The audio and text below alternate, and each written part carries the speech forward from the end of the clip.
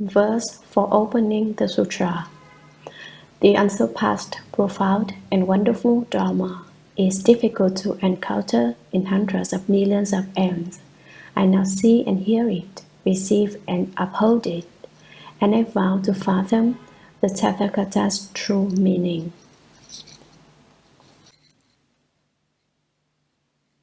The Seeing Nature, Volume 2, Chapter 1. Sutra. Ananda, you have told me that you saw my fist a bright light. How did it take the form of a fist? How did the fist become bright? By what means could you see it? Ananda replied, the body of the Buddha is born of purity and cleanness, and therefore it assumes the color of a Jambu river gold with deep red hues. Hence, it shone as brilliant and dazzling as a precious mountain. It was actually my eyes that saw the Buddha bend his 5-wheeled fingers to form a fist which was shown to all of us. Commentary. The Buddha called again to Ananda. Ananda, you have told me that you saw my fist of bright light. How did it take the form of a fist? How did the fist become bright? Tell me why my fist had light. By what means could you see it? What did you use to see it? Ananda replied, the body of the Buddha is born of purity and cleanness, and therefore it assumes the color of Jambu river gold with deep red hues. Hence it shone as brilliant and dazzling as a precious mountain. The Buddha's entire body is the color of Jambu river gold. The Jambu river is located in southern Jambudvipa. The gold found in this river has a slightly reddish cast to it.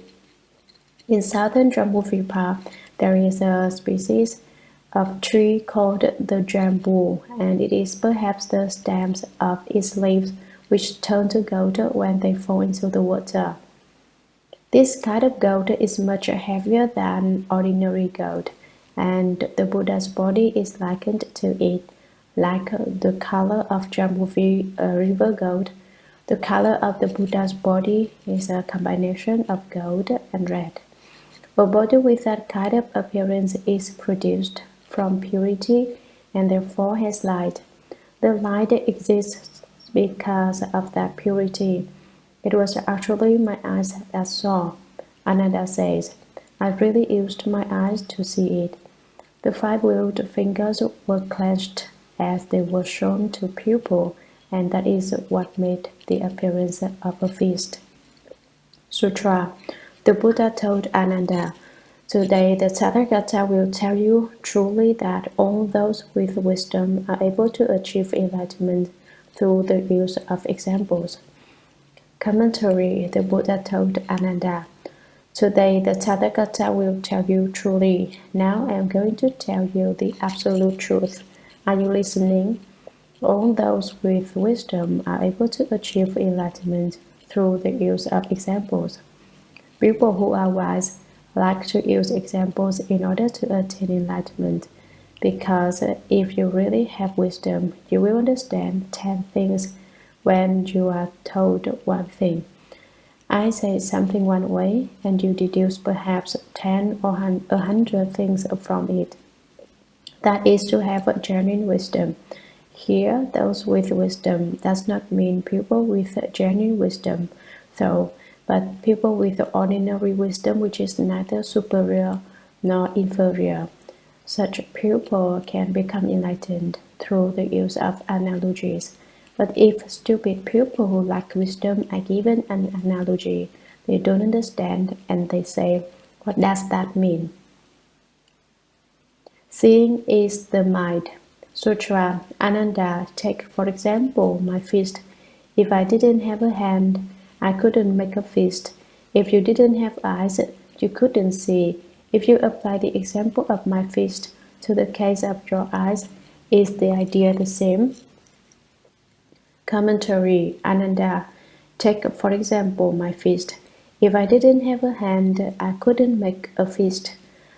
By the same token, if you didn't have eyes, you couldn't see. If you apply the example of my fist to the case of your eyes, is the idea the same? Are we talking about the same thing or not? The Buddha asks Ananda. Sutra. Ananda said, yes, world honored one, since I can't see without my eyes. If one applies the example of the Buddha's fist to the case of your eyes, the idea is the same. Commentary. Ananda didn't take time to cogitate over it. He isn't thinking now. Ananda said, yes, world honored one. Since I can't see without my eyes, if one applies this example, the example of the Buddha's fist, to the case of your eyes, the idea is the same. Yes, Buddha. If you compare these two cases, the idea is the same. Sutra. The Buddha said to Ananda, you say it is the same, but that is not right. Why? If a person has no hand, his fist is gone forever, but one who is without eyes is not entirely devoid of sight. Commentary. Here the Buddha criticizes Ananda, telling him his idea is incorrect. The Buddha said to Ananda, you say it is the same, but that is not right. You say the example of the same in both cases. No. Why? If a person has no hand, his fist is gone forever. If someone doesn't have a hand, he doesn't have a fist either. But one who is without eyes is not entirely devoid of sight. But with someone else who has no eyes, it is not the case that he cannot see anything. He can see. People without eyes can see. Do you believe that? Sutra. For what reason? Try consulting a blind man on the street. What do you see?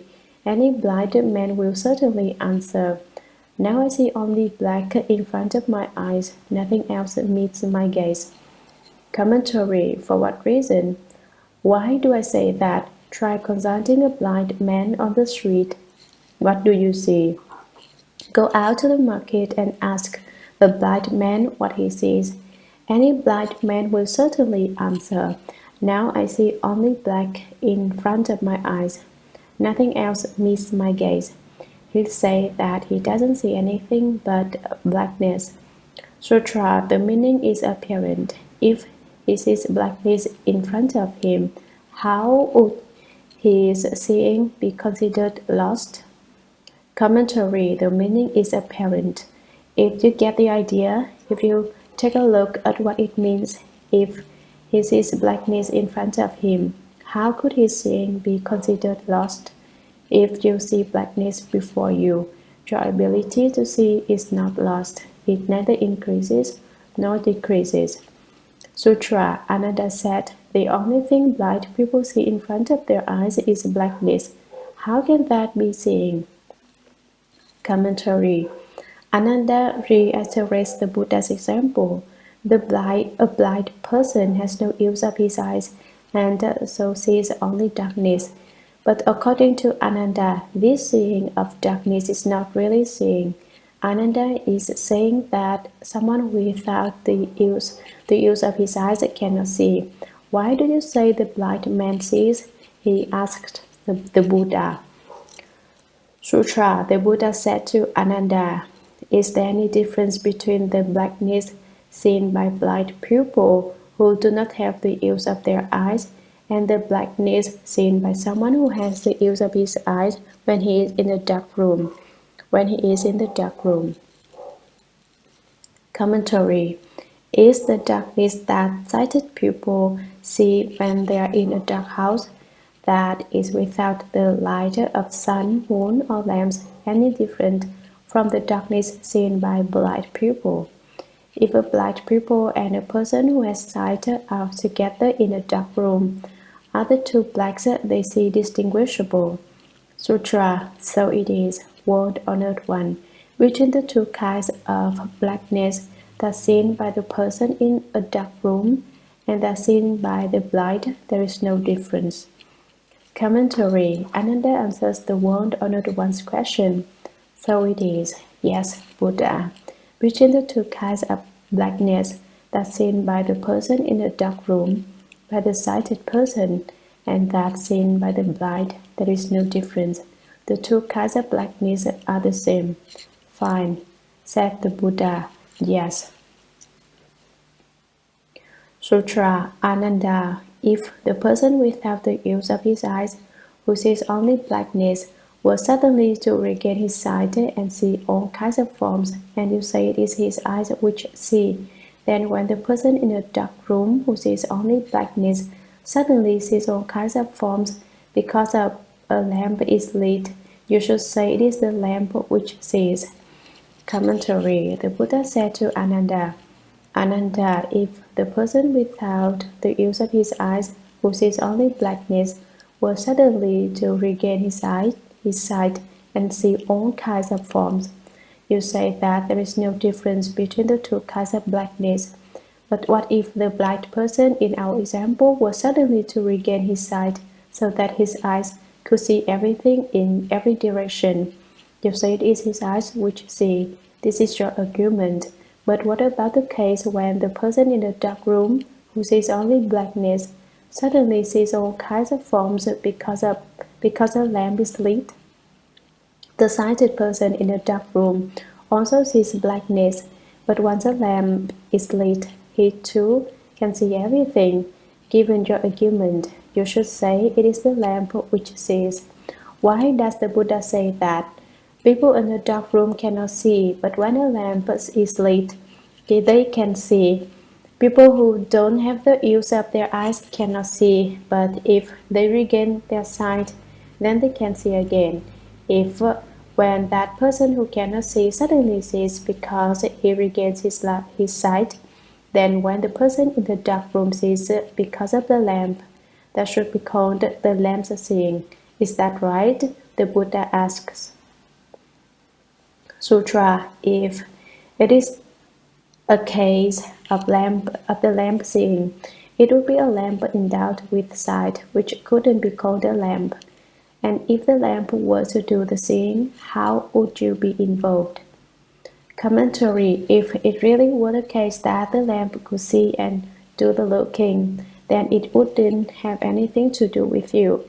Sutra. Therefore you should know that while the lamp can reveal the forms, it is the eyes, not the lamp, that do the seeing. And while the eyes can reveal the forms, the seeing nature comes from the mind, not the eyes. Commentary.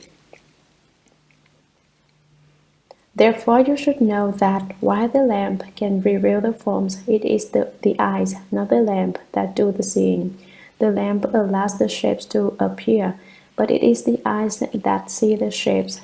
By the same token, while the eyes can reveal the forms and seeing nature comes from the mind, not the eyes. We are now looking into the first or the 10 manifestations of seeing. The first of the 10 shows the seeing of the mind, not of the eyes.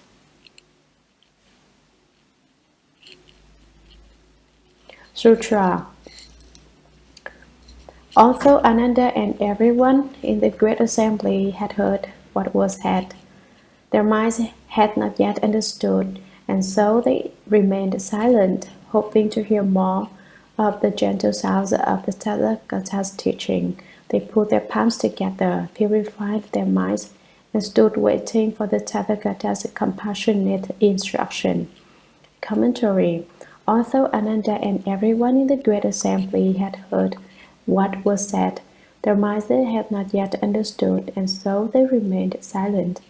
Ananda and everyone else there closed their mouths and didn't say anything. Why weren't they talking? They were thinking, "Oh, my eyes can't see things. Oh, my mind sees." You may say that isn't true, but the Buddha has explained it this way. If you say it is true, why haven't I ever understood it to be this way before? That's what they were thinking. Because they hadn't yet understood, their minds had not yet opened and become enlightened. Hoping to hear more of the gentle sounds of the Tathagata's teaching, they were thinking, I hope the Buddha will have a compassionate heart and talk to me. They put their palms together. Why did they put their palms together? It represents their single-mindedness. They were of one mind, not two. When your hands are apart, it is said, you have 10 minds, and when your palms are together, it is said, you have one mind. Because when your palms go together, your mind comes together and becomes one. Purify their minds. Clear out your mind. Clear your heart. Don't put too much garbage in your head. Take the garbage that is in there and get rid of it. And stood waiting for the Tathagata's compassionate instruction. They stood waiting for the Buddha's compassionate words to help them understand better, so they could become enlightened and not be so confused. Sutra. Then the world-honored one extended his tula cotton webbed right hand, opened his 5-wheeled fingers, and told Ananda and the great assembly, when I first accomplished the way, I went to the deer park, and for the sake of Yanata Kaundinaya and all 5 of the bishops, as well as for you of the fourfold assembly, I said, it is because living beings are impacted by gas dust and affliction that they do not realize Bodhi or become arhats at that time. What caused you, who have now realized the holy fruit, to become enlightened? Commentary. Then, while those in the assembly stood waiting to receive the Buddha's compassionate teaching and transforming, the world-honored one, Shakyamuni Buddha, extended his tula cotton webbed right hand, opened his 5-wheeled fingers. Only the Buddha's hand is the hallmark of the 1,000-spoked wheel. His hand is extremely soft, like the finest cotton, and it is webbed and luminous. He told Ananda and the great assembly, when I first accomplished the way, one evening, on the 8th day of the 12th month, while sitting under the Bodhi tree, I saw a star and awakened to perfect the way. I went to the deer park. This is a vast park devoted exclusively to raise deer. How did that come about? It all began limitless compass ago when Shakyamuni Buddha was a deer, the leader of a herd of 500. And guess who else was there? Devadatta, who was also a deer king with a following of 500 deer. In the later life, when the Buddha realized Buddhahood, Devadatta became the Buddha's jealous cousin and tried to kill him.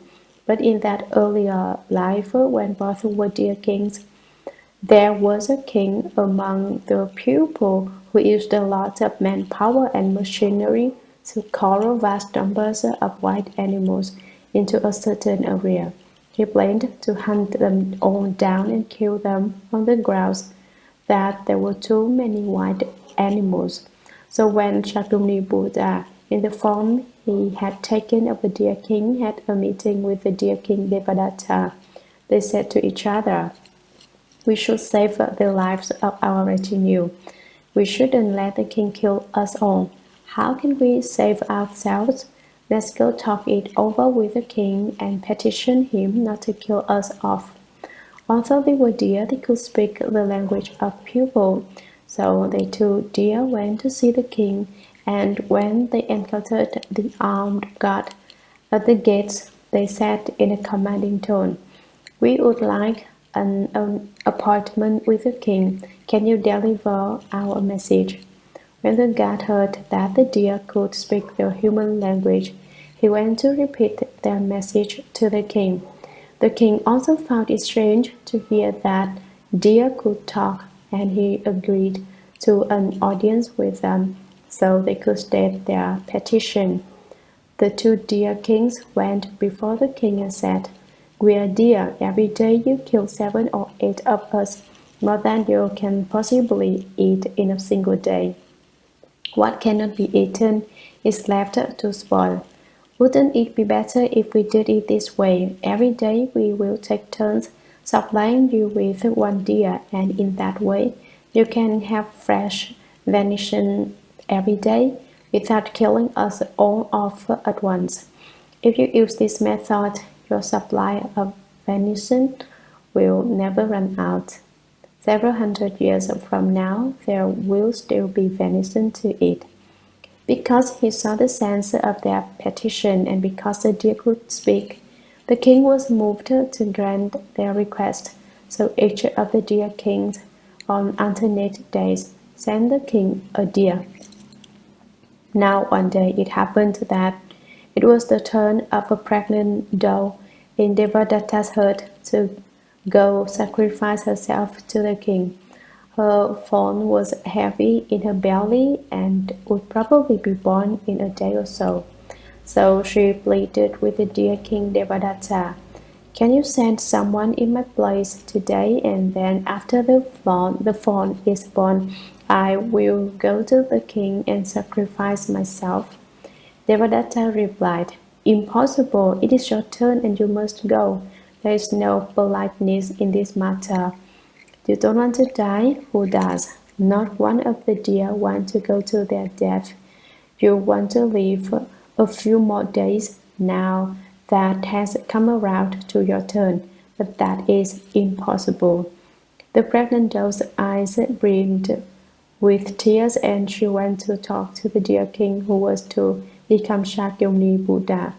Although she didn't belong to his herd, she went to plead with him and asked if he could work out a temporary exchange so she could live a few more days until her fawn was born.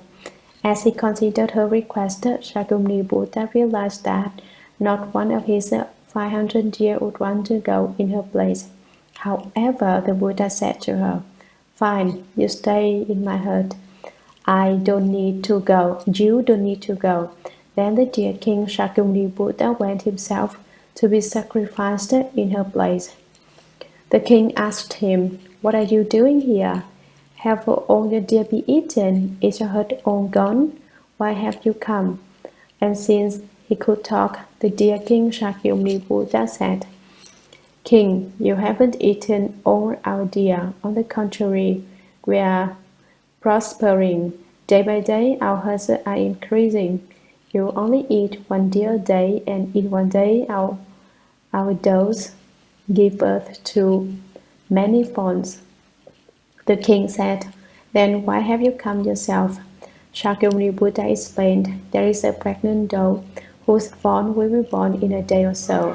It was her turn to come today, but since she wanted to wait until she had given birth to her fawn before she came to let the king eat her, she came to me and pleaded to have someone sent in her place.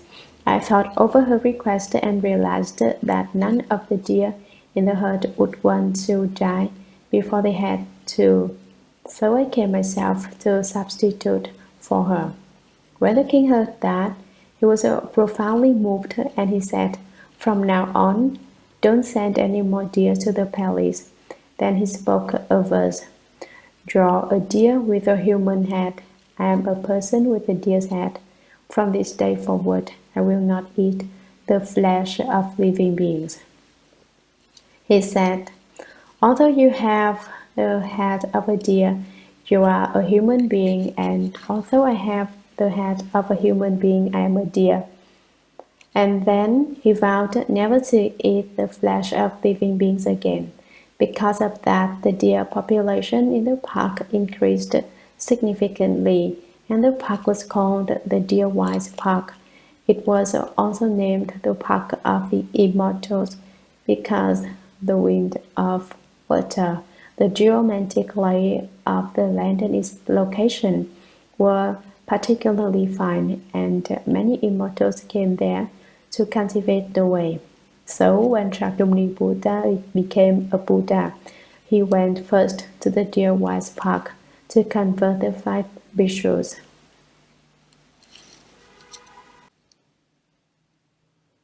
And for the sake of Anattakawundinya and all 5 of the bhikshus, 3 of the 5 bhikshus were relatives of the Buddha's father, and 2 were relatives of the Buddha's mother. When the Buddha first left the palace to live the home life and to cultivate the way in the Himalayas, his parents had sent these relatives along after him to try to convince him to return. At that time, the 5 bhikshus were not bhikshus, but high officials, and although they exhorted the Buddha to return, he would not. The 5 of them couldn't go back and face the king, the Buddha's father, without having accomplished their mission, so they stayed with the Buddha instead and accompanied him in cultivating the way.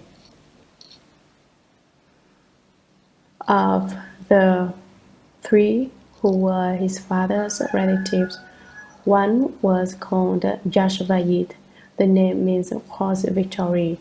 One was called Bhadraka, the name means little worthy, and the other was called Mahanama Kulika. The 2 on the mother's side were Anantakundinya and Dashabala Kashyapa, drinker of light, so named because he was a fire worshipper. The 5 stayed with the Buddha and cultivated ascetic practices, but eventually it became so bitter that 3 of them couldn't take it and left. They backed out. The other 2 continued to cultivate with the Buddha. At that time, the Buddha was eating only 1 grain of rice and 1 sesame seed a day, and he became so emaciated that he was nothing but skin and bones. When one day a goddess brought him some milk gruel as an offering, he drank the gruel and his body began to fill out again. The 2 who were cultivating with him got upset when they saw this, and they said, "How can someone who cultivates the way drink milk gruel?" And so they left too.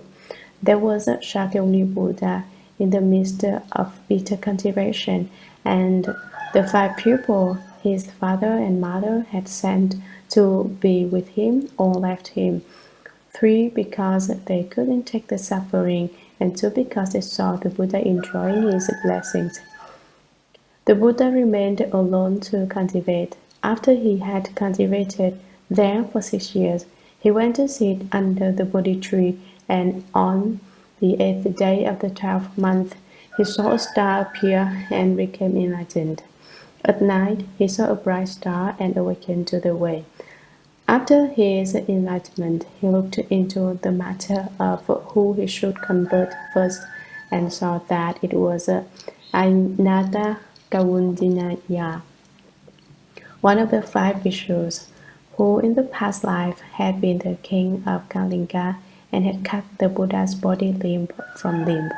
In that life, the Buddha had vowed that when he became a Buddha, the first one he would save would be the king of Kalinga. That is why when Shakyamuni Buddha became enlightened, he went first to the deer park and converted the 5 bhikshus.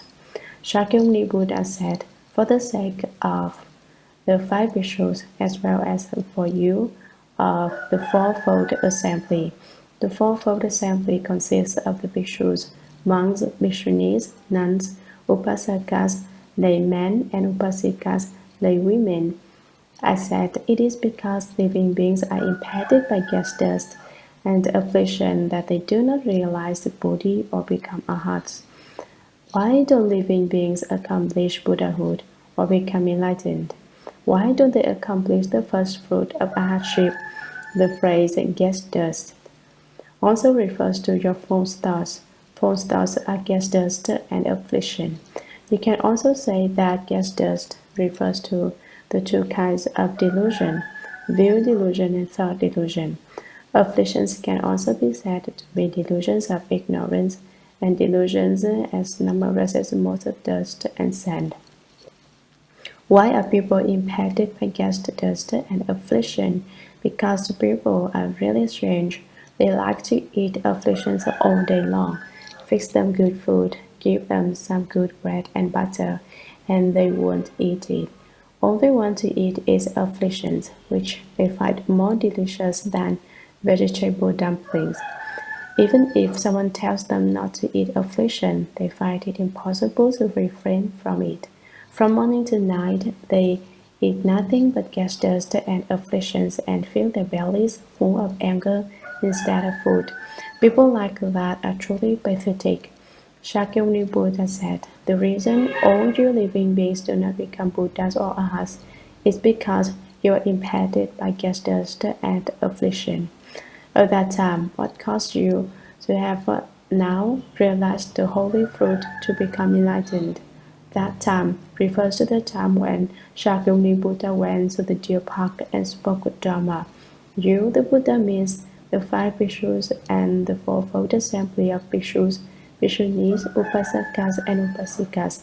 The Buddha asks them how and why they became enlightened when he talked about gas dust and affliction. What meaning did they see that caused them to obtain the fruition of arhatship? Sutra. Then Anathakaundinya arose and said to the Buddha, of the elders now present in the great assembly, only I received the name understanding because I was enlightened to the meaning of the word gas dust and realized the fruition. Commentary. Anathakaundinya was one of the 5 bhikshus. His name is interpreted to mean understanding the fundamental limit and also the very first to understand, because he was the first to understand and to be certified as having attained arhatship. Then Anathakaundinya arose and said to the Buddha. Anathakaundinya stood up and spoke to the Buddha. Of the elders now present in the great assembly, only I received the name understanding because I was enlightened to the meaning of the word gas dust and realized the fruition. He said, now in this great assembly, I am an elder. I am older and much more experienced. Why did I receive the name understanding? Upon hearing the Buddha speak the word gas dust, I understood the meaning and attained enlightenment. Anathakaundinya will explain the meaning of gas dust in the following passages. Sutra. World Honored One, it is like a traveler who stops as a guest at a roadside inn, perhaps for the night or perhaps for a meal. When he has finished lodging there or when the meal is finished, he packs his baggage and sets out again. He does not remain there at leisure. The host himself, however, does not go far away. Commentary. World Honored One. Anathakaundinya said, Buddha, why was it that the 2 words gas dust brought about my enlightenment? It is like a traveler who stops as a guest at a roadside inn, perhaps for the night or perhaps for a meal. A guest who is on a journey, on a holiday, looks for an inn where he can stay for a while. Perhaps he stays overnight there, or perhaps he goes there to eat. When he has finished lodging there, or when the meal is finished, he packs his baggage and sets out again. When he has finished eating and sleeping, he readies his suitcases and goes on. He does not remain there at leisure. He is a guest. He can't live there all the time. The host himself, however, does not go far away. The host refers to the pure nature and bright substance of the permanently dwelling true mind. The guest refers to false thinking, the wearisome dust. Why is it compared to gas dust? Because it is not something fundamental to us. Our bodies are basically clean, but if we go out on a windy day, the dust may blow up and cover us, soiling our bodies. When we take our hands and brush away the dust, it disappears. What does this represent? It represents our afflictions and ignorance, which are like a gas dust. They do not really exist. The gas is affliction and ignorance, the obstruction of affliction, the obstruction of what is known, the delusion of views, and the delusion of thought. So, Anathakaundinya understood that the guest at an inn stays only temporarily, whereas the host in the inn always lives there. Sutra, considering it this way, the one who does not remain is called the guest, and the one who does remain is called the host. The word guest then means one who does not remain. Commentary. Anattakaundinya concludes, considering it this way, the one who does not remain is called the guest, and the one who does remain is called the host. We can also say that we reside our bodies temporarily, as a guest does in an inn. We should understand that our bodies are merely an inn, not a natural home. They are not our own home, and so we shouldn't be too attached to them. But our host, the permanently dwelling true mind, never goes away, never ceases to exist. The word guest then means no one who does not remain. Sutra. Again, when the sky clears up, the morning sun rises with all resplendence, and its golden rays stream into a house through a crevice to reveal particles of dust in the air. The dust dances in the rays of light, but the empty space is motionless. Commentary. Again, when the sky clears up, the morning sun rises with all resplendence, and its golden rays stream into a house through a crevice to reveal particles of dust in the air. When the sun has just come up early on a clear, fresh morning, a morning after a rain, the sun shines through a crack in the door, or perhaps a crack in the wall, and it displays the fine piece of dust bobbing up and down in empty space, moving all around in the sunshine. The dust dances in the rays of light, but the empty space is motionless. If the sun doesn't shine in the crack, you can't see the dust, although there is actually a lot of dust everywhere. But while the dust moves and bobs up and down, empty space is still. It doesn't move. The ability to see the dust in the light that pours through the crack represents the attainment of the light of wisdom. When you certify to the fruit and reach the first stage of arhatship and overcome the 88 categories of view delusion, you have the light of wisdom. Then you can see your ignorance, which causes afflictions as numerous as the motes of dust or grains of sand in the Ganges River. The sun of wisdom shines on the dust particles of affliction, as in Anattakaundinyas analogy of the sun shining through the crack. The dark caverns of ignorance are illumined, and you see the dust of affliction, and you understand. Sutra. Considering it this way, what is clear and still is called space, and what moves is called dust. The word dust then means that which moves. Commentary. Ignorance and afflictions as numerous as motes of dust move, but empty space does not move. Empty space represents our seeing nature, which is also unmoving. It is the genuine host, our permanently dwelling true mind, which does not come and does not go. Considering it this way, what is clear and still is called space. Clear and still, it does not move, and that is called space. And what moves is called dust. The word dust then means that which moves. You see the beads of dust in the patch of sunshine, dancing and flying about ceaselessly. What is this dust? It represents affliction, ignorance, the obstacle of affliction, and the obstacle of what is known. Attachment to those things is called dust. Every day you listen to the sutra, and I tell you not to have afflictions, and all you've got is afflictions. I tell you not to have ignorance, and all you do is display your ignorance. Would you call this being obedient? The more it is said that ignorance is not a good thing, the greater the ignorance becomes. When it is said that afflictions aren't good, the afflictions grow. Before it was discussed, there were no afflictions, but once it was brought up, the afflictions came forth. So it must be that my explanation of the sutra isn't a good explanation because I haven't been able to explain away your afflictions. I hope you will all toss your afflictions into the Pacific Ocean. Don't look upon your afflictions as precious treasures. Don't treat afflictions as if they were your own kin. Don't let affliction be your playmate with birth and death. Don't be so affectionate towards them.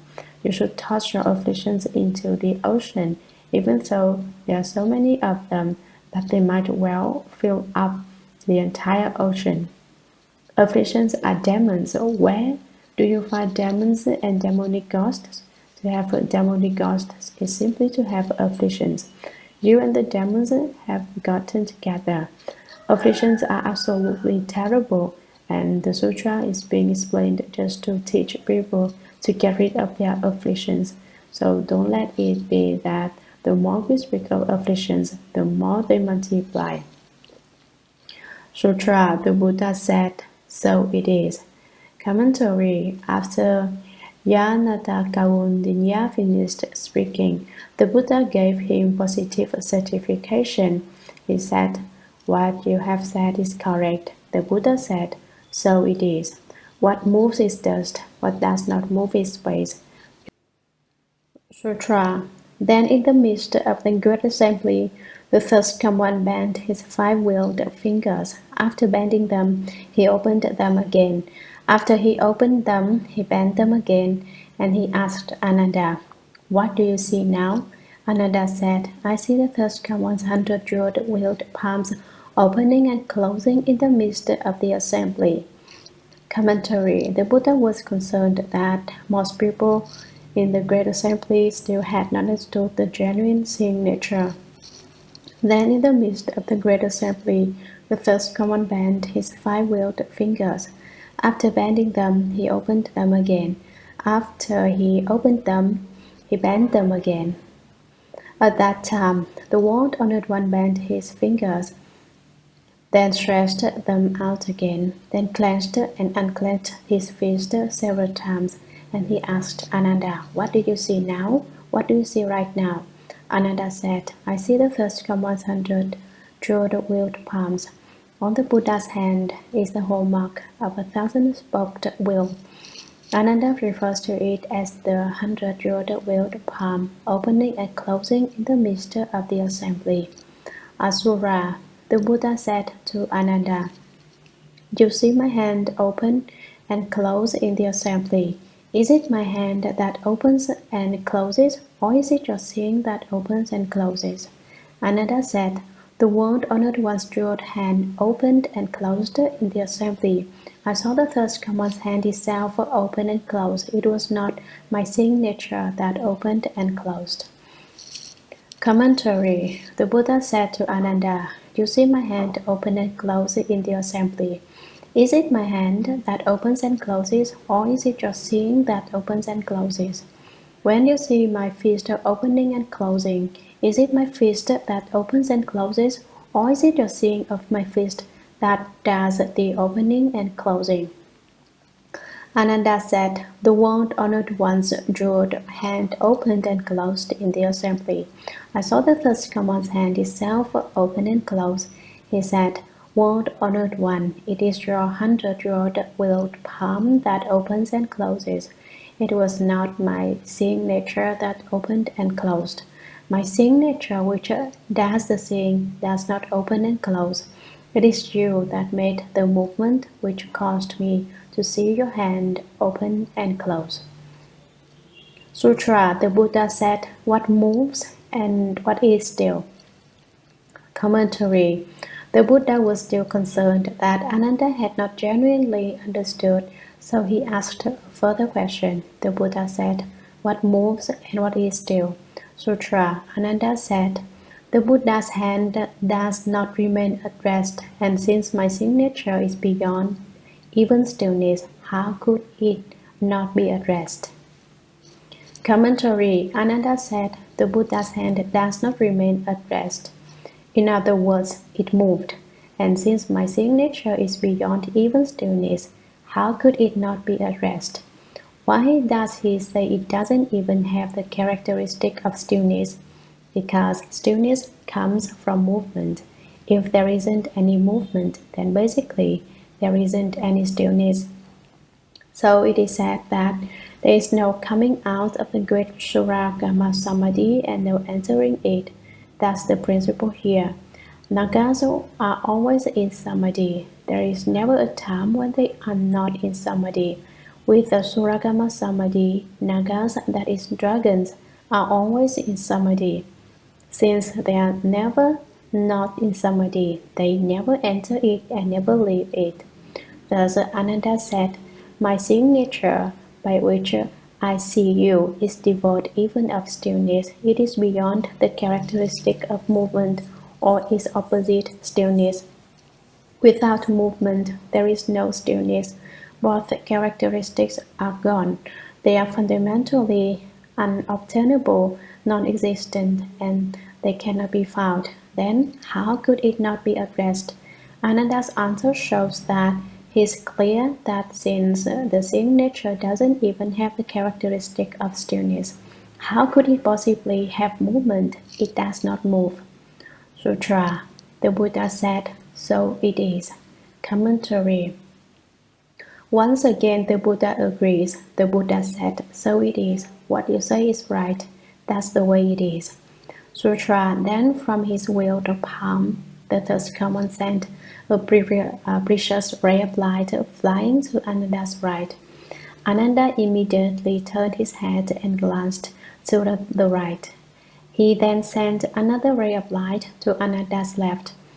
Ananda again turned his head and glanced to the left. The Buddha said to Ananda, why did your head move just now? Ananda said, I saw the third common emit a wonderful precious light which came by my left and right, and so I looked to the left and right. My head moved of itself. Commentary. Then from his willed palm, the third common sent a precious ray of light flying to Ananda's right. From the Buddha's 100-jeweled willed palm, the ray of light flew swift as a bird, or like a searchlight which shoots light out into space so that things can be seen from great distances. That's more or less what it was like. It could also be likened to a flashlight, in that as soon as you turn it on, the light shoots out. The precious light which the Buddha can emit from his hand is clearer than the light of a flashlight. However, as soon as the precious light went flying by Ananda on his right side, Ananda immediately turned his head and glanced to the right. He turned his head to watch where the light flew and how far. He then sent another ray of light to Ananda's left. From the Buddha's willed palm came forth another ray of light. Where did it go? It went to Ananda's left. Ananda again turned his head and glanced to the left. He took a look to his left. The Buddha said to Ananda, why did your head move just now? The Buddha questioned Ananda further. Why did your head move as you glanced left and right? Ananda said, I saw the first common emit a wonderful precious light which came by my left and right, and so I looked to the left and right.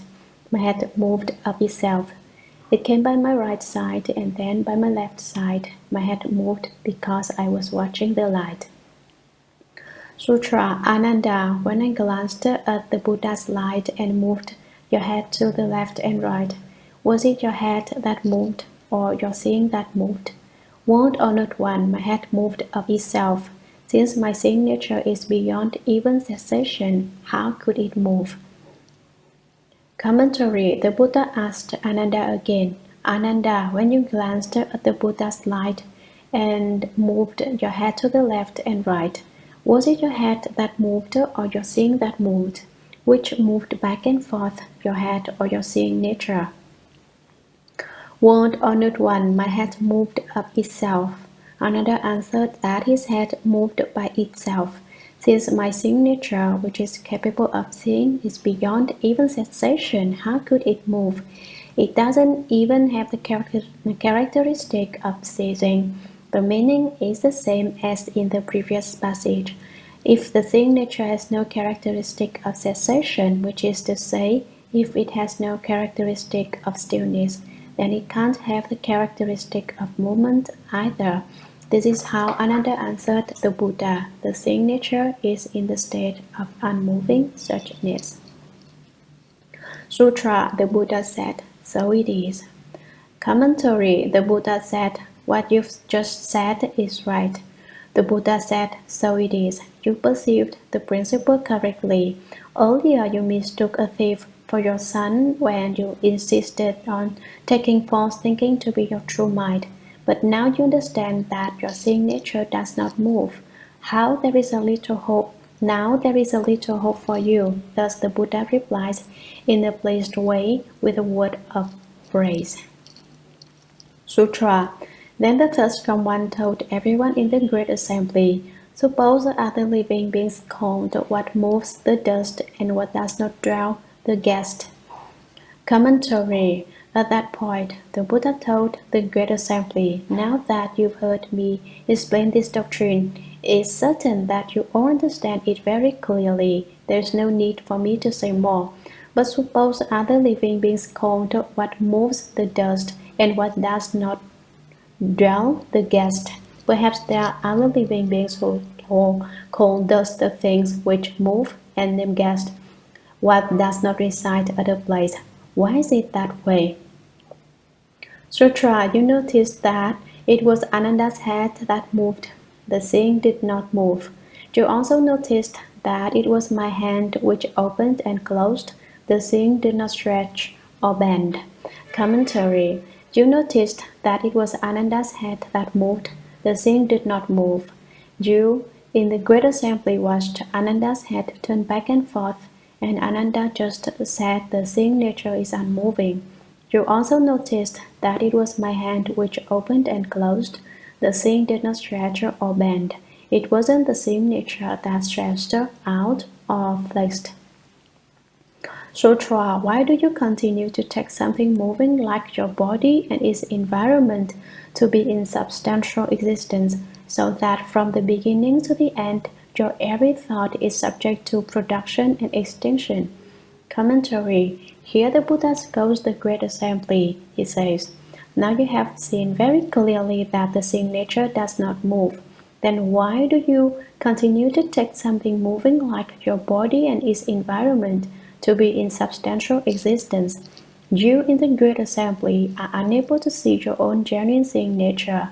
You take your physical body and the environment in which it finds itself to be a real thing. You react to the moving of your body and surroundings as if they were actual.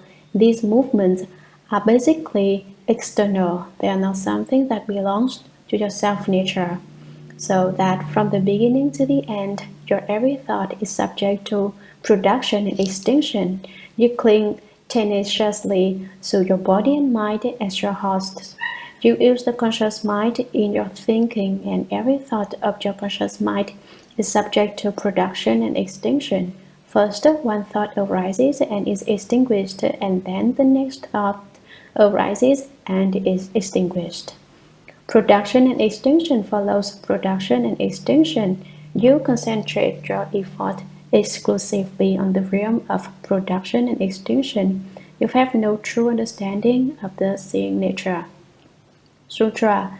You have lost your true nature and conduct yourselves in upside-down ways. Having lost your true nature and mind, you recognize objects as yourself, and it is you who cling to the flowing and turning of the revolving wheel.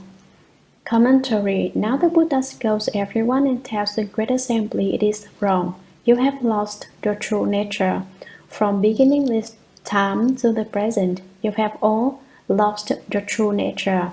It is not truly lost, but it seems to be lost. Why? Because living beings don't perceive the unmoving, unshakable realm of the self-nature, and so they have not understood this doctrine. It is as if it is lost, and conduct yourselves in upside-down ways. Basically, when you do things, you should do them well. but you continually botch them up. It's thus called doing things in an upside-down way. It is what is meant by upside down. I'll give you an example. A man is upside down when his feet are on top and his head is on the bottom. Or else your feet are on the bottom and your head is on top, but you take your shoes and put them on your head and you wear your head on your feet. That's also called upside down. When you were little and your parents sent you off to school and you didn't want to go, that too was a case of being upside down. When people are trying to sleep and you make a lot of noise, yelling and carrying on so they can't sleep, you're acting upside down. In general, things which are not done in accord with propriety are called upside down. Is to turn your back on the way and run off. You want to go south to South San Francisco, but you end up going north to North San Francisco. That's to be upside down and going backwards. Having lost your true nature and mind, you recognize objects as yourself. Because you conduct yourself in upside down ways, your nature and mind do not work together, and thus you lose track of the true and actual nature. You mistake outside states as yourself. That means you recognize that in of yours as yourself. You shouldn't think that your in is you. That's to recognize objects as yourself. Objects here refers to all external objects. And it is you who cling to the flowing and turning of the revolving wheel. Because you recognize things as yourself, you produce all kinds of attachments. You fail to see through all kinds of things. You aren't clear about principle, and because of that, you cling to flowing and turning, that is to birth and death. You yourself are attached to dying. You go looking for birth and death. If you yourself weren't upside down, if you didn't mistake a thief for your son and objects for yourself, you would be able to end birth and death. If you want to end birth and death, it is an easy thing to do. All you need to do is turn yourself around. If you go forward, your head right down the path of birth and death. If you turn around and go the other way, you end birth and death. It's not that difficult. It's just that it's up to you to do it. You simply turn around. You turn your head and pivot your body. That's all that's needed. It is said, Sutra. When Ananda and the Great Assembly heard the Buddha's instructions, they became peaceful and composed both in body and mind. They recollected that since time without beginning, they had strayed from their fundamental true mind by mistaking the shadows of their causally conditioned, differentiating minds as something real and substantial. Now on this day, when they had awakened to such illusions and misconceptions, like a lost infant who rejoiced its beloved mother after a long separation, they put their palms together to make obeisance to the Buddha. Commentary. When Ananda and the Great Assembly heard the Buddha's instructions, when Ananda and the great Bodhisattvas, the great Arhats, and the great Bhikshus and the others heard this teaching, they became peaceful and composed both in body and mind. Their bodies and minds felt extremely comfortable, so that they didn't feel the least bit of pain. They had never felt better. They had never known anything so fine, but at the same time they recollected that since time without beginning, they had strayed from their fundamental true mind by mistaking the shadows of their causally conditioned differentiating minds as something real and substantial. From time without beginning, they had renounced their basic mind and had used only their false mind, their conscious mind, their mind which makes distinctions in order to do things. They hadn't understood external states. They'd taken their false thinking mind to be true and actual. They had engaged in false activity at the gates of the six organs, and had the least bit of skill when it came to the self-nature. In order to function, they dealt exclusively with the false thinking mind, the attached mind, the arrogant mind, the mind which seizes upon conditions, the mind which is false in various kinds of ways. Now on this day they had awakened to such illusions and misconceptions, like a lost infant who rejoices its beloved mother after a long separation. They put their palms together to make obeisance to the Buddha. They had been like a hungry child who had no milk to drink. It had been very painful. All of a sudden, the child's compassionate mother had returned, and the child had milk to drink. That is what it was like for the assembly when they awakened upon hearing the Buddha's instruction. They placed their palms together and bowed to the Buddha to thank him for his kindness in bestowing the Dharma upon them.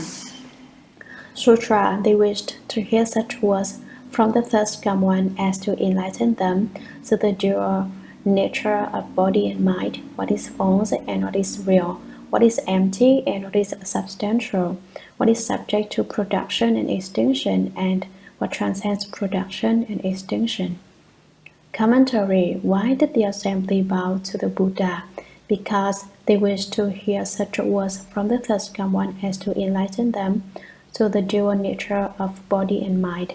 They wanted him to uncover it and portray it clearly, to reveal what is false and what is real, what is empty and what is substantial. There is the true and the false, the empty and the actual, and they wanted the Buddha to teach them to recognize each of them. They wanted him to reveal what is subject to production and extinction and what transcends production and extinction, to reveal the mind's dual nature, the mind with superficial production and extinction, and the mind that is not subject to production and extinction. What is the mind of production and extinction? It is the conscious mind, our mind which seizes upon conditions by turning to the outside and seeking there instead of developing skill of the self-nature. What is the mind not subject to production and extinction? You must apply your skill to the self-nature and understand the mountains, the rivers, the great earth, the vegetation, and all the myriad appearances, and are all the Dharma body of all Buddhas. The Dharma body of all Buddhas is neither produced nor extinguished, and the pure nature and bright substance of everyone's permanently dwelling true mind is also not produced and not extinguished. Why do we have production and extinction, birth and death? It is because we do not recognize the pure nature and bright substance of the permanently dwelling true mind. It is also because your mad mind has not ceased. So it is said, when the mad mind ceases, that ceasing is body. The mad mind's stopping itself is the manifestation of your body mind. Because the mad mind exists and has not ceased, the body mind cannot come forth. The mad mind covers it over. What is being explained now and in every other passage of sutra text without exception has the aim of revealing everyone's true mind. Sutra. Then King Prasenajit rose and said to the Buddha, in the past, when I had not yet received the teachings of the Buddha, I met Katyayana and Varatiputra, both of whom said that this body is annihilated after death and that this is Nirvana. Now, although I have met the Buddha, I still have doubts about their words. How much I wish to be enlightened to the ways and means to perceive and realize the true mind, thereby proving that it transcends production and extinction. All those who have outflows also wish to be instructed on this subject. Commentary. Then, before the Buddha spoke, King Prasenajit rose in the great assembly. King Prasenajit's name means moonlight in Sanskrit, as mentioned before. The king was born at the same time that the Buddha entered the world. Upon entering the world, the Buddha emitted light, but King Prasenajit's father thought that it was his son who was emitting the light as he came into the world, so he named him Moonlight. King Prasenajit said to the Buddha, "In the past, when I had not yet received the teachings of the Buddha, I met Katyayana and Varitiputra. Before I received the benefit of the Buddha's teaching and transforming, I believed in external paths. He believed in the annihilationism of Katyayana. Katyayana is a Sanskrit name which is interpreted to mean cut hair, because formerly those who followed this external path did not cut their hair or their fingernails, so were called the long-nailed external path. Vairatiputra means son of Vairati. Vairati was his mother's name. The name is interpreted to mean does not do. What he didn't do were good deeds, but he had no hesitation about doing bad deeds. Both of whom said that this body is annihilated after death, and that this is nirvana. They say that after this body dies, there isn't anything. There is no cause and there is no effect, no future lives and no former lives. Basically, a person's death is like putting out a lamp. It's gone. There isn't anything at all. Everything is annihilated. Annihilation means that there is no soul, no awareness, no nature, nothing at all. And that's what they call nirvana.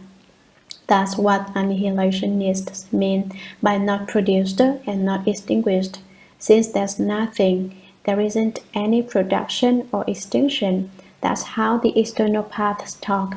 But I will tell you all that is a grave mistake. When people die, they are not annihilated. So it is just at this point where the distinction between Buddhism and external paths lies. Some external paths talk about annihilation and some talk about permanence. One advocates annihilation, the other advocates externalism, and both kinds confuse people most seriously. Now, although I have met the Buddha, I still have doubts about their words. The Buddha has come into the world and has come to teach and transform me, but I still have false-like doubts and do not believe the doctrine spoken by the Buddha. He still feels that people are annihilated when they die and that their ceasing to exist is nirvana. Doubts are said to be false-like because the false spirit is doubtful by nature. No matter what you say, he doesn't believe it. For example, when a fox walks across the ice in winter, he takes one step, stops, cocks his ear and listens, and then takes another step and cocks his ear to listen. If he hears the ice cracking, he immediately retreats. He knows that if the ice cracks, it is not thick enough and could send him plunging into the river. He is extremely intelligent, so it is said of an intelligent person, he is as smart as a fox spirit. He has a lot of doubt in his mind and is apt to argue. He opposes everyone, no matter who, and is always on the defensive like a fox. How much I wish to be enlightened to the ways and means to perceive and realize the true mind, thereby proving that it transcends production and extinction. All those who have outflows also wish to be instructed on this subject. How can I come to know the genuine doctrine of no production and no extinction and realize my mind, which is not produced and not extinguished? Everyone in the assembly who has not obtained the spiritual penetration of the extinction of outflows wishes to understand this doctrine. To have outflows is to flow into the three realms, into the desire realm, the form realm, and the formless realm. When people flow there, they undergo birth and death. Those who have not ended birth and death are called people with outflows. So everyone in the assembly who had not certified to the fruit and still had outflows wanted to understand the doctrine of no production and no extinction, so that they could all perceive their true minds, be enlightened, and end their outflows. Sutra. The Buddha said to the great king, Now I ask you, as it is now, is your physical body like Vira, indestructible and living forever, or does it change and go bad? Want or no one, this body of mine will keep changing until it eventually becomes extinct. Commentary. In this section of text, the Buddha asks the king whether the king's body will decay, and the king answers that it will decay completely. The Buddha said to the great king, "Now I ask you, as it is now, is your physical body like a Vira, indestructible and living forever? If we just consider your flesh body, is it as durable as a Vira? Is it eternally indestructible like a Vira jewel or a diamond? Or does it change and go bad? In the last analysis, what is it like? Is it possible to destroy it? Tell me. World Honored One, this body of mine will keep changing until it eventually becomes extinct." Upon hearing the Buddha's question, King Prasenajit replied without hesitation, "World Honored One, this body of mine will eventually go completely bad.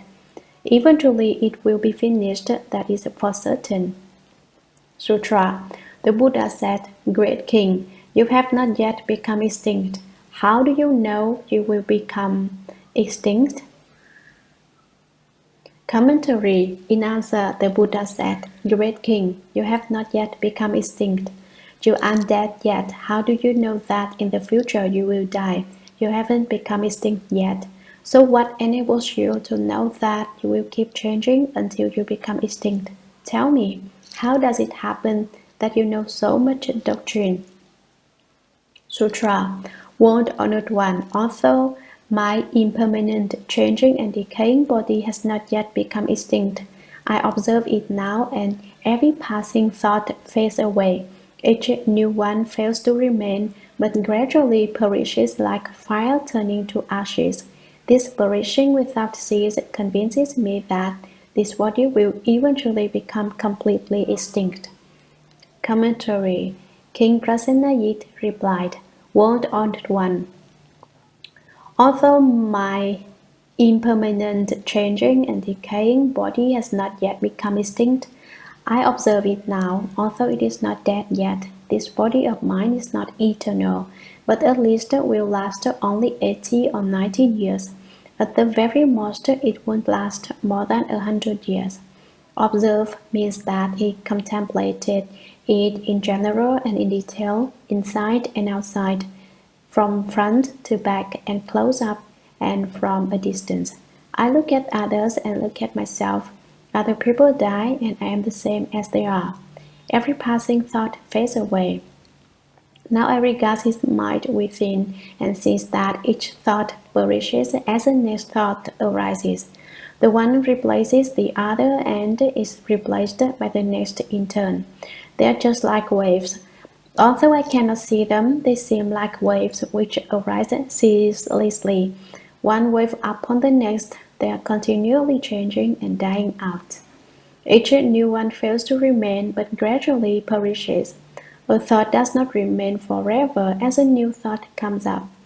The one preceding it disperses, and none can last eternally. It is the same as when incense is lit, like a fire turning to ashes. The ashes fall and the fire reappears, but then, after a short while, the ashes once again cover the fire. The ashes represent the old, the fire is the new, but the new is continually, unendingly turning to ashes. The ashes fall bit by bit and turn into dust and disappear. This perishing without cease convinced me that this body will eventually become completely extinct. So I am absolutely certain without any question that in the future my body will return to extinction. Sutra. The Buddha said, "So it is." Commentary. Shakyamuni Buddha tells the king that he has explained it correctly. Every passing Sutra. Great King, at your present age, you are already old and declining. How do your appearance and complexion compare to when you were a youth? Commentary. Although the Buddha agreed with King Prasennaji's explanation, he still had questions to ask. Great King, at your present age, you are already old and declining. You're only old, and your face is now wrinkled, your beard white, your hair snowy. The marks of decay are appearing. How do your appearance and complexion compare to when you were a youth? Complexion refers to the color of his face. Appearance refers to the features. Is there any difference between your features as they are now and as they were when you were young? Has there been any change? The Buddha asks King Prasenajit. Sutra. World Honored One, in the past, when I was young, my skin was moist and shining. When I reached the prime of life, my blood and breath were full. But now, in my declining years, as I rise into old age, my form is withered and wizened, and my spirit dull. My hair is white, and my face is in wrinkles, and I haven't much time remaining. How can it be compared to how I was when I was full of life? Commentary. The king answered, World Honored One, in the past, when I was young, my skin was moist and shining. This refers to when he was a child. Sometimes children are spoiled, act up, and are not very obedient to their parents, and the parents indulge them. Skin here refers to the surface of the skin, as well as to the subcutaneous region between the skin and the flesh. Children's cheeks are rosy, and that's how the king was, very vibrant. When I reached the prime of life, my blood and breath were full. He felt that his body was very strong, but now, in my declining years, as I rise into old age, he has reached the point where his body no longer helps him out. The body is oppressive and nags at him to move somewhere else. It will soon be unlivable. It is said that there are 3 restrictions on the superior person. When one is young and the blood and breath are restless, the restriction is on sex. Young people should restrict sexual desire. If you do not, you will cause your body to lose its health and strength. When one is in one's prime and the blood and breath are strong, the restriction is on fighting. You should not spend all your time picking quarrels. If someone hits you, move back a step. Don't fight with people. When one is old and the blood and breath are on the decline, the restriction is on acquiring things. Acquiring things means being insatiably greedy. Old people should not be greedy about acquiring things. The old age that King Prasenajit is racing towards refers to the age of 70 or more. Wasn't it Emperor Yao who said, At 70 I turned to rest? Because he was over 70, he got lazy and didn't want to keep looking after the governmental affairs of the country. My form is withered and wizened, and my spirit dull. He was right up and sulking, and he couldn't remember anything. It was not as it was in his youth, when he could remember everything very clearly. Dull means that he wasn't clear about things. He was a bit eccentric, a bit senile. But I don't believe the meaning is that he was insane. My hair is white and my face is in wrinkles, and I haven't much time remaining. Very few Indians are fair-haired when they are young, but when they get old, their hair turns white. When he was young, he was dark-haired and handsome, but now his face has become a mass of wrinkles, more wrinkled than the skin of a chicken. So he was really ugly, and I haven't much time remaining. When he said those words, he had endless regrets, and certainly heaved a sigh. I haven't long to wait. I'm about to die, as they say in cartoon. Your day is close at hand. How can I be compared to how I was when I was full of life? How can I be compared to when I was in my prime? It's not the same. Sutra, the Buddha said, Great king, your appearance should not decline so suddenly. The king said, Wound honored one, the change has been a hidden transformation of which I honestly have not been aware. I have come to this gradually through the passing of winters and summers. Commentary. The Buddha heard King Prasenajit express inexhaustible regret and sighed sorrowfully. He was on the verge of dying. His youth was gone and he had probably lost the vitality he had as a young man. When he was young he liked to exercise, play ball, and perhaps dance, and he was always on the go. Now in his old age he could not do these sorts of things, so he felt very put out. So he said, I'm old now. I cannot be compared to when I was in my youth. That time was truly blissful. The way I am now is really meaningless and boring. The Buddha said, Great king, your appearance should not decline so suddenly. Your body can't have gone completely bad. You still have something about you which is not old. You say that you are changing and going bad, but there is still something within you which does not change or go bad. Look within yourself and find it. The king said, Wound honored one, the change has been a hidden transformation of which I honestly have not been aware. This matter of people getting old consists of a hidden transformation. You don't notice it. Youth becomes middle-aged and then old, and you don't know it has happened. Silently, imperceptibly, a change takes place.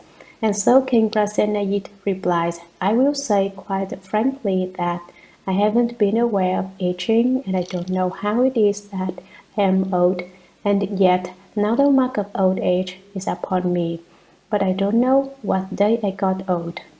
I have come to this gradually through the passing of winters and summers. Summer and then winter, winter and then summer. One harvests in the autumn and stores for the winter, changing, shifting, and flowing year by year.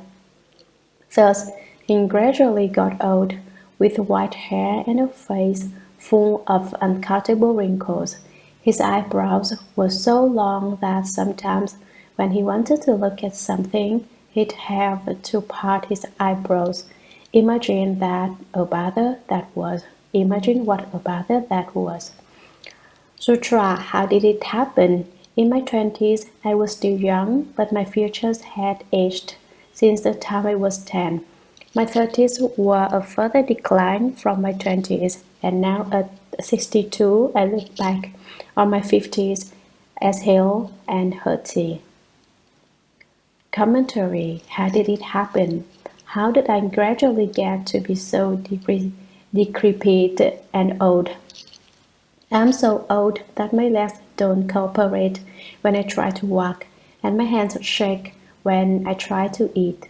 In my 20s, I was still young, but my features had aged since the time I was 10. At 20, I was no longer the child I was at 10. I was already an adult. My 30s were a further decline from my 20s, and now at 62, I look back on my 50s as hale and hearty. At 30, I was already older than at 20, and at 50, I was a lot stronger than I am now. At 50, I could still lift well over 100 pounds with my bare hands, but now it would be hard for me to manage 30 or 40 pounds. Here, King Prasenajit realizes that his old age has rendered him useless. Sutra, Wound Honored One, I am contemplating these hidden transformations. Although the changes wrought by this process is dying are evident through the decades, I might consider them further in finer detail. These changes do not occur just in periods of 12 years. There are actually changes year by year. Not only are there yearly changes, there are also monthly transformations. Nor does it stop at monthly transformations. There are also differences day by day. Examining them closely, I find that jhana by jhana, thought after thought, they never stop. Commentary. King Prasenajit again called out to the Buddha, "World Honored One, I am contemplating these hidden transformations. I perceive that the doctrine of these hidden changes and silent transformations is in fact not easily known, although the changes wrought by this process of dying are evident through the decades. I might consider them further in finer detail. These changes do not occur just in periods of 12 years. They are actually changes year by year, day by day. I am perishing in a process that flows like water in its continual change. It is said, as the light of time lessens, the light of life fades. Time has made me old. Just now I made a comparison, decade by decade, but if you ask me to think about it in detail, I see that in fact there are changes not just every 12 or 24 years, but every year. Not only are there yearly changes, there are also monthly transformations. How could it stop with just month by month changes? There are also differences day by day. Every day I am older than on the day before. Examining them closely, I find that jhana by jhana, thought after thought, they never stop. I quiet my mind and ponder it deeply. I ask myself, how did I get old? What day did I get old? What year, what month, what time? What is jhana? The Prana Sutra of the Humane King who protects his country explains that in every thought, brief as a thought is, there are 90 jhanas. In every jhana, there are 900 productions and extinctions. It is not easy to understand, not easy to detect. To explain it to this point is to get into fine detail. Even in the extremely brief space of a jhana, the process of aging never ceases. And so, by now I am so old I'm useless. The food I eat hasn't any flavor. When I sleep, I feel my skin separating from my flesh, and it is very painful. The manifestations of old age are suffering indeed. Sutra, and so I know my body will keep changing until it is extinct. Commentary, and so I know. King Prasenajit, having finished explaining the principle of extinction, how at all times everything is in a state of flux, that the appearance of birth and death is always inherent in things, said he knew his body will keep changing until it is extinct. Sutra, the Buddha told the great king, by watching the ceaseless changes of these transformations, you awaken and know of your extinction. But do you also know that at the time of extinction there is something in your body which does not become extinct? King Prasenajit put his palms together and exclaimed, I really do not know. The Buddha said, I will now show you the nature which is not produced and not extinguished. Commentary. After King Prasenajit finished saying how his body would certainly change and become extinct, the Buddha told the great king, by watching the ceaseless changes of these transformations, you notice that from when you were little, you became middle-aged. From middle age, you got old. Once old, you eventually will die. So you awaken and know of your extinction. You know that in the future you will certainly come to an end of it all. But do you also know that at the time of extinction, there is something in your body which does not become extinct? King Prasenajit put his palms together, bowed to the Buddha, and exclaimed. When the king heard the Buddha say that, he respectfully said, I really do not know. I truly do not know this principle. The Buddha said, I will now show you the nature which is not produced and not extinguished. Your inherent nature doesn't change, but you have not yet realized this to be so. Now I will explain to help make you clear. Sutra. Great King, how old were you when you saw the waters of the Ganges? The king said, When I was 3 years old, my compassionate mother led me to visit the goddess Jiva. We passed a river, and at the time I knew it was the waters of the Ganges. Commentary. The Buddha said, Great King, how old were you when you saw the waters of the Ganges? The king said, When I was 3 years old, my compassionate mother led me to visit the goddess Jiva. Eternal life. We went to seek for long life at the temple of the goddess Jiva. We passed a river, and at the time I knew it was the waters of the Ganges. When I saw it, I knew at the time it was the Ganges River. Sutra. The Buddha said, Great King, you have said that when you were 20, you had deteriorated from when you were 10, day by day, month by month, year by year, until you have reached 60. In thought after thought, there has been change. Yet when you saw the Ganges River at the age of 3, how was it different from when you were 13? The king said, It was no different from when I was there, when I was 3, and even now, when I am 62, it is still no different. Commentary. The Buddha said to King Prasenajit, Great King, you have said, let's just look at what you've said, that when you were 20, you had deteriorated from when you were 10. You were more out of shape than when you were 10. You were getting older, day by day, month by month, year by year, until you have reached 60. In thought after thought, there has been change. Every thought brings change. Yet, when you saw the Ganges River at the age of 3, how was it different from when you were 13? But when you were 3, when you saw the Ganges River, how was the water different from when you saw it at 13? The king said, It was no different from when I was 3. King Prasenajit said, It was the same as when I saw the water at 3 years old.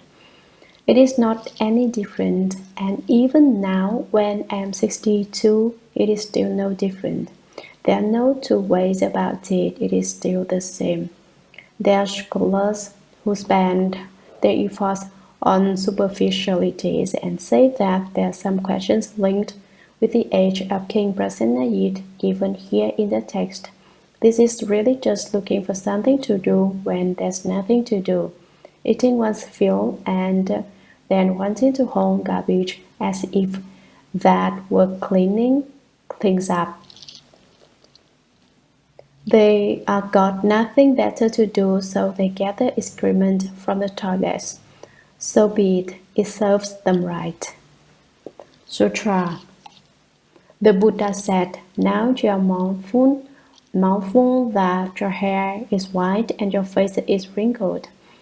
In the same way that your face is definitely more wrinkled than it was in your youth, has the seeing with which you look at the Ganges aged, so that it is old now but was young when you looked at the river as a child in the past? The king said, No, world honored one. Commentary. The Buddha said again to King Prasenajit, Now you are mindful that your hair is white and your face is wrinkled.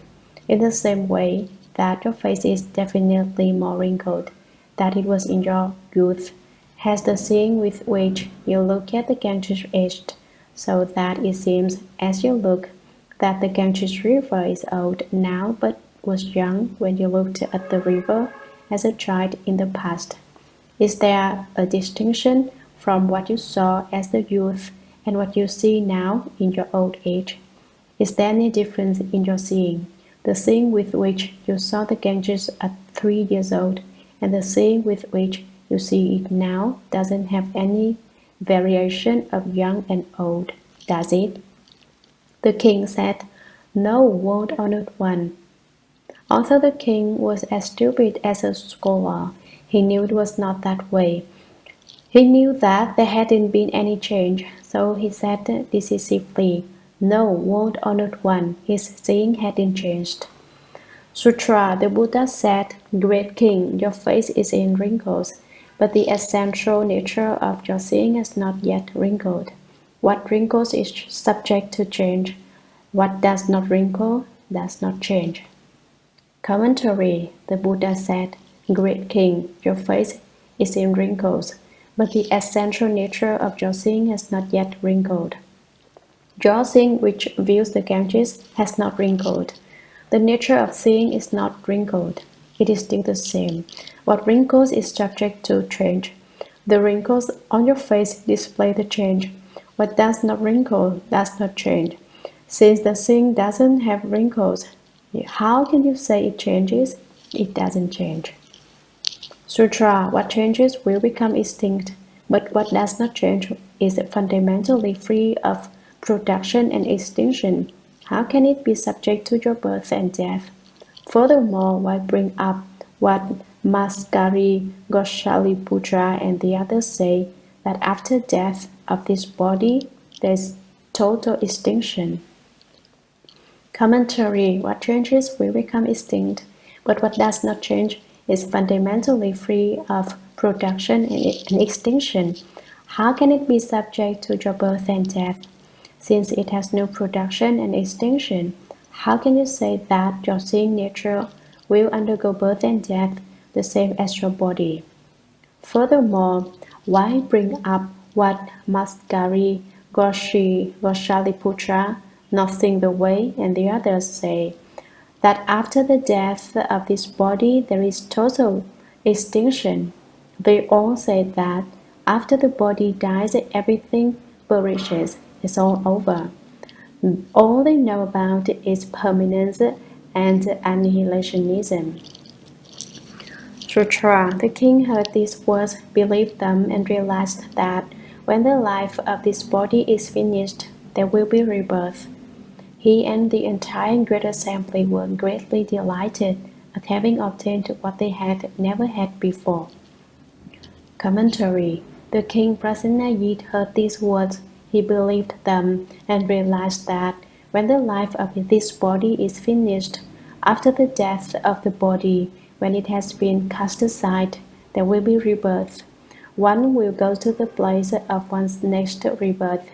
He and the entire great assembly were greatly delighted.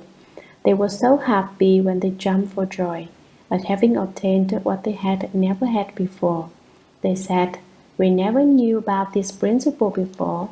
We were completely confused about the theory of birth and death, permanence, and Sutra.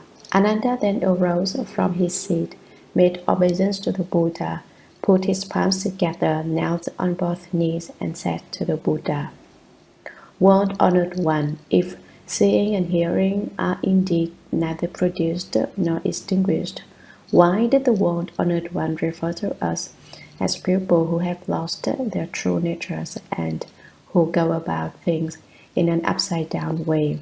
I hope the world honored one will give rise to great compassion and wash my dust and defilement away. Commentary.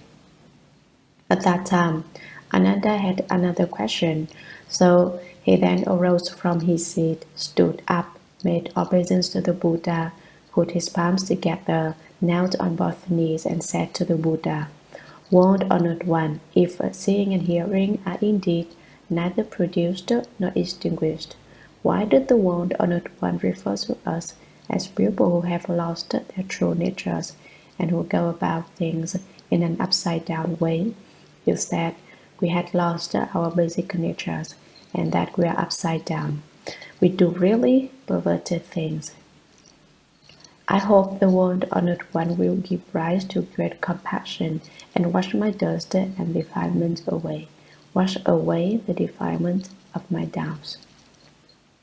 Sutra. Then the thirsty one let his golden arm fall so that his willed fingers pointed downward and showed Ananda. He said, "You see my mudra hand?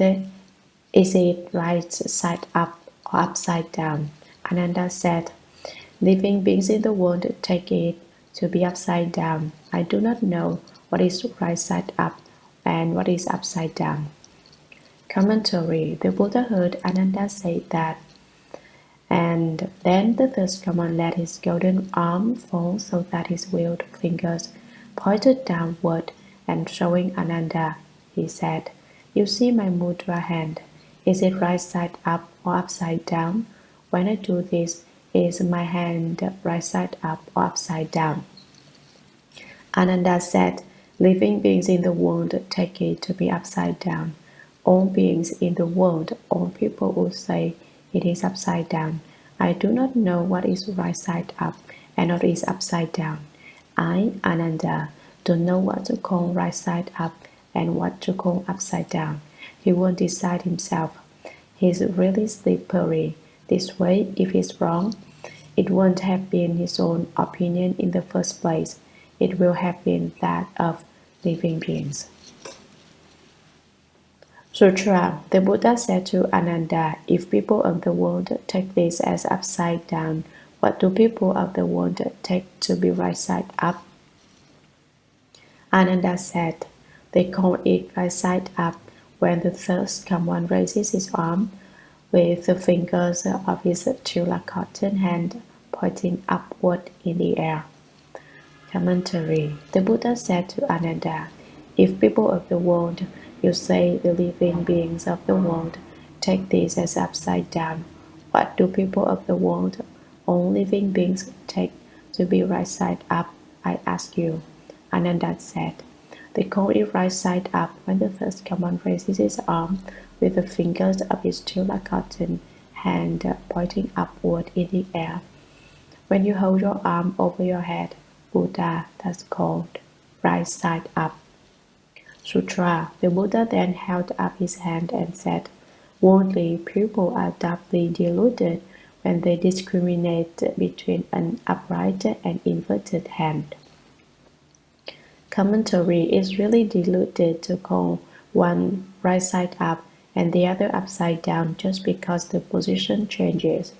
Sutra. In the same way, they will differentiate between your body and the thirsty one's pure Dharma body, and will say that the thirsty one's body is one of right and universal knowledge, while your body is upside down. Commentary. Once there is confusion within confusion, they will think that your body and the thirsty one's pure Dharma body, the spiritual body, are different. In the same way, they will differentiate between your body and the thirsty one's pure Dharma body. They are adding confusion to confusion and don't understand the principle. They will say that the thirsty one's body is one of right and universal knowledge, while your body is upside down. They will say that the thirsty one's body is proper and all-knowing because it is enlightened in the true sense, and they will say your bodies are upside down because of your delusion and ignorance. They will say your self-nature is inverted. Sutra. But examine your bodies and the Buddhas closely for this upside-downness. What exactly does the term upside down refer to? Thereupon, Ananda and the entire great assembly were dazed, and they stared unblinking at the Buddha. They did not know in what way their bodies and minds were upside down. Commentary. But examine your bodies and the Buddhas closely for this upside-downness. Look into it well, look at it carefully. The Buddha said, "For this upside-downness, what exactly does the term upside down refer to?" Thereupon, Ananda and the entire great assembly were dazed like blind people who can't see anything, and they stared unblinking at the Buddha. They didn't take their eyes off the thirsty one. They did not know in what way their bodies and minds were upside down. They couldn't find the point at which their bodies were upside down. they were confused again. Sutra, the Buddha's compassion arose and he took pity on Ananda and on all in the great assembly, and he spoke to the great assembly in a voice that swept over them like the ocean tide. Commentary. The Buddha's compassion arose and he took pity on Ananda and on all in the great assembly. When the Buddha saw that Ananda and the members of the great assembly were confused and did not know in what way they were upside down, the Buddha displayed compassion and he spoke to the great assembly in a voice that swept over them like the ocean tide. Gathering them in with the tremendous power of his voice, he captured their total attention and then explained for them. Sutra, all of you good people, I have often said that form and mind and all conditions as well as dharmas pertaining to the mind, all the conditioned dharmas are manifestations of the mind only. Your bodies and your minds will all appear within the wonder of the bright, true, essential, wonderful mind. Commentary. Having given rise to great compassion, the Buddha said, all of you good people, referring to the large number of good men and women who were there, I have often said that form and mind and all conditions as well as dharmas pertaining to the mind, all the conditioned dharmas. He said, in the past I have said this again and again. Form refers to the form dharmas and mind to the mind dharmas. According to the Shastra of the door to understanding the 100 dharmas, there are 11 form dharmas and 8 mind dharmas. The mind dharmas belong to the 8th consciousnesses of the mind king. There are 51 dharmas belonging to the mind, here referred to as the servants of the mind, and there are 24 dharmas which do not interact. That is, they do not interact with form dharmas, with mind dharmas, or with unconditioned dharmas. Finally, 6 unconditioned dharmas make up 100 dharmas. All the conditions refer to 4 kinds of conditions.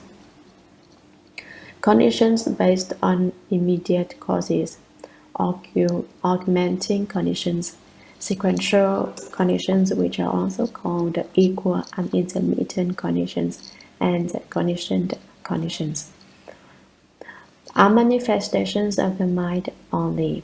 All dharmas are produced from conditions and do not extend beyond the manifestation of a single thought of the true mind. From where do all dharmas, the mountains, the rivers, the great earth, the vegetation, and all the myriad appearances come into being? They come forth from minds. All the myriad things are contained within the mind. It is not that these things contain the mind, but rather the opposite. Absolutely everything in the environment, both natural and man-made, is contained in a single thought of the mind, and all are produced from the mind. If you recognize your original true mind, all these things cease to exist. Your bodies and your minds all appear within the wonder of the bright, true, essential, wonderful mind. Your body refers to the body you now have, and your mind refers to your conscious mind. Both are manifested in the wonderful mind. Is it the case that above and beyond the conscious mind there is yet another wonderful mind? No, it is just the basic substance of the conscious mind that there is the wonderful mind. But because people don't know how to use the wonderful mind, they think their conscious mind is their mind. Actually, they are mistaking a thief for their son, and for that reason they become confused. Sutra. Why do I say that you have lost track of what is fundamentally wonderful in you, the perfect, wonderful, bright mind, and that in the midst of your bright and enlightened nature, you mistake the false for the real because of ignorance and delusion? Commentary. Why do I say that all of you people have lost track of what is fundamentally wonderful in you, the perfect, wonderful, bright mind? The fundamentally wonderful, permanently dwelling true mind which is fundamentally subtle and wonderful, the perfect subtle wonderful mind which possesses an extremely valuable light, and that in the midst of your bright and enlightened nature, you mistake the false for the real because of ignorance and delusion. You think you understand clearly about the pure nature and bright substance of your permanently dwelling true mind, but actually you do not understand. You have not perceived that you have a perfect, wonderful, bright mind, the precious light of your wonderful nature. You think the conscious mind that you perceive is your mind. You think that it is the mind which you are clear about, which you have understood and become enlightened to. But actually, that is only confusion within confusion, and you have not understood. It is your upside downness. It is the problem of your mistaking a thief for your son. Sutra. Mental dimness turns into dull emptiness. This emptiness in the dimness unites with darkness to become form. Commentary. Mental dimness turns into dull emptiness. Originally, the wonderful bright mind is devoid of awakening or confusion. So why do we suddenly lose the essence of our self-nature? It is due to the initial thought of ignorance, here referred to as mental dimness, which obscures true emptiness and changes it into dull emptiness. This dull emptiness is like the empty space appearing in a dream world. This is the appearance of karma, the first of the three subtle appearances. This emptiness in the dimness unites with darkness to become form. The form of darkness. This is also the beginning of the doctrine of the travelings of conditioned causation. Ignorance conditions activity. The dull emptiness, the deluded mind, based as it is in ignorance now, turns the inherent light of wisdom into the falseness of subjective perception. This is the appearance of turning, the second of the three subtle appearances. Out of longing for objects of perception, since in the beginning the appearance of karma is not visible, the subjective thing stares long and hard until the deluded mind gives rise to form as its projection and manifestation. Just as in the dream world, the dull-minded dreamer often experiences the existence of a dream body, a dream mind, and the illusory environment in which they find themselves, including mirage, like mountains, waters, and the like. This is the appearance of manifestation, the third of the three subtle appearances. Sutra. Stimulated by false thinking, the form takes the shape of a body.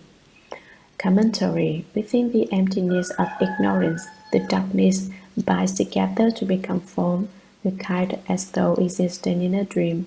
Form is mixed with false thinking. Ignorance conditions activity. Activity conditions consciousness, and consciousness conditions name and form. False thinking is the consciousness, and when it takes shape as the body, that is the name and form. We have bodies because our false thinking creates them. Sutra.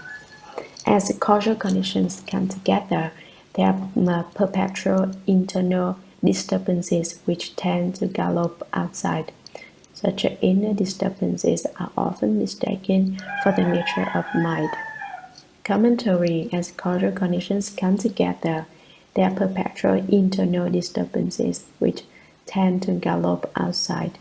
Many kinds of conditions are brought together to form the body and mind. At the time of this external movement, you can say that the six agencies, the eyes, ears, nose, tongue, body, and mind come into being. Name and form condition the six agencies, and the six agencies condition contact. The tendency to gallop outside is a kind of rudimentary awareness of a contact, such as a small child has. In this instance, it refers to the sense organs being drawn outside by the sense data. The contact and the false thinking mind go outside and race back and forth at the gallop up at random all over the place because one has no genuine wisdom. One doesn't know where to run to. One can't tell north, south, east, and west from one another. This is disorder and disturbance, and such inner disturbances are often mistaken for the nature of mind. You think this kind of lack of clarity is the nature of your mind. Since you lack clarity, it is as if you had lost it, lost your own genuine, perfect, wonderful, bright mind, the precious light of your wonderful nature. But it is not a true loss. Your true nature only seems to be lost because you take the mark of disorder and disturbance to be the nature of your mind, the mind which has perfect transparency and bright comprehension, and thus you are disordered and disturbed. Sutra, the primary misconception about the mind and body is a false view that the mind dwells in the physical body. Commentary, you have the confusion of attachment and you lack enlightenment. The primary misconception about the mind and body is a false view that the mind dwells in the physical body. You think that your true mind is inside the physical body. This is the first confusion. Sutra, you do not know that the physical body, as well as the mountains, rivers, empty space, and the great earth, are all within the wonderful, bright, true mind. Commentary, most people think the mind is within the body. This is an extremely great mistake. It is outside our body, it is not outside either. But as I say, it is also not the case that our mind is in our body. It is that we people are within the true mind. So the sutra says, you do not know that the physical body as well as the mountains, the rivers, empty space, and the great earth are all within the wonderful, bright, true mind. All these various kinds of things are within your fundamental, wonderful, bright, true mind. They are not outside. So you should know that our mind encompasses empty space and the 10,000 things. It is not that empty space and the 10,000 things contain us. If you understand this doctrine, you have not lost your true nature and your true mind. Sutra, it is like ignoring hundreds of thousands of clear pure seas and taking notice of only a single bubble, seeing it as the entire ocean, as the whole expanse of great and small seas. Commentary, what is it like? I'll give you an analogy. It is like ignoring hundreds of thousands of clear pure seas and taking notice of only a single bubble. You only recognize one bubble of water on the surface of all those great seas. You say, this bubble is the great sea. Isn't this a grave mistake? The situation is the same with the mind in our body that Ananda is speaking of. That mind within our body is as small as a bubble on the sea. The mind beyond the body, our true mind, is as vast as hundreds of thousands of great seas. You reject the hundreds of thousands of great seas. You don't recognize them. You don't know they are seas. You take an infinitesimal bubble to be the sea. In the same way, the pure nature and bright substance of your permanently dwelling true mind, the substance of the Dharma nature, pervades the Dharma realm. It is everywhere and it is our true mind. But you don't realize it is your true mind. You think that what is in your body is your mind. That is like seeing one minuscule bubble as the entire ocean, as the whole expanse of great and small seas. This is the same mistake as to take that small mind in your body to be your true mind. Your true mind is not inside and it is not outside. All of you are complete with it, but you don't recognize it. You don't recognize your own true mind. Sutra, you people are darkly deluded among the deluded. Such inversion does not differ from that caused by lowered hand. The first common sage, you are most pitiable.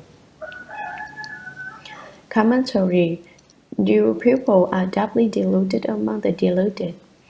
You people who have not accomplished the fruition or obtained the state of no outflows are confused within confusion. Such inversion does not differ from that caused by my lowered hand. When I lowered my hand, you said that it was upside down. I raised it, you said it was right side up. In fact, there was no upside down or right side up to the hand. It is no upside down or right side up, but you said names and called it upside down or right side up. This is confusion within confusion. Originally, there was no problem and you created a problem. Originally, there wasn't all this trouble and you have gone looking for trouble. That is what is meant by someone being doubly deluded among the deluded. It is the same confusion which mistakes a single bubble for the great seas. There's no sutra. Having received the Buddha's compassionate rescue and profound instruction, Ananda's tears fell, and he folded his hands and said to the Buddha, I have heard these wonderful sounds of the Buddha and have realized that the wonderful bright mind is fundamentally perfect.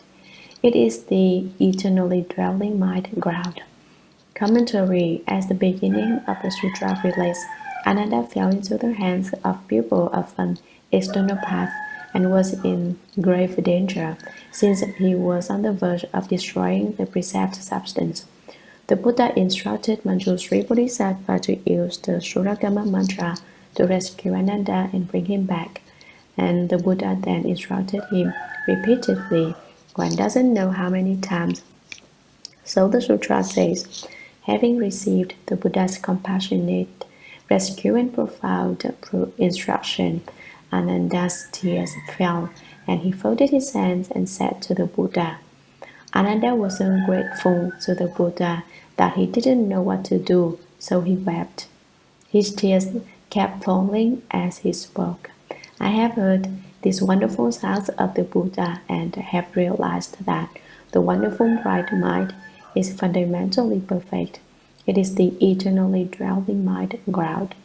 Having been instructed in subtle and wonderful doctrines, as I have just been spoken, such a Dharma sounds as this, I understand now that the wonderful bright mind, the mind ground, is fundamentally perfect, perfect from the beginning and now.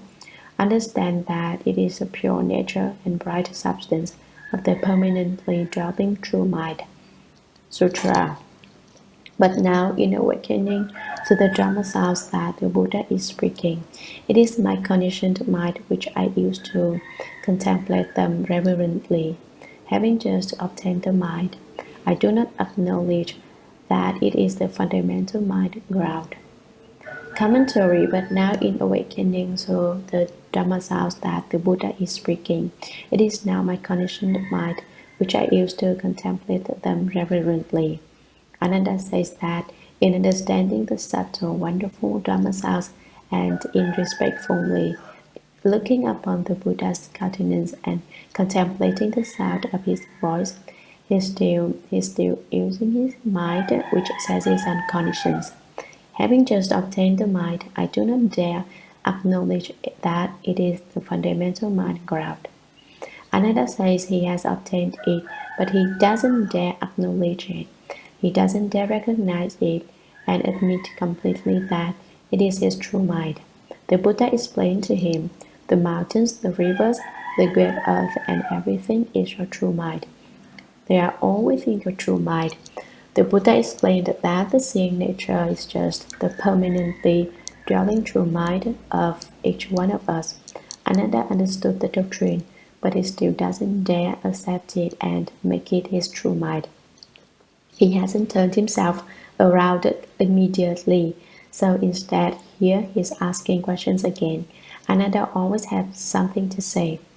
Sutra. I pray that the Buddha will take pity on me and proclaim the perfect sound to pull out my doubts by the rules and enable me to return to the unsurpassed way. Commentary. Why doesn't Ananda dare accept the doctrine?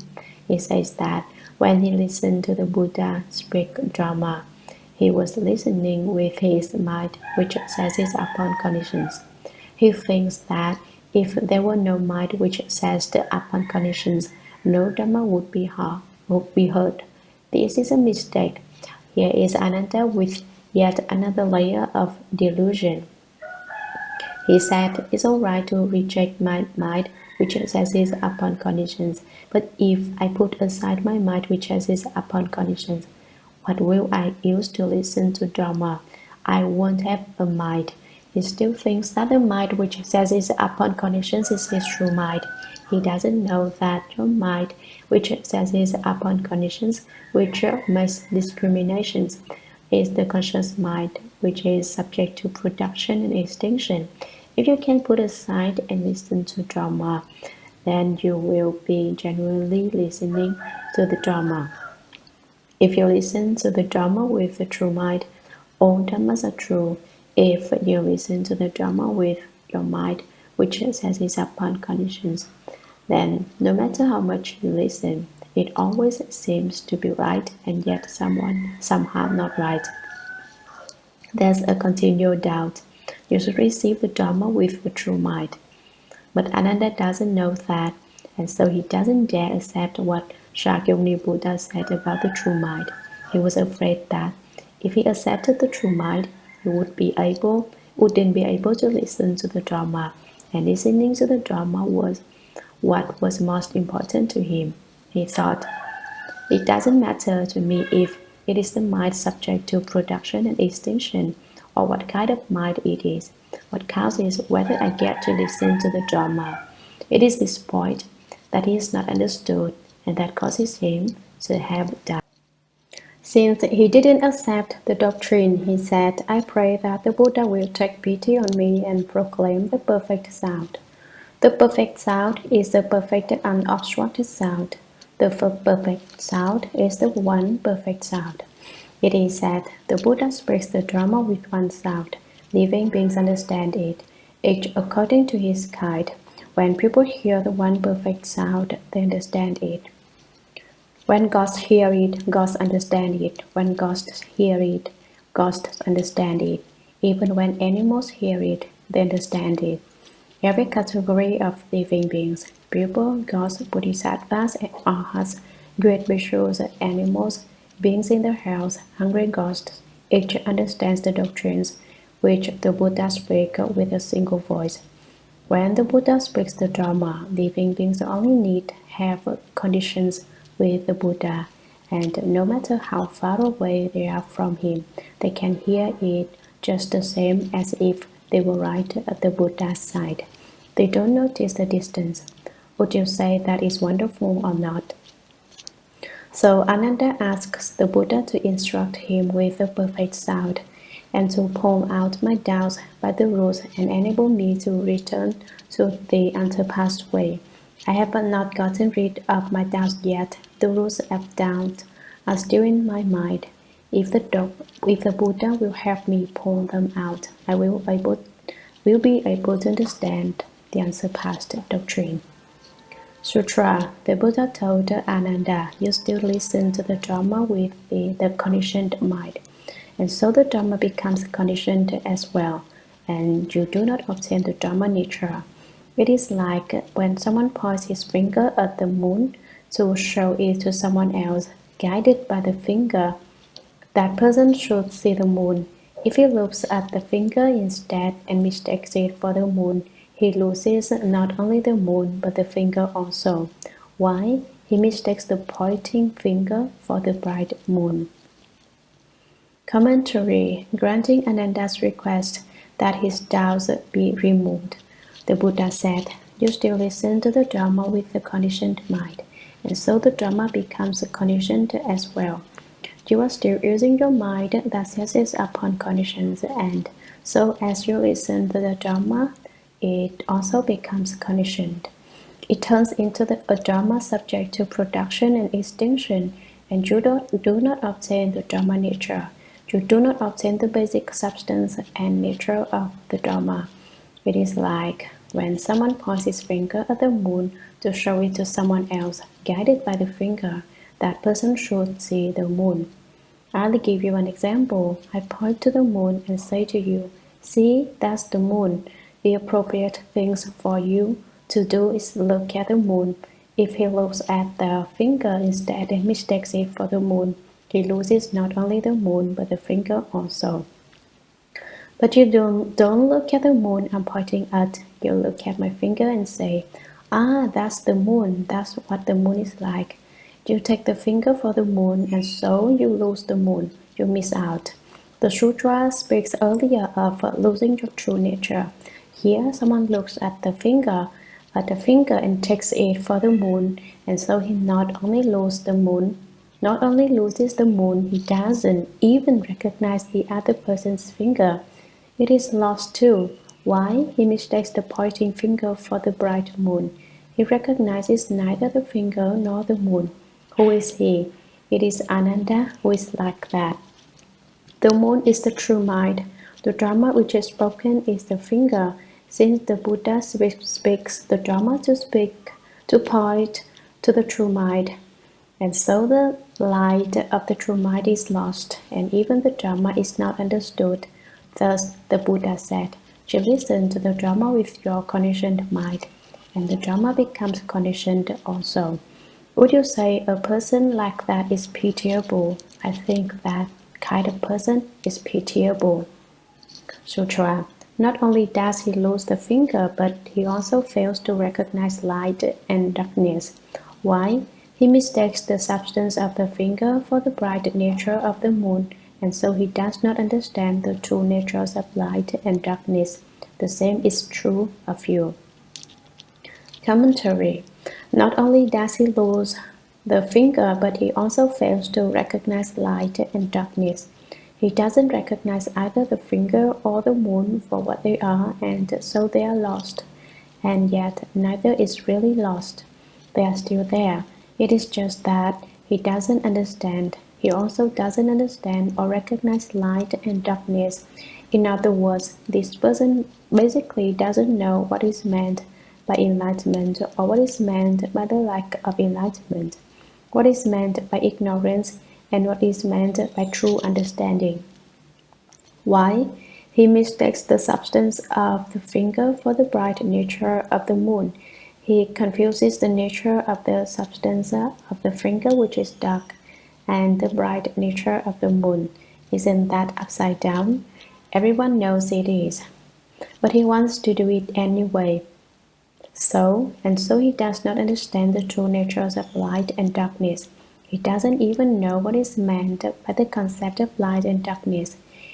This is utter stupidity, wouldn't you say? The same is true of you, Ananda. You are just like the person who mistakes the finger for the moon and completely fails to understand light and darkness. You listen to the Dharma with a mind which seizes upon conditions, and you are afraid that if you accept the doctrine of the true mind, you won't be able to hear the Dharma. You think the true mind is just in the Dharma, and so you mistake the finger for the moon. You can't tell the light from darkness, which means you don't have any genuine wisdom. Go ahead and listen to the Dharma with the conditioned mind as much as you want, but the more you listen, the stupider you become. The more you run, the further away you get. One doesn't know how Ananda felt then. Earlier, when he lost track of his mind, he was upset and startled and didn't know what to do. He leapt from his seat. Now that the Buddha has told him he has lost both the finger and the moon, one doesn't know what he thought. The Buddha speaks Dharma to point to the true mind, but Ananda mistakenly heard that the true mind was just in the Dharma.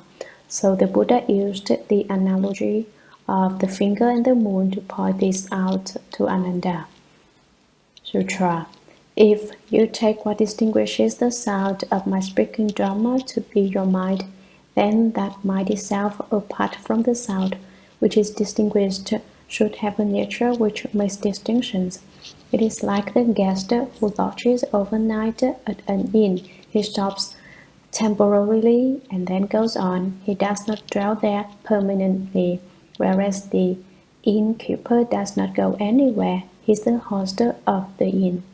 Commentary. If you take what distinguishes the sound of my speaking Dharma to be your mind, then that mind itself, apart from the sound which is distinguished, should have the nature which makes distinctions. If the mind you are using, the mind which seizes upon conditions and makes distinctions, is indeed your true mind, then it should have a distinction, making a nature separate from the distinctions that it makes. When you are not listening to Dharma, you will still have a nature which is making distinctions. That's how it would have to be. Why? It is like the guest who lodges overnight at an inn. He stops temporarily and then goes on. He does not dwell there permanently. He stays for 2 or 3 days. He can't live in the hotel forever.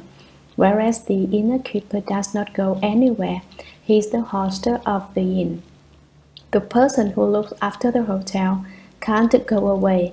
The distinction-making mind is like someone who stays temporarily in a hotel, while the genuine true mind, which cannot go, is like the innkeeper. Sutra. Likewise, if it is truly your mind, it does not go anywhere. However, in the absence of sound, it has no discriminating nature of its own. Can you tell the reason why? Commentary. Likewise, if it is truly your mind, it does not go anywhere. When the sound ceases, the mind which distinguishes it is not there. But if it were indeed the true mind that distinguishes it, that would mean that the true mind would depart when the sound ceases. However, in the absence of sound, it has no discriminating nature of its own. Can you tell the reason why? Yet the true mind is the host, not the guest. It does not leave. Therefore, it can't be the true mind which makes the distinctions. You have made a mistake. Sutra. This then applies not only to the distinguishing of sound. In distinguishing of my appearance, there is no distinction making nature apart from the mark of form. Commentary. This then applies not only to the distinguishing of sound. When there is sound, there is making of distinctions. When there is no sound, no distinctions are made.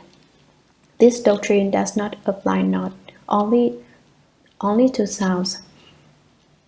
In distinguishing my appearance, there is no distinction making nature apart from the mark of form. When you look at my 32 hallmarks and 80 subtle characteristics, you make distinctions among them. When you are separated from them, you do not, and the discriminating nature is not present. Some people argue, I listen to the sounds of the Dharma being spoken, and when I go home, I can still hear it in my mind. I look at things, and when I close my eyes, I still have an impression of them. It is as if I was still looking at them. Would you say that that is true or false? Are you really hearing? It is just an impression in your eighth consciousness, a memory which is manned by the shadows of discriminations of objects of mind. It is not real, it is an illusory awareness. It is not an actual distinction being made, because apart from objects which are distinguished, there is no distinction making nature. Sutra. Thus, even when the making of distinctions is totally absent, when there is no form and no emptiness, the obscurity which Goshali and the others take to be the profound truth, in the absence of causal conditions, the distinction-making nature ceases to exist. Commentary. The Buddha has just explained the doctrine that in the absence of sound, there is no distinction-making nature, and that apart from the dust of form, there is no distinction-making nature. Thus, the same is true, even when the making of distinctions is totally absent. When there is no form and no emptiness, when you reach a state in which all making of distinctions is gone, you can't say it is either form or emptiness. It is neither. It is also the state of maintaining an inner composure. Followers of external paths cultivate that kind of profound truth which is total oblivion. They think it is the highest and most wonderful experience. This is the obscurity which Goswami and the others take to be the profound truth. The Sanskrit name Goswami is interpreted to mean cowshed. Maybe Goswami lived next to a cowshed, or perhaps he lived in a cowshed, so he was called cowshed. Some say cowshed was his mother's name, but I don't believe his mother was a cow.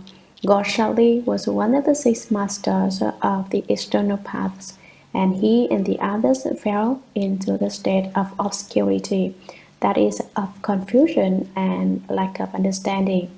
They reached the state where the making of distinctions is totally absent, and because they basically did not understand, they became obscured. The Chinese word "may" obscure is one of the 2 characters used to transliterate the Sanskrit word samadhi. But the character "may" alone does not refer to samadhi. Instead, it is rather like sleep, and yet one is not asleep. You say you're awake, and yet you are muddled. The Buddha is talking about the state of this passage, not about samadhi. When one enters the samadhi Buddhism speaks of, one remains absolutely clear and aware, but these external path practitioners, the Buddha is referring to, are muddled. When they're in that state, they feel they are one with the life force of heaven and earth. Their bodies are identical with it. Heaven and earth are indestructible, and they are also indestructible, but they don't understand. They do have a little bit of spiritual penetration of a certain kind, like that of a first stage arhat, but they do not have the penetrations of one who has accomplished the fruition. There are many distinctions which must be made when one starts talking about spiritual penetrations. There are not just one but many kinds. These masters of external paths call their lack of understanding the profound truth. Profound means the absence of everything. Everything is empty, but it is still not genuine emptiness. It is only dumb emptiness, a state like waking and yet like sleep, in which you do not perceive your own perception and you are not aware of your own awareness. They call this profound truth the highest state one can attain. That is their theory. In the absence of causal conditions, the distinction-making nature ceases to exist. Their profound truth is separated from the conditions of all dharmas, and it has no distinction-making nature when the conditions of all dharmas are absent. As soon as conditions of dharmas arise, these people still have a distinction-making nature. So this is the profound truth of the external paths. Sutra. How can we say that the nature of your mind plays the part of host, since everything perceived by it returns to something else? Commentary. Shakyamuni Buddha said to Ananda, you think it is your conditioned mind which listens to Dharma. If you listen to the Dharma with a mind that senses upon conditions, then the nature of the Dharma is also conditioned. That mind of yours doesn't make distinctions when apart from the dust. It hasn't any distinction-making nature of its own. How can we say that the nature of your mind plays the part of host, since everything perceived by it returns to something else? Everything about the nature of your mind should return somewhere else. As when you borrow something from someone and then return it. If the mind exists because of the dust, then it should return to the dust. If everything returns to something else, then who is your host? Sutra. Ananda said, if every state of our mind returns to something else as its cause, then why does the wonderful bright original mind mentioned by the Buddha return nowhere? I hold out the hope that the Buddha will shower us with such compassion as to enlighten us on this point. Commentary. Now Ananda is even more in the dark, even more confused. Ananda said, if every state of our mind returns to something else, if everything about my mind is not my own, but must be returned to others, then why does the wonderful bright original mind mentioned by the Buddha return nowhere? How come that fine, subtle, wonderful, fundamental, originally, permanently dwelling true mind, of which you speak, first come one has no place to go back to? The more I listen to this doctrine, the more confused I get, and the less I understand. I hold out the hope that the Buddha will shower us with such compassion as to enlighten us on this point. The Dharma body, the reward body, and the response body of the first come one are all very tall. Now I saw my wish, Ananda says, is that the first come one will look down upon me and pity me. For the sake of me, Ananda, he says, please explain the doctrine of the non-retreating of the true mind. Sutra. The Buddha said to Ananda, as you now see me, the essence of your seeing is fundamentally bright. If the profound, bright, original mind is compared to the moon, the essence of your seeing is the second moon rather than its reflection. Commentary. The Buddha said to Ananda, as you now see me, the essence of your seeing is fundamentally bright. The essence of your seeing, which sees my 32 hallmarks and 80 subtle characteristics, has the basic characteristic of clarity.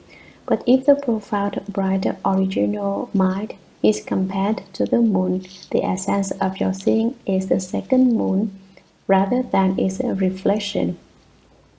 The essence of seeing is basically the eighth consciousness, which is called the Mind King. The seeing of the Mind King can go to the side of the good, or it can go to the side of the bad. If its essence it penetrates through the Buddha nature, if it ascends, it penetrates through into the seventh consciousness. Although the substance of the eighth consciousness is not in itself our true mind is contained within the eighth consciousness. So don't make a mistake here and think that by saying the essence of seeing is not the wonderfully essential bright mind, the Buddha does not dare recognize it as the true mind either. The essence of seeing is the true mind. The Buddha has already proved this. The thing which sees is the true mind, but it is like a second moon, not like the moon's reflection. How is this? If you press against your eye with your finger, the eye will see two moons in response to the pressure. But those two moons are one moon, the one real moon, not a reflection like the moon seen in water. The Buddha is saying that the eighth consciousness, the Mind King, is the basic substance of our true mind. You should not mistakenly think that the eighth consciousness is not the true mind. Sutra. You should listen attentively, for I am now going to show you the place of no returning. Commentary. Ananda, you should listen attentively, for I am now going to show you the place of no returning. Ananda, you should pay close attention. Don't be muddled when I am speaking. Listen well. Now I am going to instruct you, just as you asked about the true mind and about how it does not return anywhere. The Buddha begins by asking Ananda a question. Sutra. Ananda, this great lecture hall is open to the east. It is flooded with light when the sun rises in the sky. It is dark at midnight during a new moon and when obscured by clouds or fog. Looking out through open doors and windows, your vision is unimpeded. Facing walls or houses, your vision is hindered. Your vision is casually conditioned in such places where there are forms of distinctive features. In downward, You can see only emptiness. Your vision will be distorted when the objects of seeing are shrouded in dust and vapor. You will perceive clearly when the air is fresh. Commentary. Ananda, this great lecture hall is open to the east. It is flooded with light when the sun rises in the sky. The Buddha's great lecture hall, where he spoke the Shurangama Sutra, held a vast number of great Bodhisattvas, great Arhats, and great Bhikshus, who had come from throughout the 3,000 great thousand worlds of the 10 directions. When the sun ascends the sky, its light shines into this lecture hall. It is dark at midnight, during a new moon, and when obscured by clouds or fog. The sun mounting the sky represents the light of wisdom in people, which can illumine and destroy their darkness. The clouds and fog, bringing dimness and obscurity, represent people's stupidity. When there are clouds in space and fog on the ground, you cannot see anything. That stands for people in the height of stupidity, who are totally lacking in wisdom and do not understand the principle behind anything. They don't know where the road is, where the way is. They want to cultivate the way, but they cannot find it. They want to perform good deeds, but they don't know how to go about it in the right way. People's wisdom is light and their stupidity is darkness. But what makes the difference between them? Can we think to ourselves, I'm wise, I'm really smart, and thereby gain wisdom?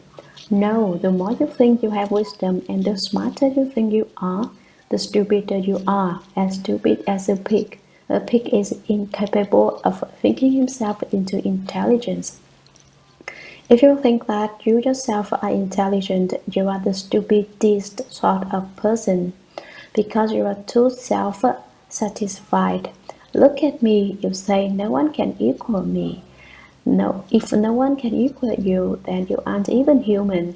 If you were a person, then it wouldn't be the case that people couldn't equal you, since people are all alike. Do you understand? This is an extremely important point. If you weren't stupid, then no matter what you were like, you wouldn't be able to consider yourself incomparable. You wouldn't be arrogant and self-satisfied. Look at me, I am first. This is a point of view of extreme stupidity. Those who like to be first don't even count. Why? Because if you like to be the first, everyone has your number. If you are genuinely first, then no number is involved. Being first doesn't count for people who are really number one. People who are incredibly stupid look upon themselves as intelligent, but truly intelligent people are not aware of their intelligence. They are incapable of pondering the question of their own intelligence. In the darkness, one cannot see anything at all, but like the blind man who can't see anything either, one thinks one is smarter than anyone else. Looking out through open doors and windows, your vision is unimpeded. From inside, one can see outside. You penetrate through without any obstruction by means of the 5 eyes and 6 spiritual penetrations. One day, one of my disciples told me, after lunch, when everyone is supposed to be working, some people go to sleep. How did he know people were sleeping? Had they told him? It is because he has the Buddha eye, and so he knows what everyone is doing. What are you minding other people's business for? I asked him. It used to be, when it was just me, that people might do something and not tell me about it, thinking that I didn't know, so I wouldn't pay any attention to the matter either. Now I have a helper, a deputy. I've told him to tell me about the faults he finds in others. Now that someone is telling me, I have proof, and so I can cross-examine anyone who is at fault. But you should not be afraid. I don't intend to ask about small matters. If something of major importance happens, then I will ask. This disciple is my helper, and if anyone steals something, my helper sees it. If anyone kills someone, he knows it. If I want to tend to trivial matters, I can do so at any time.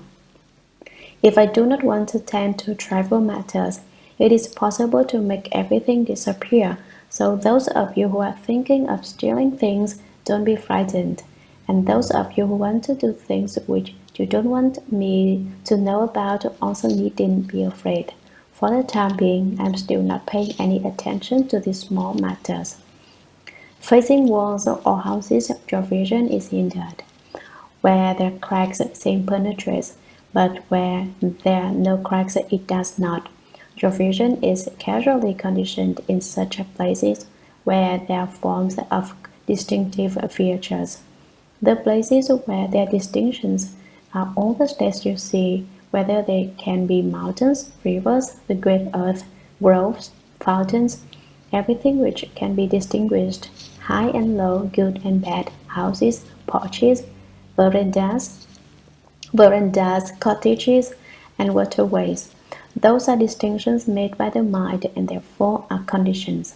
In down void, you can see only emptiness. Dark, dull emptiness, devoid of efficacy, is the place where there is no awareness, there is emptiness. Your vision will be distorted when the objects of seeing are shrouded in dust and vapor. Vapor refers to the places where mist rises up from the earth. When there is no sun, the vapors look like smoke, but when the sun comes out, there is nothing there at all. Dust refers to a place where the wind picks up the dust and sand and blows it about.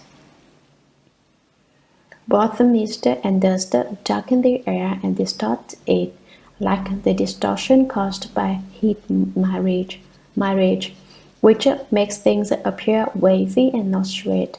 You will perceive clearly when the air is fresh. The text refers to the freshness like the pure, clear sky just after the rain. Fresh air refers to the moist, clean atmosphere. Sutra. Ananda, observe all these transitory characteristics as I now return each to its place of origin. What are the basic origins? Ananda, among all these transitions, the light returns to the sun. Why? Without the sun, there is no light. Therefore, the reason for light belongs with the sun, and so it can be returned to the sun. Darkness returns to the new moon. Penetration returns to the doors and windows, while obstruction returns to the walls and eaves. Conditions return to distinctions. Emptiness returns to dark emptiness. Darkness and distortion return to the mist and haze. Bright purity returns to freshness, and nothing that exists in this world goes beyond these ties.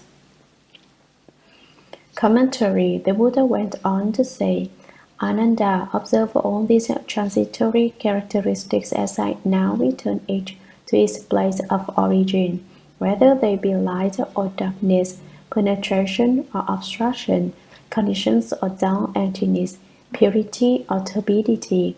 All these 8 kinds of characteristics can be returned to the place that they came from. What are the basic origins? What are the places they come from? Ananda, among all these transitions, you should listen and be particularly attentive to what I am going to explain to you about these various transformations, these 8 kinds of transitory characteristics. The light returns to the sun. Why? Without the sun, there is no light. I'll give light back to the sun. Without the sun, there is no light. When there is no light, the light has returned to the sun. Therefore, the reason for light belongs with the sun, and so it can be returned to the sun. Therefore, I'm taking the light and returning it to the sun. Would you agree, Ananda? Do you have any opinion? Ananda didn't open his mouth. Although if he had had another doubt or a question or something he wished to say, he could have spoken at this point, but he didn't. So the Buddha continued speaking. Darkness returns to the new moon. I give the darkness to the new moon. In Chinese, the full moon is called Bai Yue, white moon, and the new moon is called Hei Yue, black moon. But this does not mean that the moon gives off a black light. That would be to translate so literally as to destroy the meaning. When you eat, you should be able to digest the food. And it is the same with the text of the sutra. Don't think the Shurangama Sutra says the moon gives off a black light. Thus to eat and not digest, what good would that be? Penetration returns to the doors and windows, while obstruction returns to the walls and eaves. The places that can be seen through can be returned to the doors and windows which have cracks and holes, while the obstructed places where there is no seeing through can be returned to the walls and eaves. Conditions return to the distinctions. Conditions return to the mind which makes distinctions. Emptiness returns to dull emptiness. The place where there is dull emptiness returns to emptiness at large. Darkness and distortion return to the mist and haze. Mist and haze are defilements of the atmosphere and can be returned to the dust. Bright purity returns to the freshness. The bright purity can be returned to the fresh, clear sky, and nothing that exists in this world goes beyond these kinds. These 8 kinds of transitory characteristics which I have discussed, these 4 pairs, include every single thing in the world, the many, the few, the far, and the near. Everywhere you look, all returns somewhere. Sutra, to which of the 8 states of perception will the essence of your seeing return? Why do I ask? The answer lies in the fact that if it is returned to brightness, you will not see darkness when there is no light.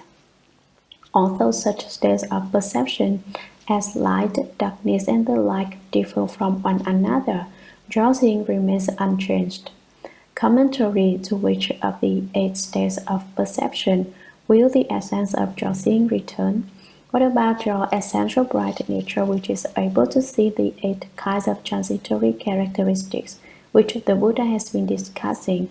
What should it return to? The Buddha asks Ananda, "Why do I ask? Speak up." He says, "Which one of these should the bright nature of your seeing essence return to?" What the Buddha is saying is, what are you going to return it to, since there's no place to return it? The answer lies in the fact that if it is returned to brightness, you will not see darkness when there is no light. If you return your seeing essence to brightness, it should not see darkness, but in fact it can see darkness. Therefore, it does not return to light. You can't say that seeing returns to darkness either, because when it is light, the seeing essence can still see. Although such states of perception, light, darkness, and the like differ from one another, your seeing remains unchanged. Although only light and darkness and dark have been discussed here, it is the same with the other 6 kinds. The various things, the various appearances, the various transitory characteristics, all have natures which are distinct from one another. But what differences would you say exist in seeing? What distinctions? When it sees light, it is seeing. When it sees darkness, it is seeing. When it sees purity, it is seeing. When it sees turbidity, it is seeing. When it sees through things, it is seeing. When it sees obstructions, it is seeing. What distinctions are there? Someone says, there certainly are distinctions in seeing. When you see light, the seeing perceives that it is light. When look at darkness, one ignores it is darkness. Isn't this the making of distinctions? Not bad. Distinctions are being made when you perceive light and darkness, but not by your seeing.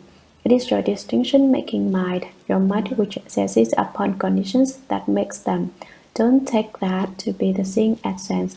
Your knowledge of light and darkness is a matter of your mind.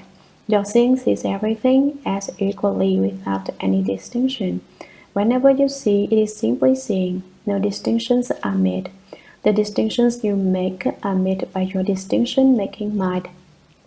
Everyone should be particularly attentive to this point.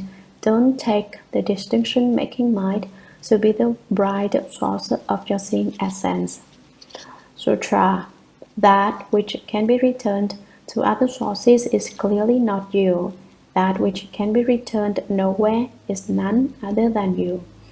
Commentary. This particular section of text explains the doctrine extremely well in a few words. It says, that which can be returned to other sources is clearly not you. That which can be returned nowhere is none other than you. All transitory characteristics can be returned to something else. They are not yours. That which stays with you and does not go anywhere else, that which you can return to anyone else. Whose is it if not yours? If it isn't yours, you should return it to someone else. You can't. Whoever you give it to does not want it. You give it to the light, but the light does not want it. You give it to the darkness, but the darkness does not want it. You give it to purity, but purity does not want it. You give it to turbidity, but turbidity does not want it. If you could give it away, then you wouldn't be able to see anymore. It is something you cannot give away. Although you have accomplished the first fruition, you haven't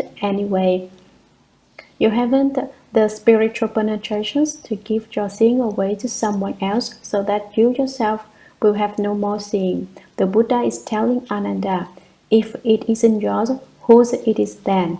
You still don't dare admit that it is yours. You still do not understand. Ananda, you are extremely pitiable.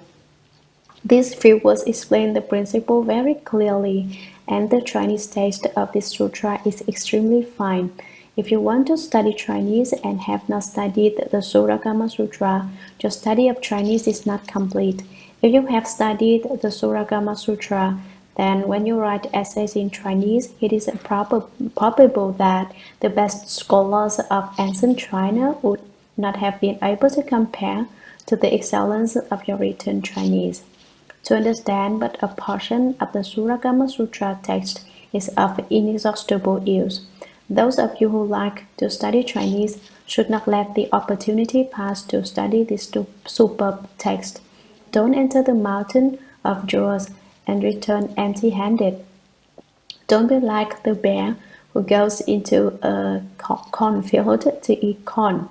The bear pulls one ear of corn under one arm and then reaches for another ear of corn to put under the other arm. While doing that, he drops the first ear of corn. Then he reaches out to put a third ear of corn under the first arm, and he drops the second ear of corn. All the while he thinks he's loading up a lot of corn, but when he leaves the cornfield and takes a look, he finds out he's only got one. When you enter the mountain of jewels, don't be so overwhelmed by all the gems that as you pick up one you've decided to bring back, you drop the other one you were holding. This explanation of the sutra, which you are now hearing, is the mountain of jewels. In fact, it is even more valuable than the gems found there, more valuable than gold, silver, lapis lazuli, crystal, mother of pearl, red pearls, and carnelian. Why? If you understand one sentence of this sutra, then cultivate and apply it to your work without retreating. If you vigorously progress with courage, then you will become a Buddha. And so its value far transcends the worth of a mountain of jewels. Don't be like the black bear that picks the ears of corn and loses them as fast as he gets them. The Chinese and the meaning of the sutra text are both excellent. There is nothing about them which is not good. It just remains to be seen if you can accept it. If you can accept it, then no matter what happens, even if I beat you with a board and tell you to get out, you won't be able to leave. That's what will happen if you truly understand, and that's an inconceivable state. Sutra. Therefore, I know that your mind is fundamentally wonderful, bright, and pure. You yourself are confused and deluded. You miss what is fundamental, and you are caught in the turning wheel of the six paths, tossing and floating on the stormy sea of birth and death all the time. No wonder the first one says that you are the most pitiable of creatures. Commentary. Shakyamuni Buddha said everything which can be returned is clearly not you. Why as for what there is of you that cannot be returned, what is it if it is not you? Therefore, I know that your mind is fundamentally wonderful, bright, and pure, but if you still don't understand, you can't admit that it is your true mind. You yourself are confused and deluded. There is no place your true mind returns to, but you yourself are confused, you don't understand, and you are deluded. It seems to be right, and yet is not. This is what I meant when I said earlier that you lost it. It is something which originally belongs to you, but you don't realize it, so it seems lost. You are caught in the turning wheel of the six paths. Your fundamental true mind escapes you. If one fails to understand one's true mind, then life after life one falls and does not ascend. Although the true mind is not actually lost, the fall is genuine enough. One falls into the sea of suffering, and one turns this way and that, tossing and floating on the stormy sea of birth and death all the time. Being in the sea where one suffers birth and death is just like being tossed about on the surface of the open ocean and being drowned. If birth and death have not been ended, then even if you can handle the water and swim, after being tossed about for long enough, you will drown. No wonder the first command says that you are the most pitiable of creatures. The waters of the sea of birth and death are composed of the karmic offenses you create, and you see waters you are tossed back and forth in your human body. That represents the giving rise to delusion and the creation of karma. One creates karma because one does not recognize the true mind. It is said, the sea of karma is vast, it has no boundary. Sometimes you are tossed about on its surface, sometimes you sink to the bottom. Sutra. Ananda said, I recognize that the seeing nature does not return to anything, but how can I come to know that it is my true nature? Commentary. The Buddha explains it once for Ananda and he does not understand. He explains it twice and he still doesn't understand. He explains it 3 times, 4 times, or 5 times, 6 times, and still he does not understand. He still has not recognized his true mind clearly. Now Ananda has another doubt. Ananda said, I recognize that the seeing nature does not return to anything. The word recognize reveals Ananda's doubt. In fact, he says he knows that the seeing nature does not return to anything, as the Buddha has just explained, but in fact he doesn't know what it is ultimately all about. Within his knowing that the seeing nature does not return, a doubt has already arisen, a doubt which resides in and is produced from the so-called knowing. But how can I come to know that it is my true nature? Now he makes it even clearer. I know it does not return, but for it not to return is one thing. How do I know it is my true nature? If he had no doubts, if he really recognized it, how could he fail to know it is his true nature? He knows the doctrine of being unable to give the seeing nature to anyone, but he still does not know that the seeing nature is truly the nature of his mind. After all that the Buddha has explained, Ananda still doesn't have a mind. It is still lost because he still doesn't recognize it and still doesn't know he has it. I believe that at this point in the sutra, Ananda was at a total loss. Sutra, the Buddha told Ananda, now I have a question for you. At this point, you have not yet attained the purity of no outflows.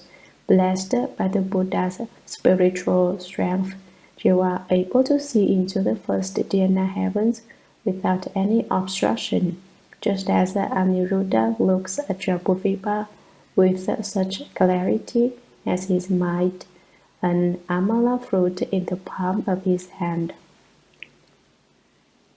Commentary. The Buddha says that Ananda is simply too pitiful because he puts all his effort into literary learning.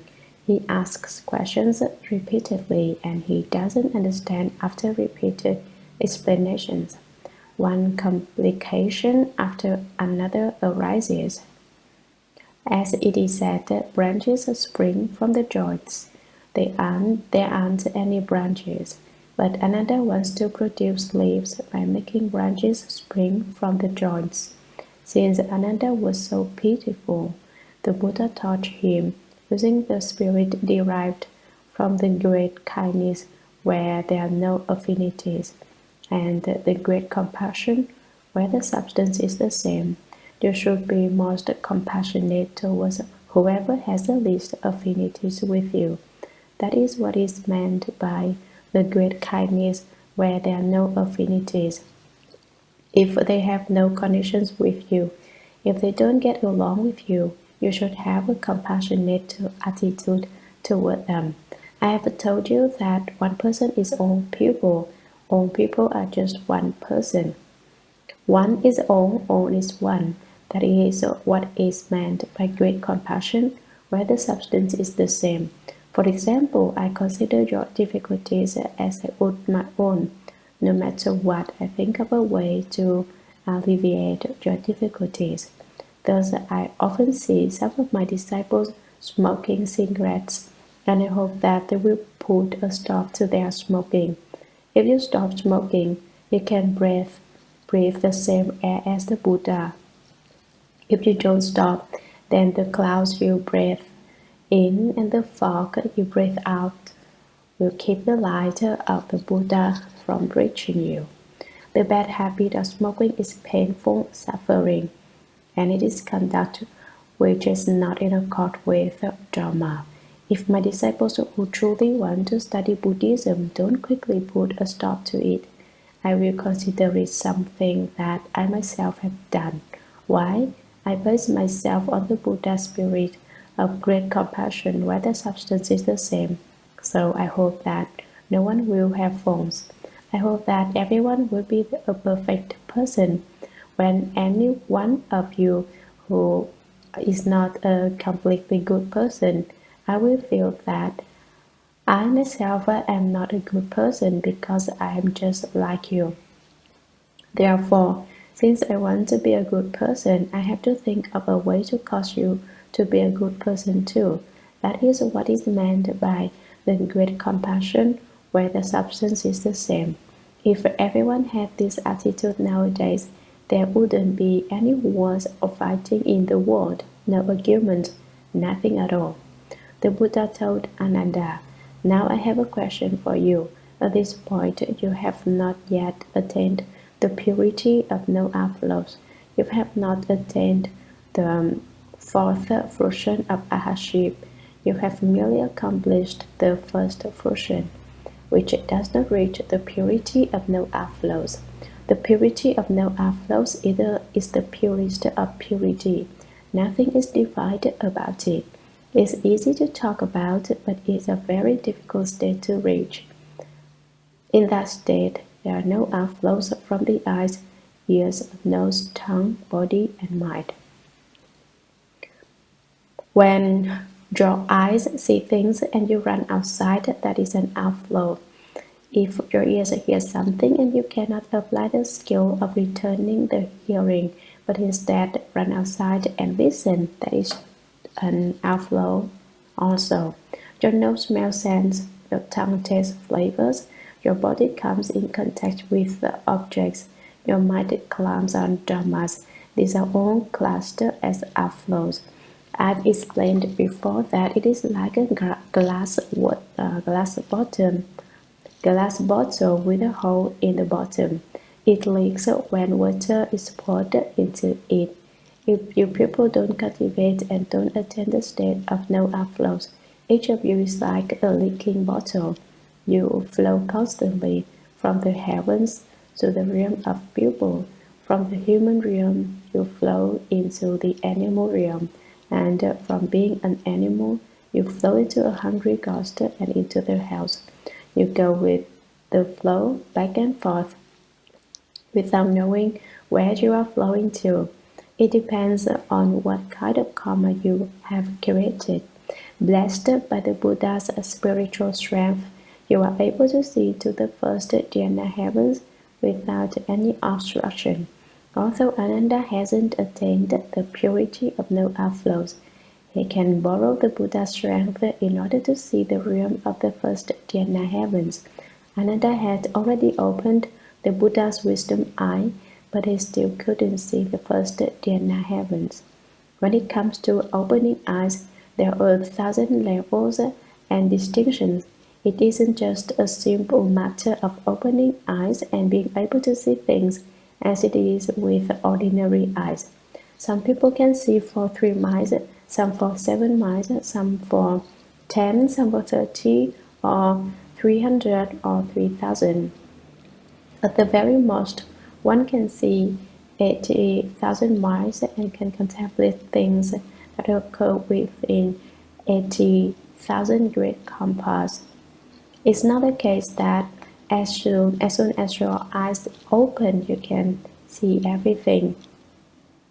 Only by relying on the strength of the Buddha's spiritual penetrations was Ananda able to see the first dhyana heavens clearly and in all purity without obstruction, just as the Aniruddha looks at Jambudvipa with such clarity. The Venerable Aniruddha was foremost in the heavenly eye. His name is Sanskrit and is interpreted to mean not poor. In this life and life after life, Aniruddha is never poor. This Venerable One was a cousin of the Buddha. I mentioned earlier that he had a strange problem. Whenever the Buddha explained sutras, Aniruddha fell asleep. Then the Buddha scolded him. Hey, how can you sleep like an oyster in the deep? Sleep. 1,000 years, the Buddha's name you will not hear. Oysters stay in their shells and never stick their heads out. When the Buddha scolded him this way, Aniruddha's zeal arose. Never again would he sleep. He gazed fixedly and did not sleep day and night. After 7 days and 7 nights of no sleep, he went blind. Then he went to the Buddha and asked him for help. The Buddha told him not to worry and taught him the very illuminating light samadhi. By cultivating that samadhi, Aniruddha obtained the penetration of the heavenly eye, and thereafter he could see Jambudvipa, which means the whole world, as he might an amala fruit in the palm of his hand. There are many Jambudvipas, of which the one we live in is just one. The amala fruit grows in India but not in China. I don't know whether it is grown in America, but the point is that the world, as large as it is seen as clearly as a piece of fruit held in the hand. I'll say more about Aniruddha. In a former life, he was a farmer who was very poor. Every day he took coarse rice to the fields in his lunch box, or if they didn't have boxes back then, he probably wrapped it in paper and tied it with a string. The rice he ate was rough and of poor quality, but very inexpensive.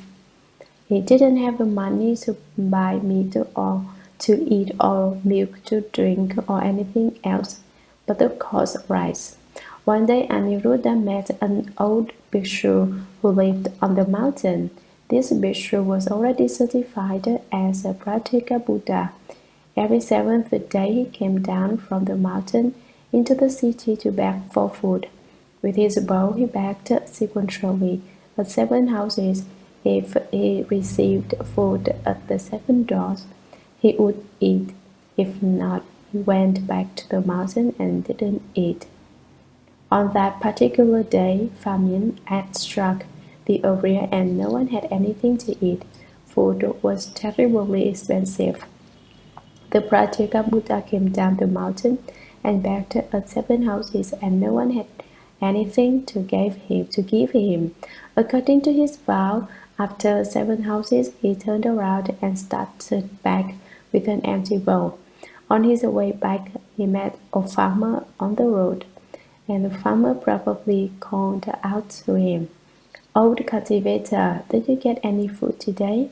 The old cultivator said, No food to eat today. We'll have to go hungry." The farmer thought that over and said, "You didn't get any food today, and that means you have to go hungry for 7 more days before you come back down the mountain to beg for food again.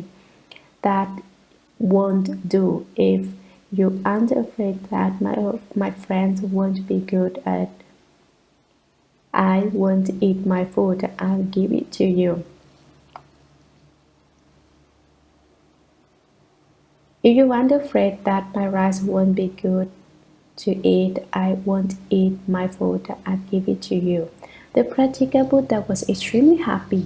Why? He'd already gone hungry for 7 days, and if he had to go back that day until anything to eat, he would have had to go hungry for 2 whole weeks. Although he had attained enlightenment, food was still important to him. He too got hungry if he didn't eat, so he was very grateful. "Thank you very much," he said, and he transferred merit to the farmer, saying, "Those who practice giving are sure to reap rewards. Those who give seeking happiness will surely later be at ease." He said, You're giving food to me now, and I certainly will fulfill your wishes too, for whatever you may seek. If you want happiness and you make an offering, you will certainly be at peace afterward. You will have that kind of reward. Now that, do you suppose happened to the farmer who had given the food to the practical Buddha? A strange thing happened. If I tell you, you won't believe it. I also find it unbelievable. But Shakyamuni Buddha explained it this way in the sutra, and there is no reason not to believe it. You must believe the unbelievable. What happened? As soon as he began to hold the ground, a rabbit hopped out of the ground and in a single leap landed on his shoulder. Once there, it didn't move. The farmer got scared. He couldn't figure out why the rabbit had dropped on his back. No matter how hard he tried to shake it off, no matter what he did, the rabbit wouldn't get down. So he stopped working and went back home as fast as he could so that his wife could have a look and see what it was all about. When he got home, his wife discovered that the rabbit had turned to gold. Afterward, whenever he took a piece of the golden rabbit to exchange it for money, piece grew back. Since he was a poor man, he didn't dare take the whole rabbit to sell. So he broke off the 4 paws to sell, and by the time he got back, the rabbit had grown 4 more paws, and because of that, his wealth was inexhaustible. Not only was he wealthy from then on in that life, he was healthy for life after life. For 91 great compass in the heavens among people, no matter where he was, so he is called Aniruddha, very poor. In Buddhism, it is said of giving that relinquish one and obtain 10,000 in return. It says so in the Sutra of the Past Vows of Earth Store Bodhisattva. Everyone should believe that doctrine deeply without the least bit of doubt. Look at the Venerable Anuruddha, who resolved the problem of a practical Buddha's hunger by offering him his inferior food, and the practical Buddha transferred merit to him so that he obtained the reward of inexhaustible wealth. In China, when 1,000 monks are gathered together, there is about to be one arhat among them. You should think every monk you meet is an arhat, although it is not that easy. An arhat are 1 in 1,000, but then it remains to be seen if you can recognize him. The Venerable Aniruddha made an offering to only one monk, but the monk who was a practical Buddha can so obtain that kind of good reward. Now, why didn't the practical Buddha receive any offerings when he went back for food today? Once again, this must be explained in terms of cause and effect. Cultivating wisdom and not cultivating blessings. The arhat holds an empty bowl. Cultivating blessings and not cultivating wisdom. The elephant is backed with necklaces. If you only know how to cultivate wisdom, you say, I'm going to study the sutras and investigate the Buddha Dharma. That's fine. You can open wisdom, but you also should cultivate giving. You must nourishing your blessings and draw wisdom. You should seek blessings by making offerings to the triple jewel. If you do not plan blessings, then in the future, when you are an arhat who goes out begging, no one will give you any food because you have no blessings. On the other hand, if you cultivate blessings but do not cultivate wisdom, if you only know how to do good deeds and how to practice giving, then in the future you'll be the elephant decked with necklaces. You cast off this body and become a big dumb elephant whose body is strung with necklaces and adorned with gems. In former times, women wore such necklaces in the air. The necklaces were beautiful. Elephants became bedecked with necklaces. Thus, when you cultivate the way, you should cultivate both blessings and wisdom. Cultivate outside by doing good deeds and cultivate inside until you obtain the light of wisdom. Then you can obtain a mutual response with the way. Sutra. Bodhisattvas can see hundreds of thousands of realms. The first commons of the 10 directions see everything goes out the pure land as numerous as fine motes of dust. Living beings' sight does not extend beyond a fraction of an inch. Commentary. Differences exist when it comes to seeing things. Arhats of the first stage cannot see the first dhyana heavens, while the second stage arhat can see the first dhyana heavens but not the second dhyana heavens. Arhat of the third fruition can be seen the second dhyana heavens but not the third dhyana heavens, unless they are aided by the Buddha's spiritual strength. In that case, they can use the fourth dhyana heavens and the heavens of the 4 stations of emptiness. Bodhisattvas, the great beings, are different. Bodhisattvas can see hundreds of thousands of realms. The Bodhisattva of the first crowd can see 100 worlds. The Bodhisattva of the second crowd 1,000 worlds, and the Bodhisattva of the third crowd 10,000 worlds. What is seen at each position of engagement is different. The first come ones of the 10 directions see everything throughout the pure land as numerous as fine motes of dust. Only the Buddhas of the 10 directions are able to see throughout the pure adorned lands of all Buddhas. They see them clearly and completely. Thus, the Vajra Sutra says, all the various thoughts that occur to all the living beings are known completely and seen completely by the first come one. When Bodhisattvas possesses the understanding of others' thoughts, they know what's on your mind without you're saying a word. All the Buddhas can see your thoughts even more clearly.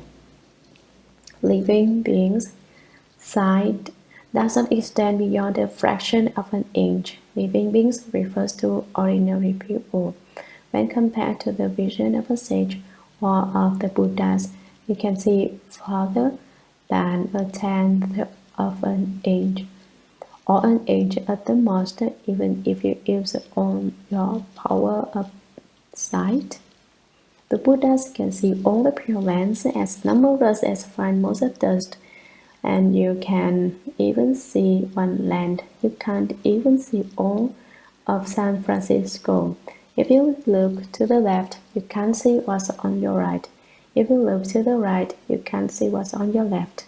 If you look ahead, you can't see what is behind you, and if you try to see behind you, you can't see what's in front of you. Therefore, obstructions in the heavens of ordinary people. Although the seeing nature is neither produced nor extinguished, your physical body has limitations, and that is why you cannot see. Therefore, the Bodhisattvas and the Buddhas all have the spiritual penetration of the heavenly eye, and their seeing penetrates without obstruction.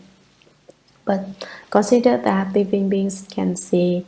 I can see you now, but if I hold a piece of paper up in front of my eyes, it stops me from seeing you, and the piece of paper is not even a tenth of an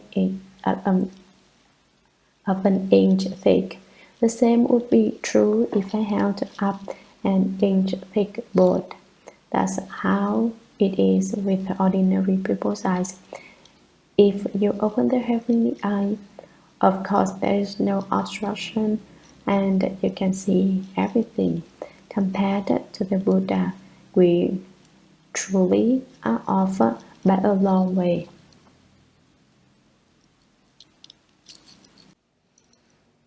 Sutra. Ananda, as you and I now look at the palace where the four heavenly kings reside, and inspect all that moves in the water, on dry land, and in the air. Some are dark and some are bright, varying in shape and appearance, yet all are nothing but dust before us, distinctions and obstructions. Commentary. The Buddha said further to Ananda, Ananda, as you and I, at present let's just talk about you and me. Now, look at the palace where the four heavenly kings reside.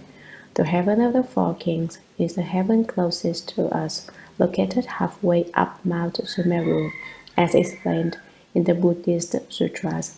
It does not reach the peak of Mount Sumeru. The four great heavenly kings are the Eastern Heavenly King, the Southern Heavenly King, the Western Heavenly King, and the Northern Heavenly King. The lifespan of beings in the heaven of the four kings is 500 years. After 500 years, they are destined to fall, and the 5 marks of decay appear, as I explained earlier. A day and a night in the heaven of the four kings is equivalent to 50 years among people. How is this, you ask? I'll give you an example to help you understand. If we feel very happy on a given day, the day passes without our even being aware of it. We feel the day was very short. All of us are like that because it is blissful in the heavens. A day and a night there is equal to 50 years among people. Why is 50 years such a long time in the realm of people? In the realm of people, there is continual disturbance and affliction, suffering and difficulty, fighting and quarreling. People are busy from morning to night, and they don't have any idea what they are doing.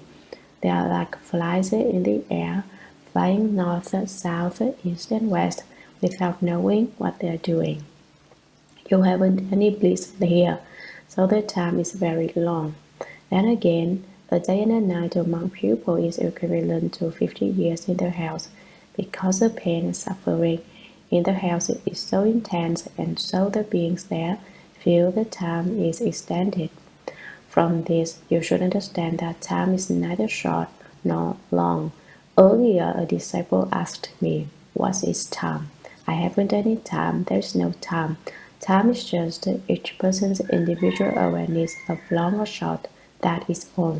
If you are happy every day, 50 years can go by and you won't feel it has been a long time.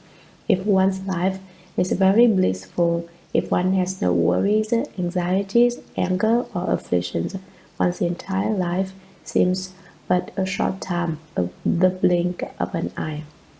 Ultimately, time is nothing more than a distinction based upon each person's awareness.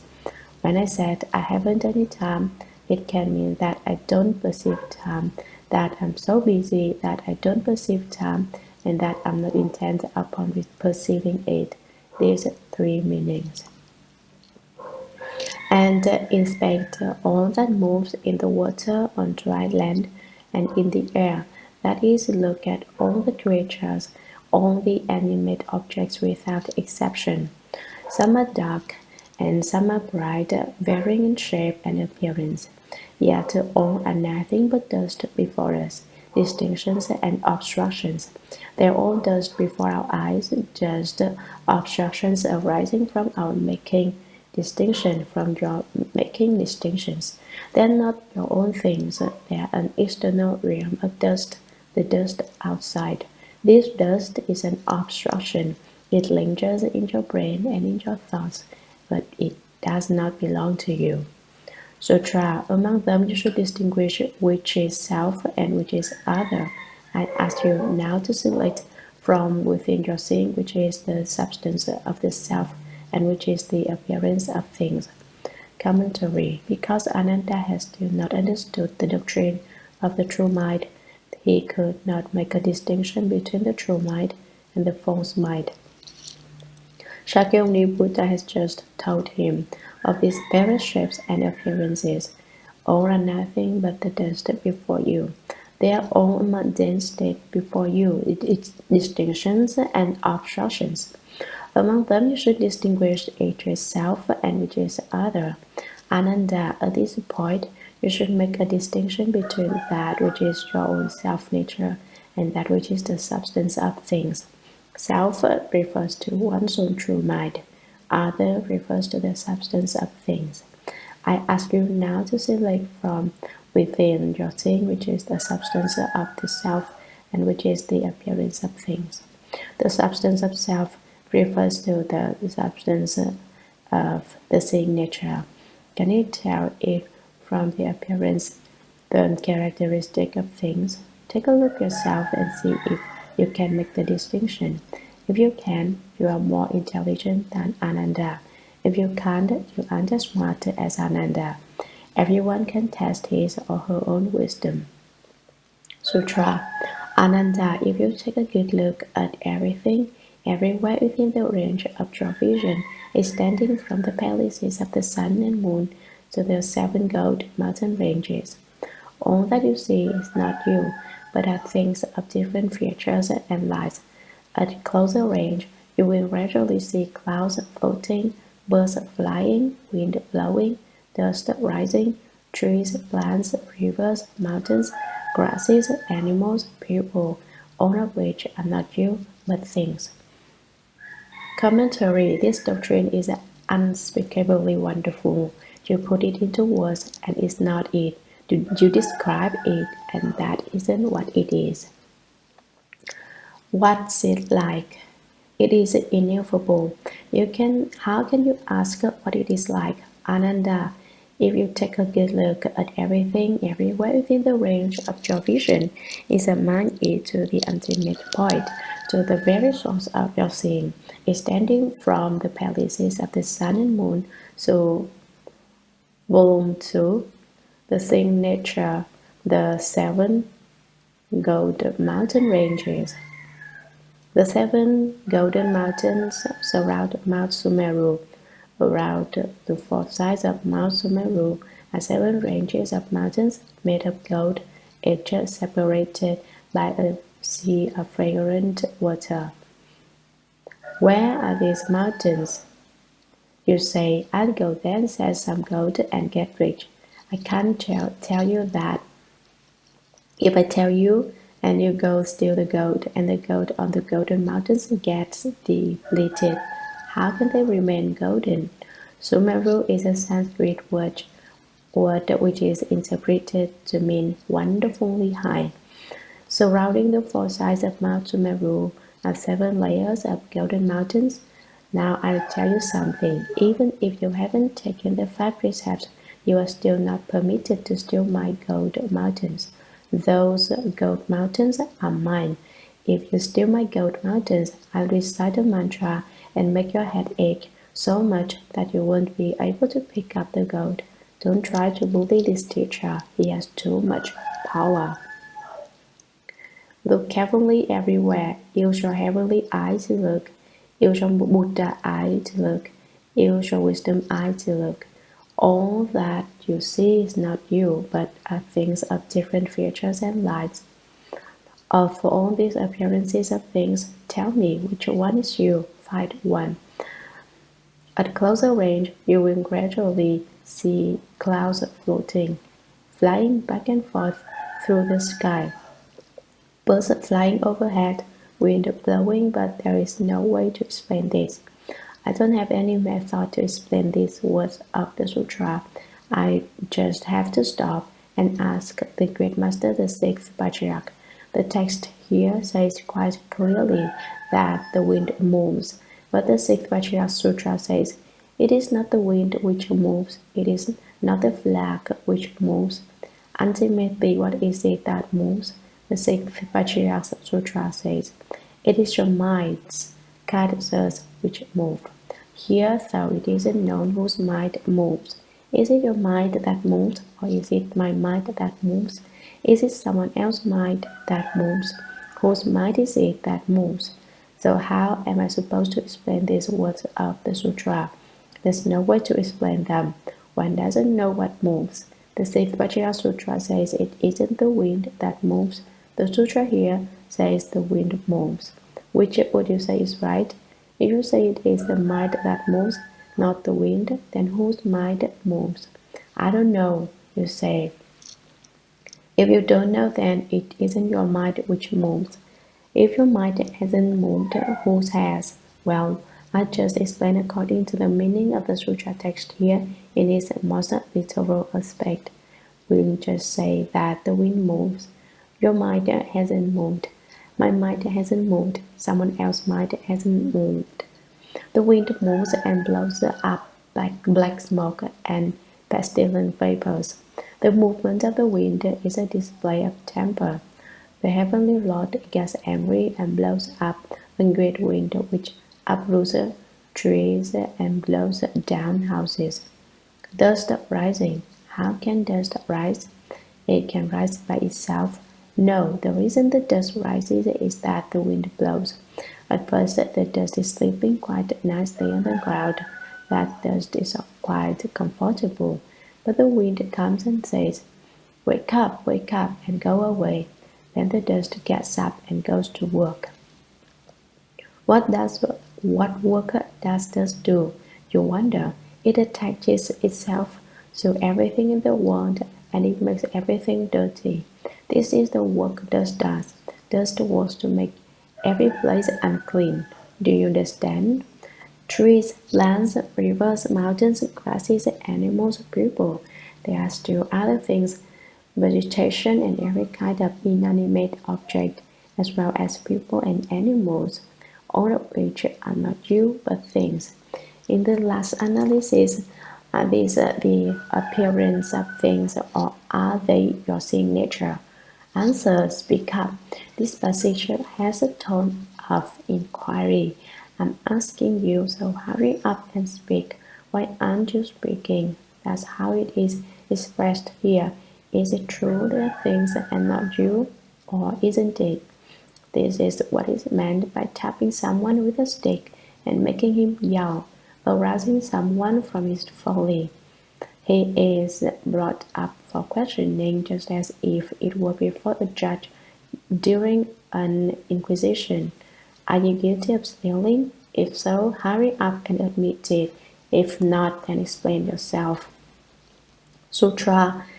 Ananda, all things near and far have the nature of things, although each is distinctly different. They are seen with the same pure essence of seeing, thus all the categories of things have their individual distinctions, but the same nature has no differences. This essential wonderful brightness is most certainly your seeing nature. Commentary. Through the various presentations of the doctrine, Shakyamuni Buddha has asked Ananda, you see all these things which is your seeing essence, find it. Now he makes the distinction between the essence of seeing and the appearance of things, because Ananda is afraid he won't be able to tell them apart. Ananda said that things and seeing are mixed together, and he doesn't know which is which. So the Buddha has initiated this discussion in order to reveal the seeing nature, and this section of text points straight to it. Ananda, all things near and far have the nature of things. All have the appearance of things, the substance and nature of things, although each is distinctly different. They are all different. Wind is wind, dust is dust, birds are birds, clouds are clouds, trees are trees, mountain streams are mountain streams, grasses are grasses, people and animals are people and animals. In Chinese, the character cha should be pronounced chu. This is an important part of scholarship. Most people who go to school for a few days or a few years don't know this. To be aware of this kind of distinction in the meaning of characters takes 15 years of study at the very least. How many years have you studied? Someone asks. I'll tell you frankly, I went to school 2.5 years. I studied less than you people have. Then why do you understand? I don't know why I understand. It is enough that when it comes right down to it, I do understand. You shouldn't ask why, isn't that right? They are seen with the same pure essence of seeing. Your essence of seeing is able to see all these differing things clearly. Thus, all the categories of things have their individual distinctions, but the seeing nature has no differences. The things your seeing encounters are all naturally different from one another, but what distinctions lie within the seeing nature itself? When you see Mr. Chang, it is the seeing nature. When you see Mr. Lee, it is still the seeing nature. The seeing is the same without any distinction. A cat, a person, no matter what you see, it is seeing. Does the seeing change? Does it make distinctions? Shakyamuni Buddha asks Ananda, do you see any distinctions in the seeing? Ananda hasn't anything to say. It's not that he's dumb. He's just tongue-tied. If he were dumb, he could still make a guttural sounds, but Ananda can't even do that at this point. What is the most essential, most wonderful, most brilliant thing? The Buddha asked him. What is it? Speak up. Ananda still didn't make a sound. If you think about it, you realize that the Buddha certainly asked Ananda again and again at this point, what do you say this is?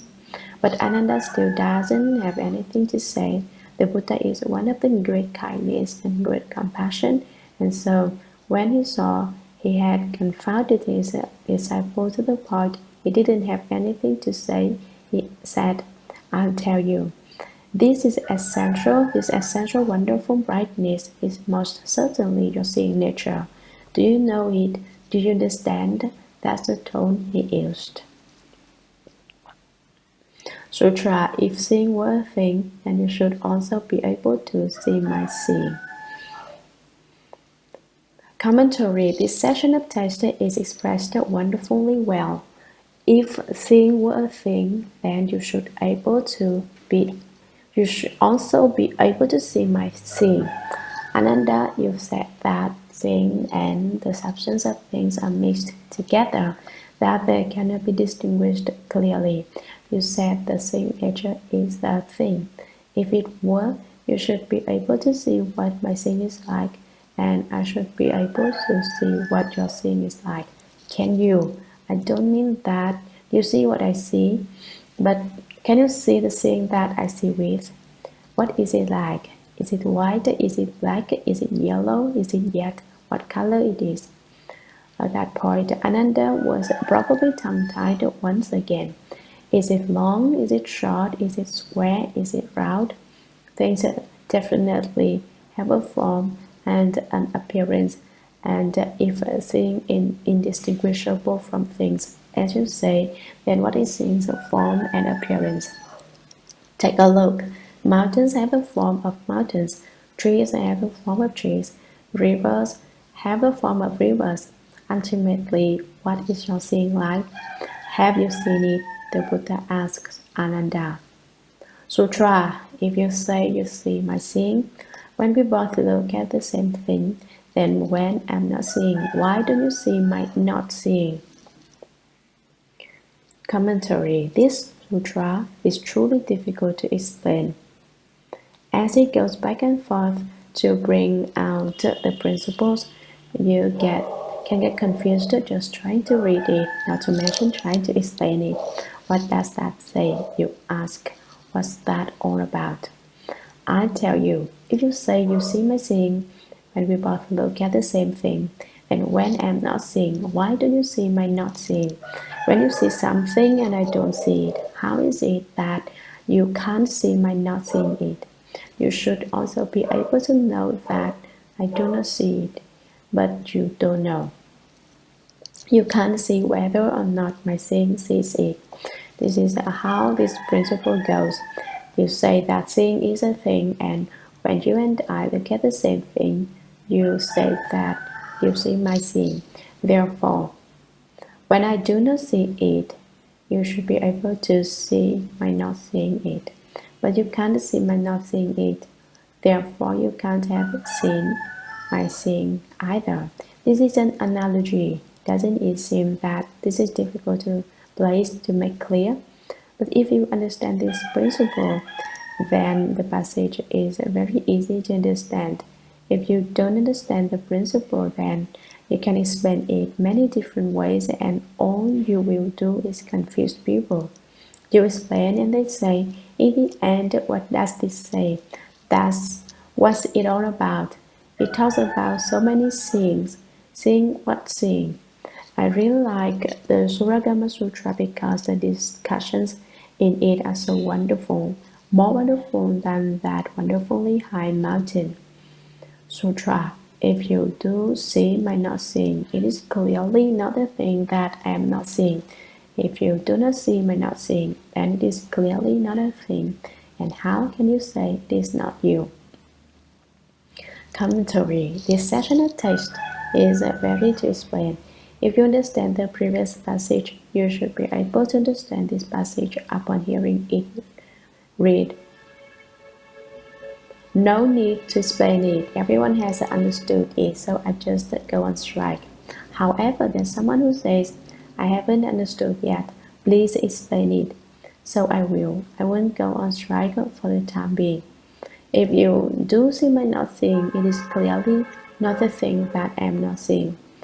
I say that the thing is not a thing, but you don't believe it yet. Let me make it clearer. If my seeing nature, which is without distinctions, sees a thing which has certain distinctions, and if the thing becomes that thing, as you say, then the seeing nature should be visible.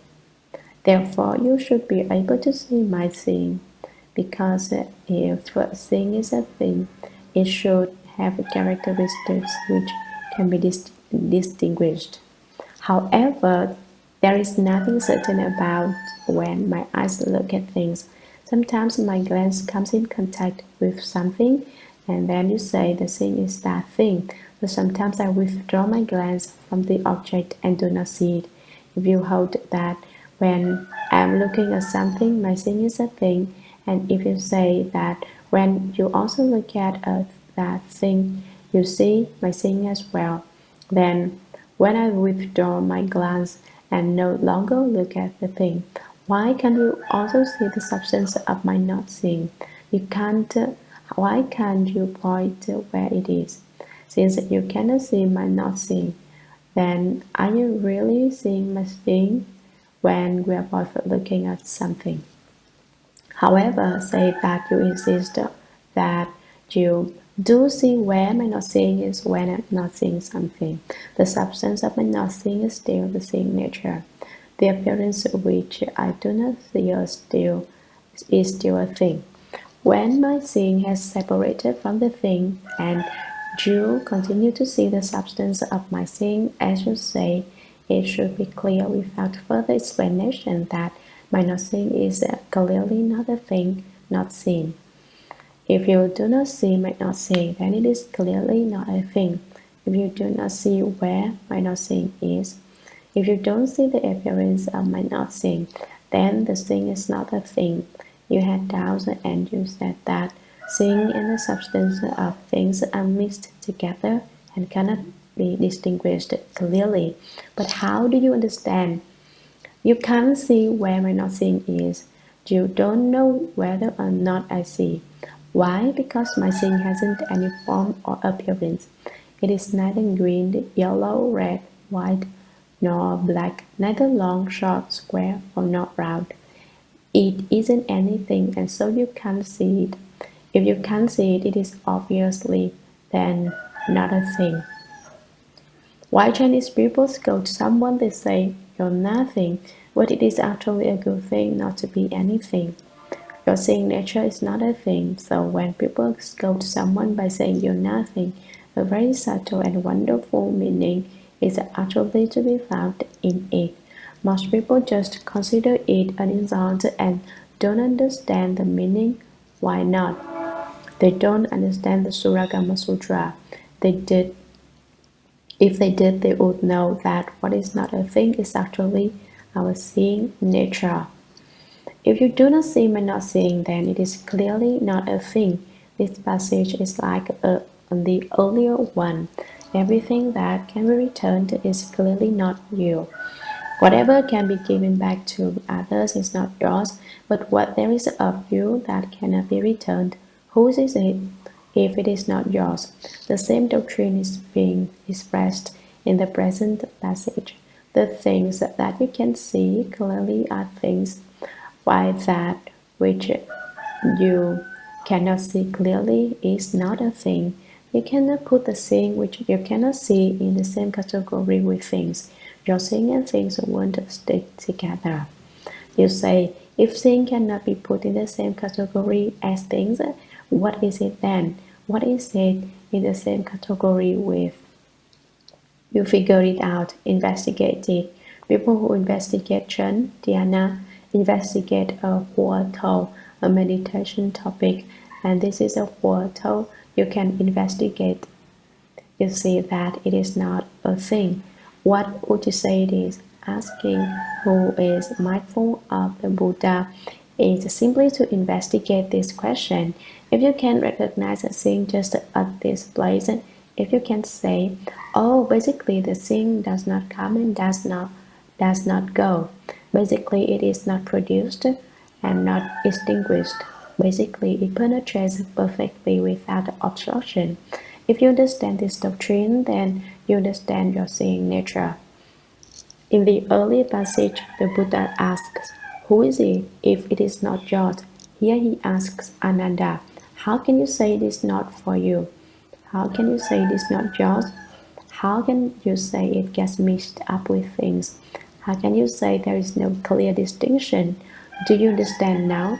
You should understand by now. I have spoken so many principles for you that if you are still unclear, you truly are a muddled worm. Sutra. What is more? If your seeing is a thing, things should also see you when you see things.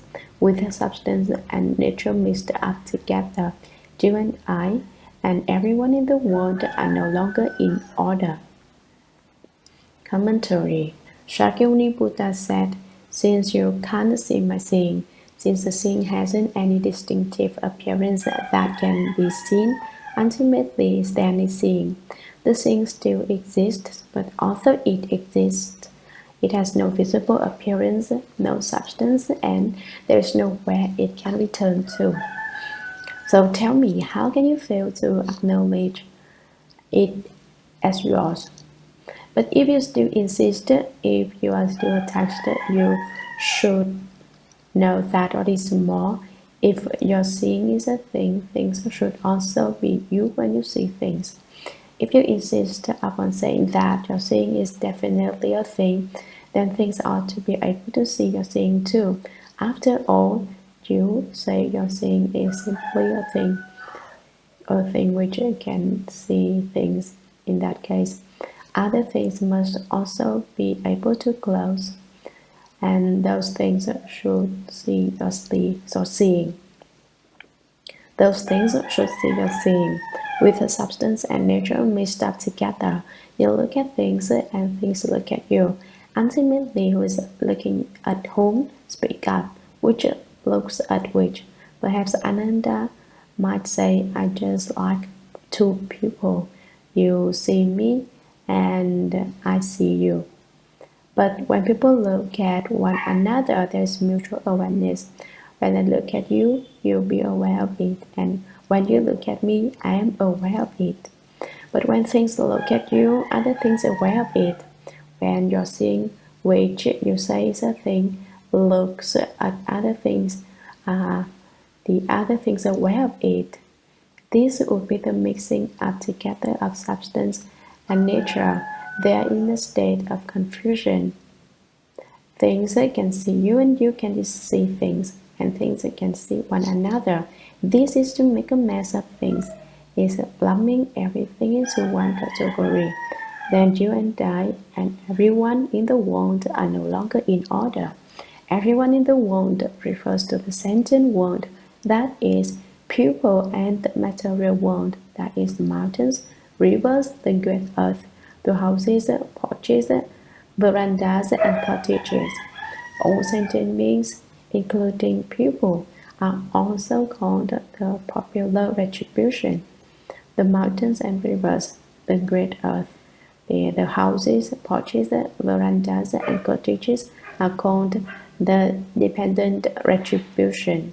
Proper retribution is so called because the body that living beings have is the proper retribution for them to be undergoing at any given time.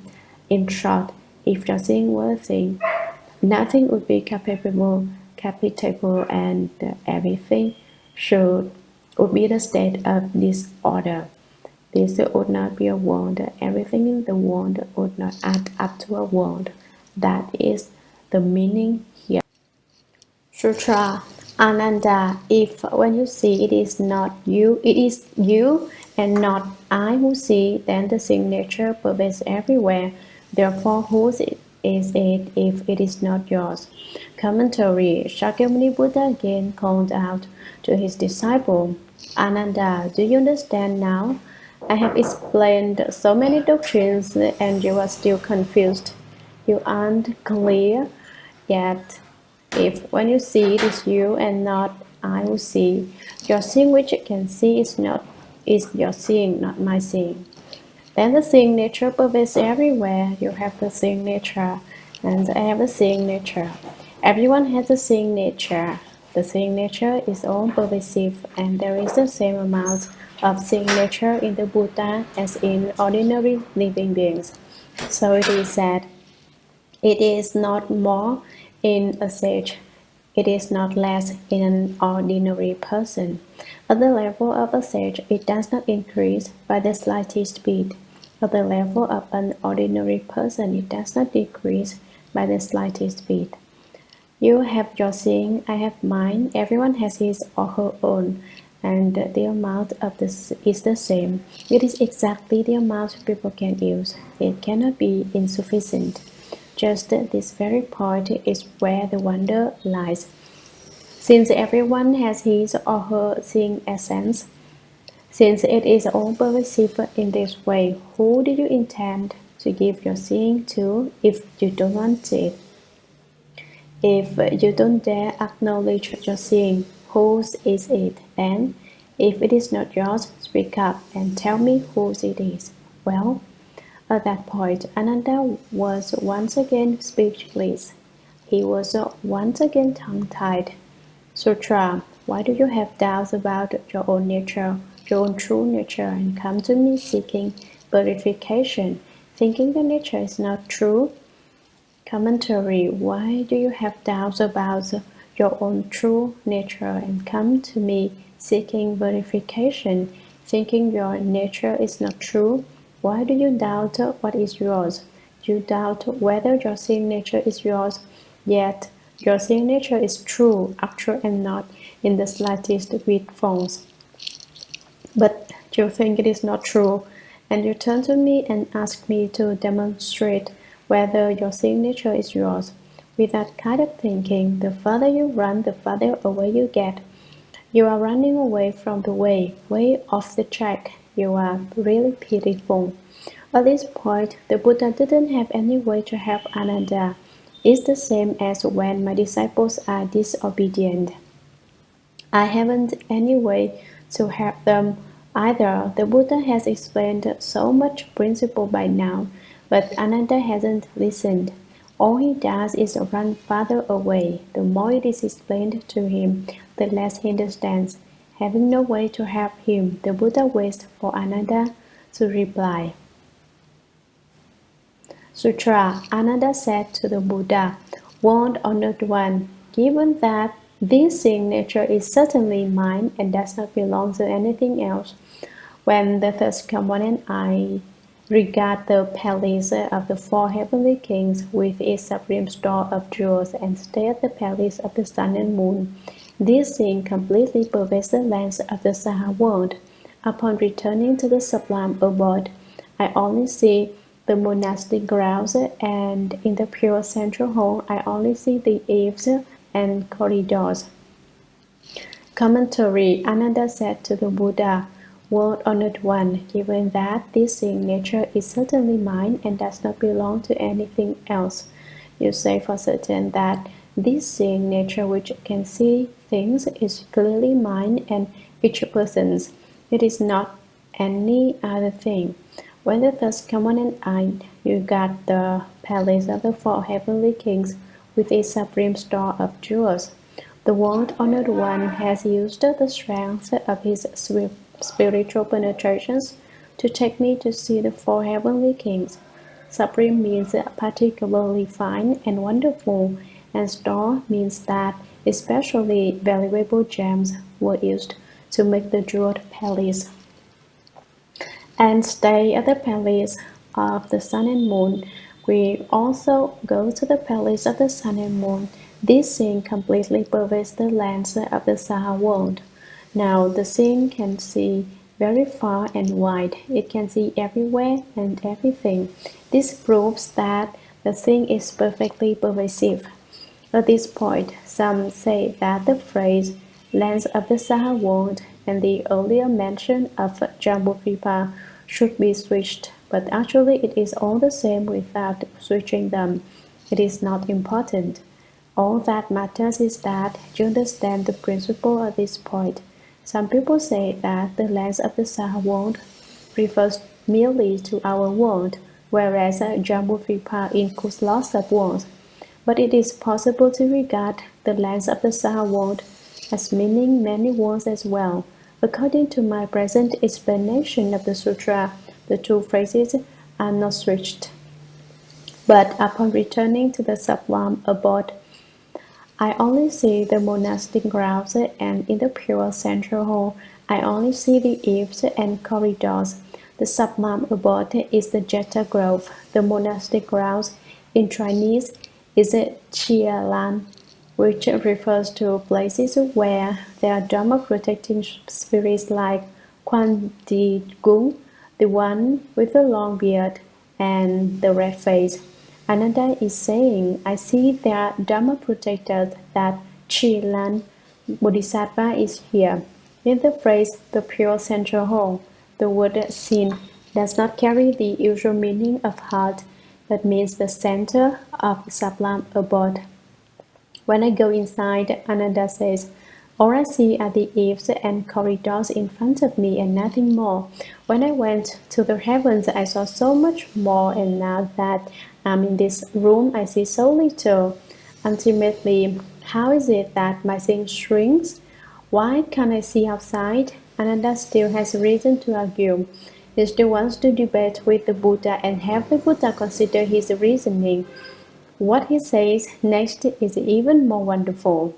Sutra, World Honored One, that is how the seeing is. At first, its substance pervaded everywhere throughout the one realm, but now in the midst of this room, it fills one room only.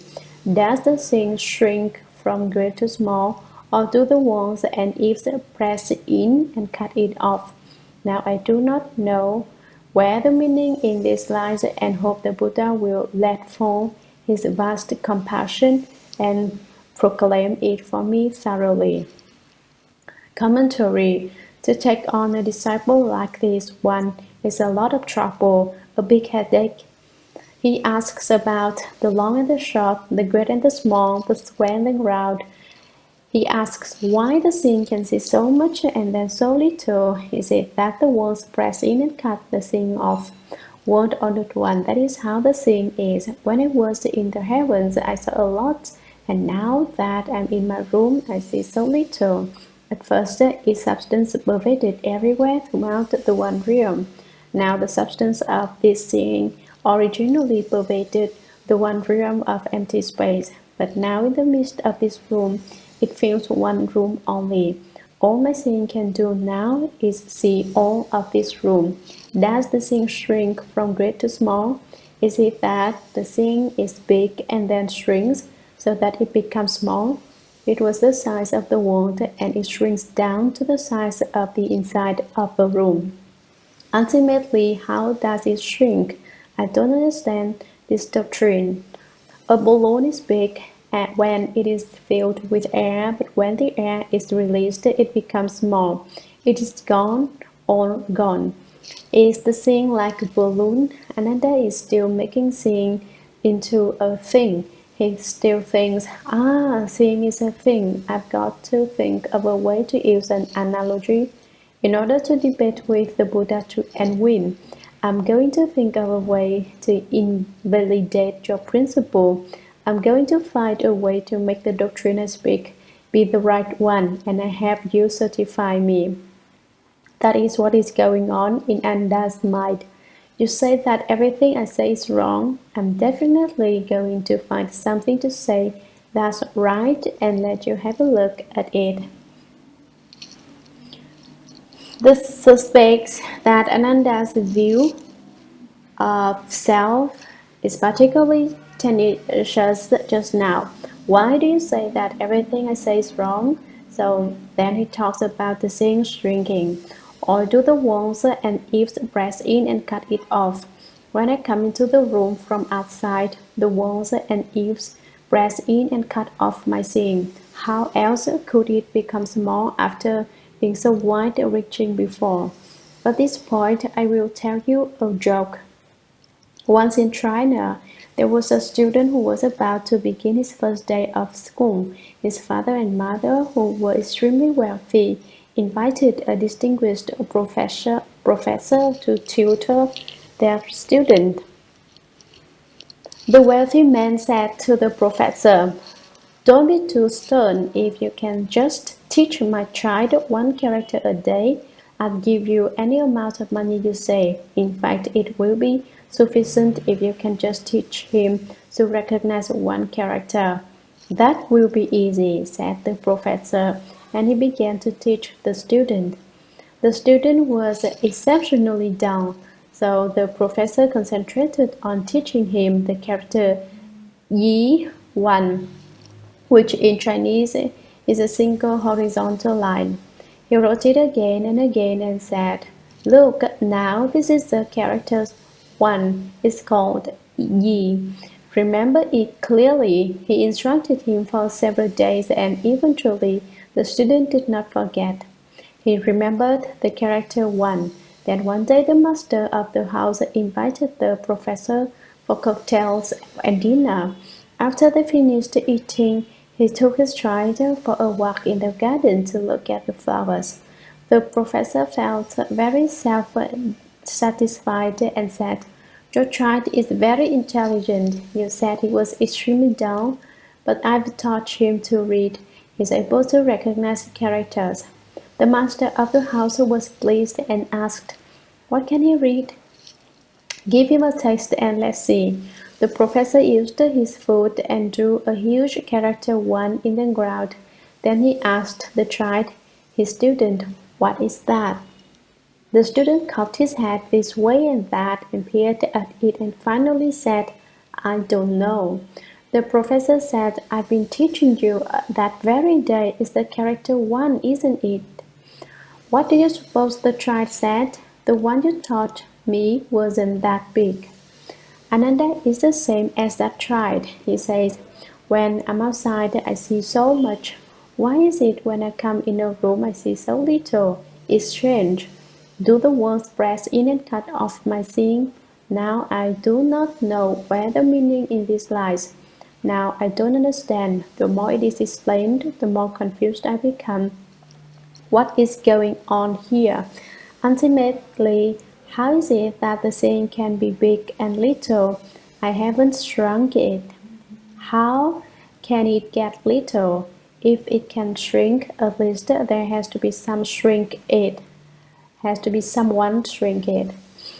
Perhaps the walls have cut it off. I don't understand this doctrine. Just what is it about?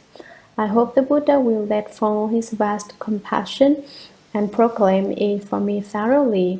Won't Honored One put forth great compassion and resolve my doubts and explain the doctrine thoroughly, bit by bit, to make it clear. Instruct me.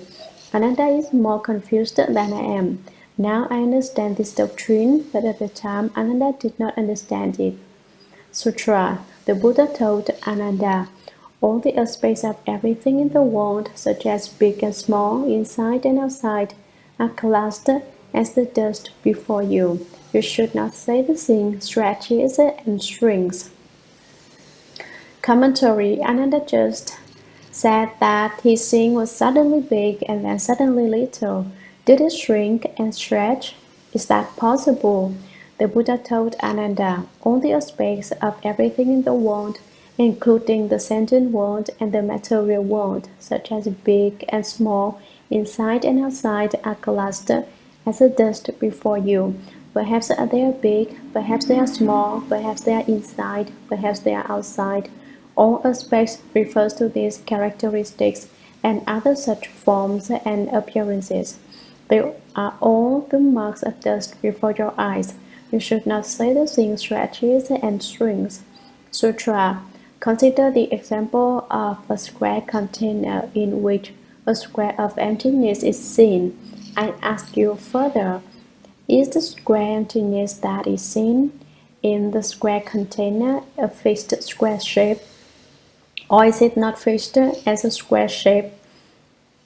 Commentary. Why do I say that you shouldn't say the thing stretches and shrinks? Consider the example of a square container.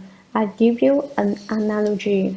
There is a square container, a box, in which a square of emptiness is seen. Since the box is square, the space inside it is square. I ask you further.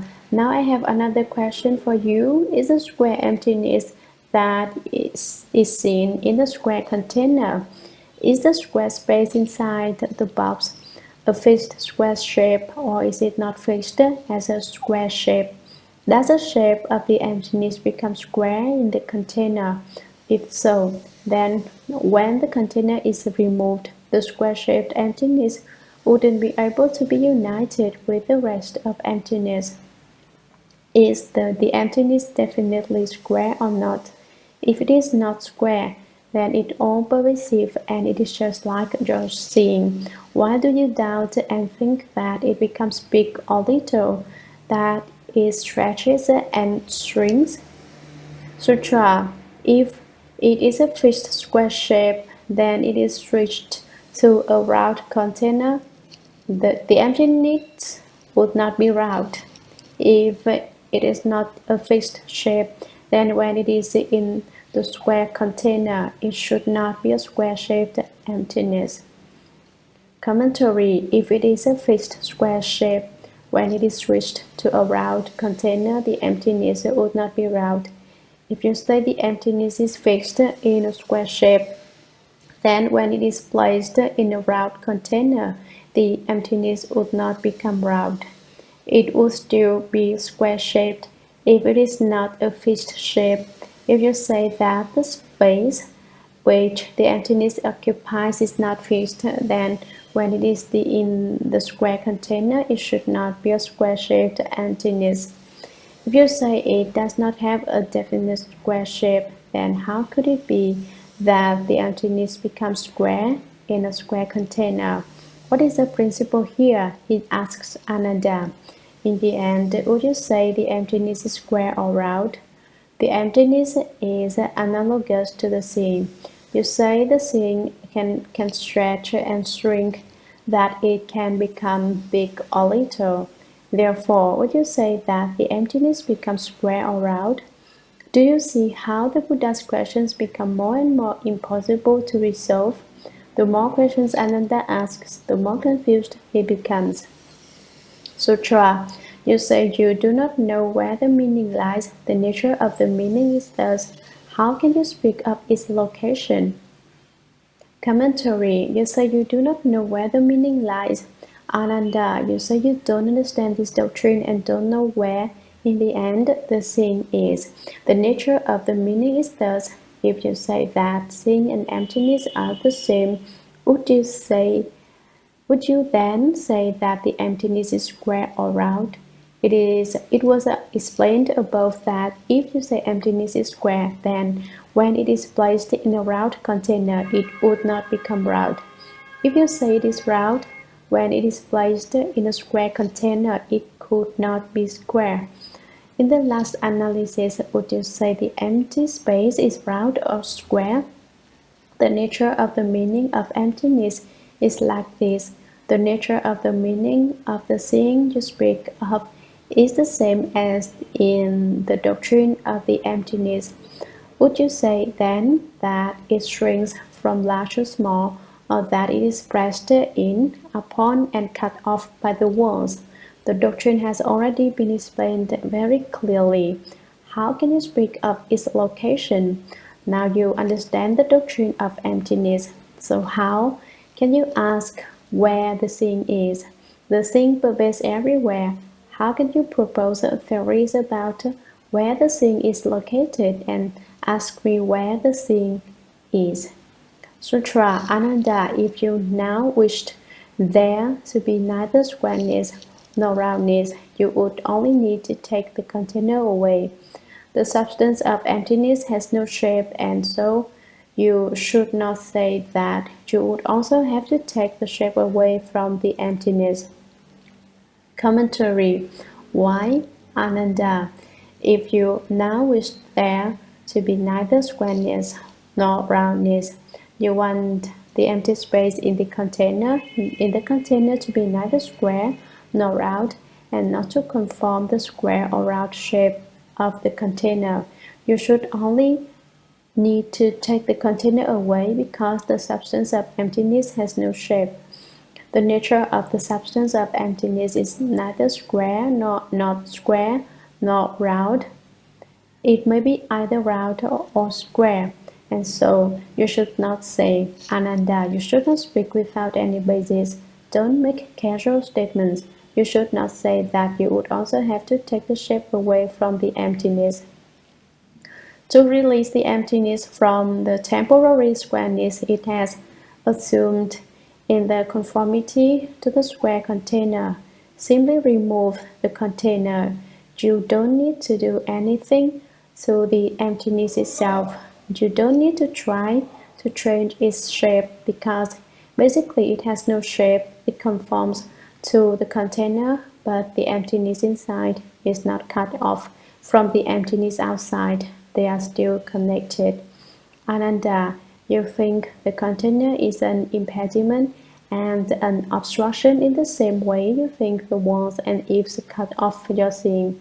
But in fact, Emptiness is not made square or round by a container, and your seeing is not made big or small by wants and ifs. There could be no such principle. How can you bring it up? You shouldn't speak like that. Here, the Buddha goes Ananda. Sutra. If as you ask, your seeing shrinks and becomes small when you enter a room, then when you look up at the sun, is your seeing pulled out until it reaches the sun's surface? If you build wants and ifs which can press in and cut off your seeing, why then is there no evidence of a joining when you drill a small hole? Therefore, that idea is incorrect. Commentary. If, as you ask, your seeing shrinks and becomes small when you enter a room, your idea is that your seeing is something you can open out and fold up and put away again. Then, when you look up at the sun, is your seeing pulled out until it reaches the sun's surface? Actually, all you need to do to see the sun is to lift your face and look. But if, as you say, your seeing shrinks when you enter a room, by the same token, can you take hold of your seeing with your hand and pull it out all the way to the sun when you look at it? If you build wants and ifs which can press in and cut off your seeing, when you build a house, its walls would be able to press in and cut off your seeing according to your idea. If your seeing could be severed, you could also connect it up again by drilling a small hole in the wall which you can see through. Why then is there no evidence of a joining when you drill a small hole?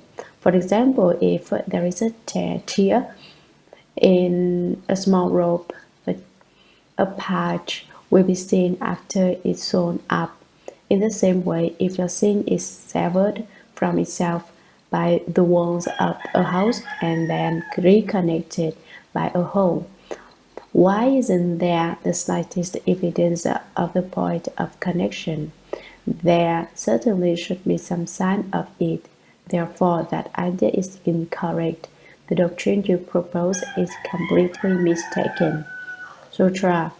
From beginningless time until now, all living beings have mistaken themselves for things, and having lost the original mind, are turned around by things. That is why they contemplate bigness and smallness in the midst of all this. Commentary. From beginningless time until now, all living beings have mistaken themselves for things. All living beings, inclusive beings born from worms, from eggs, from moisture, and by transformation, as well as beings having form, beings lacking form, beings that have thought, beings that lack thought, beings that do not have thought entirely, and beings that do not lack thought entirely. All have mistaken themselves and consider themselves to be things. They do not know that things are basically objects within their true mind, and having lost the original mind are turned around by things. Their true minds are not fundamentally lost, but they seem lost to them. They do not know that they still have their fundamental minds. Thus, the fundamental, everlasting true mind is turned around by things instead of it turning things around. That is why they contemplate bigness and smallness in the midst of all this. You look and say that the seeing is big and then that it is small. That shows that you are completely upside down. Ananda, you are very pitiful. Sutra. If you can turn things around, then you are the same as the thirst come one. Commentary. What is meant here? To be turned around by things means to become attached to whatever outside appearance you encounter, to whatever state you are in, and to get stuck in it. As soon as you become attached, you run after things. Your self-nature loses its control and pursues external states. Once it runs outside after things, then the more it runs, the further away it gets. And the further away it gets, the more it runs. It's like when you lose your way, the longer you are unable to find a way, the more nervous you become. And the more nervous you become, the farther away you go. The farther away you go, the further you go down the wrong road. Following after things and being turned around by them involves the same principle. To turn things around now, what does that mean? It means not running after things, but instead having things that follow you and run after you. Things are inanimate, you say. How can they run after me? Living things can run after people, and we people can run after things because we are animate. But how can things run? Don't be too rigid in your interpretation. Things turn you around, or you turn things around. If you do not run after things, things will be turned around by you. The meaning is that if you understand the true mind, then all external states are merely manifestations of the mind. They are things that are manifested from within your mind. Since they are in your mind, why do you want to run after them? Don't run after them. Basically, there is no separation between you and things. To turn things around is to understand that everything is made from the mind alone, that everything is a manifestation of the mind alone. To be turned around by situations is to turn your back on enlightenment and unite with the dust, to oppose the doctrine of enlightenment and form an association with external dust. Mundane objects is to be turned around by things. To turn your back on enlightenment and unite with the dust is to form an association with things. It is as when someone wants to open a business but lacks sufficient funds, and someone else offers to buy shares of stock. When you turn your back on enlightenment and unite with the dust, it is as if you had formed a partnership with the dust. You have joined together with it. That is to be turned around by things. If you turn things around, you turn your back on the dust and unite with enlightenment. You oppose the things which you can see now. You separate yourself from them and unite with enlightenment. It is like turning your hand over. The back of your hand represents turning your back on enlightenment and uniting with the dust. To turn your hand over is to turn your back on the dust and unite with enlightenment. Just turn it over. That is what is meant by turning things around. If you can turn things around, you are the same as the first come one. Why is the first come one called the first come one? Because he turned his head around. He came to understand, he truly understands, and thus he is called the first come one. If you understand the true mind, then you are the same as the first come one. Sutra, with body and mind perfect and right, you are an unmoving place of the way. Commentary: how can the body and mind be perfect and right? You have obtained a kind of enlightenment and are the same as the first come one, and so you have light and are especially perfect. You are an unmoving place of the way. Then, whatever you are in a place of the way, every place is the Dharma body. A place of the way is a place to cultivate the way. For example, the place where the Buddha sat beneath the Bodhi tree cultivated the way and opened enlightenment is called the Bodhi place of the way. Now we are in the Buddhist lecture hall, and so it is called the Buddhist lecture hall place of the way. If you can turn things around, then wherever you are is the Dharma body. Wherever you are is in a state of unmoving suchness. Wherever you go, there is no difficulty. Wherever you go is an unmoving place of the way. Unmoving signifies a kind of samadhi power. You can turn things around because you have samadhi power, the power of great Shurangama Samadhi. Sutra, the tip of a single fine hair can completely contain the length of the 10 directions. Commentary. The tip of a single fine hair refers not to a hair on the head, but to a fine hair on the body. It can completely contain the length of the 10 directions. The lengths of the 10 directions are all contained on the tip of a single strand of fine hair. Such a small place can contain the length of the 10 directions. How vast would you say those lengths are? I don't believe this principle, you say. One of my fine hairs couldn't even hold a single person, let alone the length of the 10 directions. Not to mention a person, it couldn't support even a small particle of something. How could it possibly contain all the lengths of the 10 directions? That is just how wonderful the Buddha Dharma is.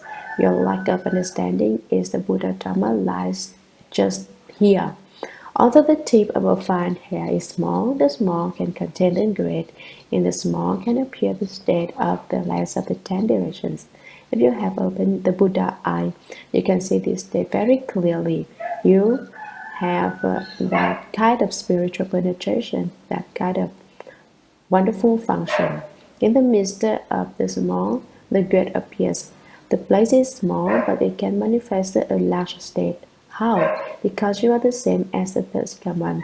The third command can manifest the great in the midst of the whole. He can manifest limitless, unbounded lengths. That is how wonderful the Dharma is.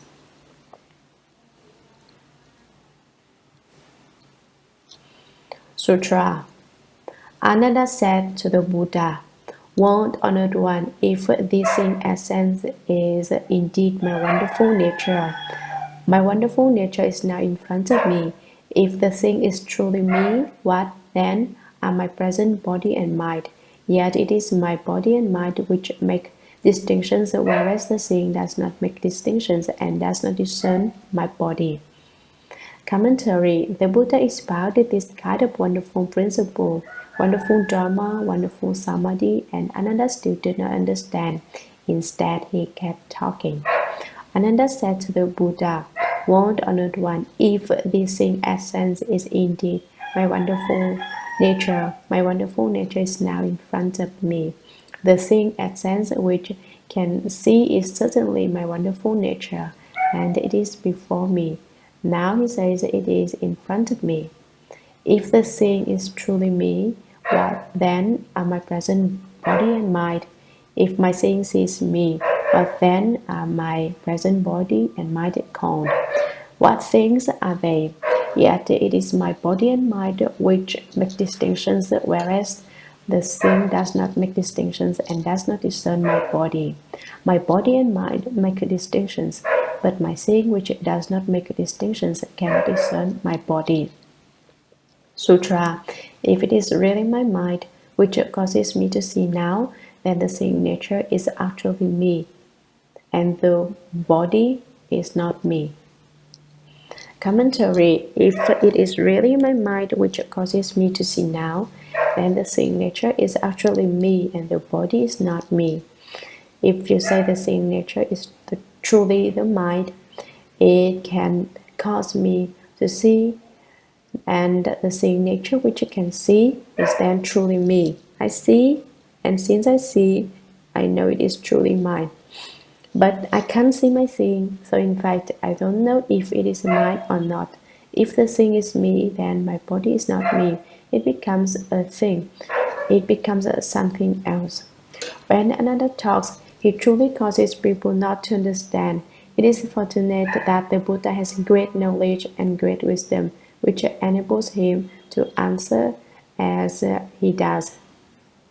Sutra. How is this different from the question the first command asked about things being able to see me? I only hope the Buddha will let fall his great compassion and explain for those who have not yet awakened. Commentary. How is this different from the question of the first command asked about things being able to see me. How is this different from what you, World Honored One, asked me earlier? You said, if seeing is a thing, things should be able to see me. Now the seeing is in front of me, and it is the same as doctrine the Buddha spoke earlier. I only hope the Buddha will let fall his great compassion and explain for those who have not yet awakened. World Honored One, I hope you will bring forth a mind of great compassion and explain to me the doctrines which I have not yet understood. Sutra. The Buddha told Ananda, what you have now said, that the thing is in front of you, is actually not the case. Commentary. You could say that Ananda is confused within confusion. Actually, though Ananda is certainly not confused, but he manifests the appearance of being confused in order to cause living beings not to be confused. He is actually as a model for living beings. He enables them to see that Ananda, confused to such an extent, is able to become enlightened. Now, as we look into the meaning of the sutra, some sutra may be more intelligent than Ananda. Some people may be more intelligent than Ananda. They will be even less confused. That is the meaning of it. Earlier in the sutra, Ananda said that his seeing was in front of him and had no connection with his body. Then he asked the Buddha to instruct him about this doctrine. The Buddha told Ananda. Since Ananda asked, Shakyamuni Buddha is now going to tell him. What you have now said, that the thing is in front of you, is Sutra. If it were actually in front of you, it would be something you would actually see, and then the seeing essence would have a location. It wouldn't be that there is no evidence of it. Commentary. If it were actually in front of you, if it really were the case that the seeing is in front of you, it would be something you would actually see. You should see the seeing, but you haven't seen the seeing. So what you have said is wrong. If you actually could see it, then the seeing essence would have a location. To be in front of you would be to have a location. It wouldn't be that there is no evidence of it. If the seeing is in front of you, what indication is there of it that makes you think it is there? Sutra. Now as you sit in the Chatter Grove, you look about everywhere at the grove, the ponds, the holes as far as the sun and moon, with the Ganges river before you. Now, before my lion's seat, point out these various appearances. What is dark is the groves, what is bright is the sun, what is obstructing is the walls, what is clear is emptiness, and so on, from the grasses and trees to the finest particle of hair. Their sizes vary, and since they all have appearances, none cannot be located. Commentary. This section of text is spoken to break up Ananda's attachment. Now, as you sit in the Chatter Grove, you look about everywhere at the grove, the ponds, the holes, as far as the sun and moon, with the Ganges river before you, sitting in the Prince Victor's grove, among small pools of water here in the sublime abode, looking upward to the palaces of the sun and moon, and facing the Ganges river. Now before my lion's seat, point out these various appearances. With your hand, point to these various forms, these various shapes and appearances. What is dark is the groves. What the places in darkness are the groves of trees. What is bright is the sun, the places where the sun is shining. What is obstructing is the walls, which impede and do not allow things to go through. What is clear is emptiness, which goes through and offers no obstructions. And so on, from the grasses and trees to the finest particle of hair. I have been speaking generally, and so on includes everything in between that has not been mentioned. from blades of grass to the finest particle of hair. Didn't I just say? On the tip of a hair, the lens of the Buddha appear. Sitting in a fine mote of dust, one turns the great Dharma wheel. A particle that is a fine mote of dust and a strand of fine hair represent the very smallest possible things. The sizes vary, and since they all have appearances, none cannot be located. Big or small, all these things have a form and appearance, and everything which has form and appearance can be pointed out. Now which among them would you say your seeing is? Which thing is your seeing? The thing has been discussed again and again, but Ananda still does not understand.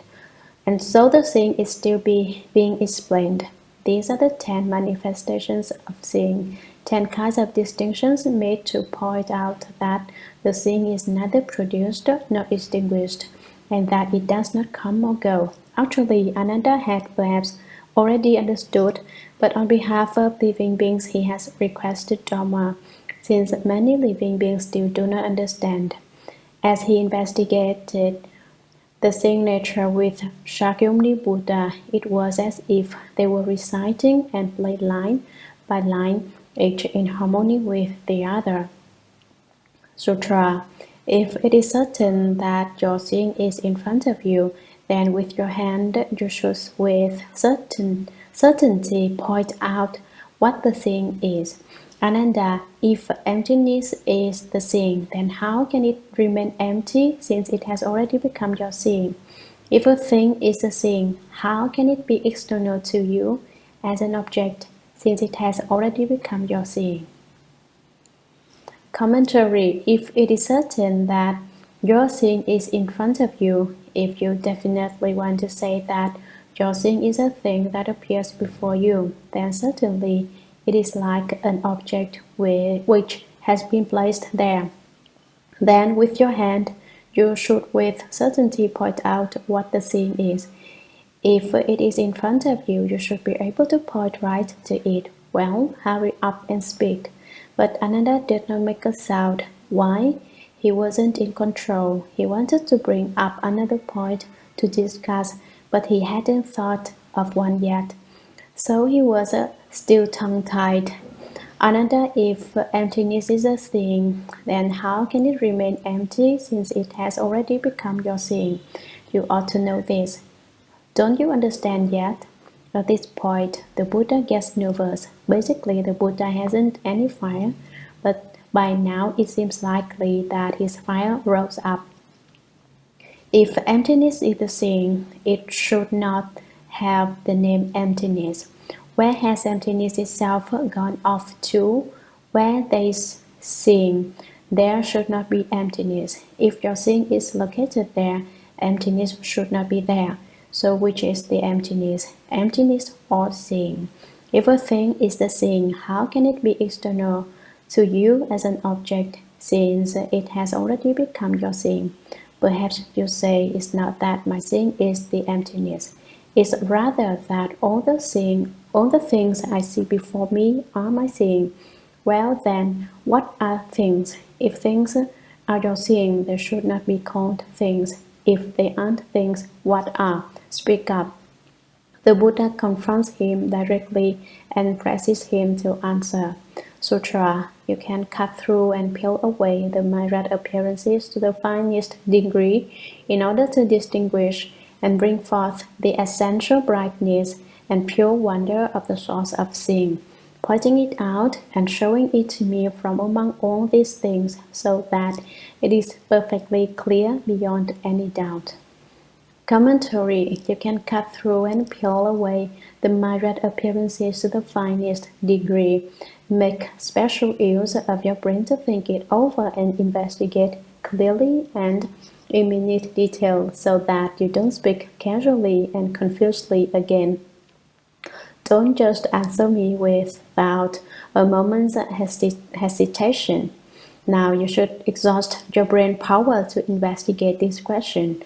Cut through the myriad appearances, distinguish among the appearances of the 10,000 things as if you were cutting through them, and dissecting them with a knife and peel them away as if you were using a knife to take the skin off bit by bit, to distinguish and bring forth the essential brightness and pure wonder of the source of seeing. Clearly distinguish the essential brightness which everyone can see and understand, the most pure and most wonderful source of the seeing that can see, pointing it out and showing it to me from among all these things. You tell me to indicate clearly which is your seeing and which are things, so that it is perfectly clear beyond any doubt. Can you make this distinction? Try it out.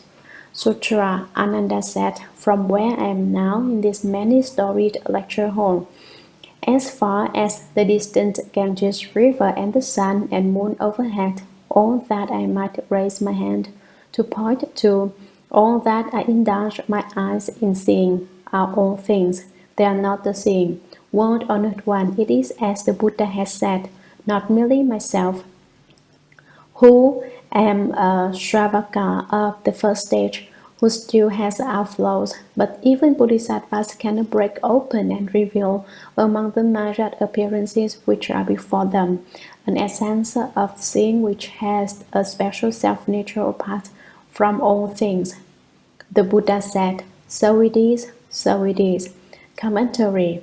Ananda said, in answer to the Buddha's instruction, from where I am now in this many-storied lecture hall, the lecture hall had 2 stories as far as the distant Ganges River. When I look into the distance, I see the Ganges River and the sun and moon overhead, all that I might raise my hand to point to, all that I indulge my eyes in seeing, all are things, they are not the seeing. When the eyes are lowered or closed, they are stored away, but to open them up wide is to indulge them. Anything that I see, when I open them and indulge them, anything that can be pointed to is a thing. It is not the seeing essence. Nothing can be shown to be the seeing. World Honored One, it is as the Buddha has said. It is like the doctrine which the Buddha explained before, namely that not merely myself, who am a Shravaka of the first stage, who still has outflows, but even Bodhisattvas cannot break open and reveal, among the myriad appearances which are before them, an essence of seeing which has a special self-nature apart from all things. I am a Shravaka who has just begun to study, a without hearer who has attained only the first fruition and whose power of spiritual penetration is quite small. Therefore, I still have outflows, since one becomes a being without outflows only upon attaining the fourth fruition of arhatship. But the Buddha said that not even at the level of a bodhisattva can one break open the myriad appearances before one, as if one were to cut them open with a knife and find the seeing essence among them. For your seeing nature is not a thing, and you cannot locate it as a thing among the myriad things. The Buddha said, so it is, so it is. This time you have spoken correctly. That is the way it is. He said it twice. Correct, correct. The Buddha emphasizes the point by repeating himself. This shows that he very much agrees with Ananda's opinion. He said, now your view is not mistaken. It is not like the mistakes you made before. Sutra. The Buddha said further to Ananda, it is as you have said, there is no seeing essence to be found, existing separately among all the things. Therefore, all the things you point to are things and none is the seeing. Commentary. The Buddha will ask another question in order to reveal the seeing essence. The Buddha said further to Ananda, it is as you have said, there is no seeing essence to be found, existing separately among all the things. There is no special thing that is the seeing. Therefore, all the things you point to are things, and none is a seeing.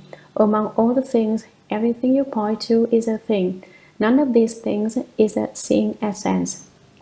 Sutra. Now I will tell you, you and the first come one sit in the Jeta grove, and look again at the groves and gardens, as far as the sun and moon, and at all the various different appearances. And it is certain that the seeing essence is not among whatever you point to.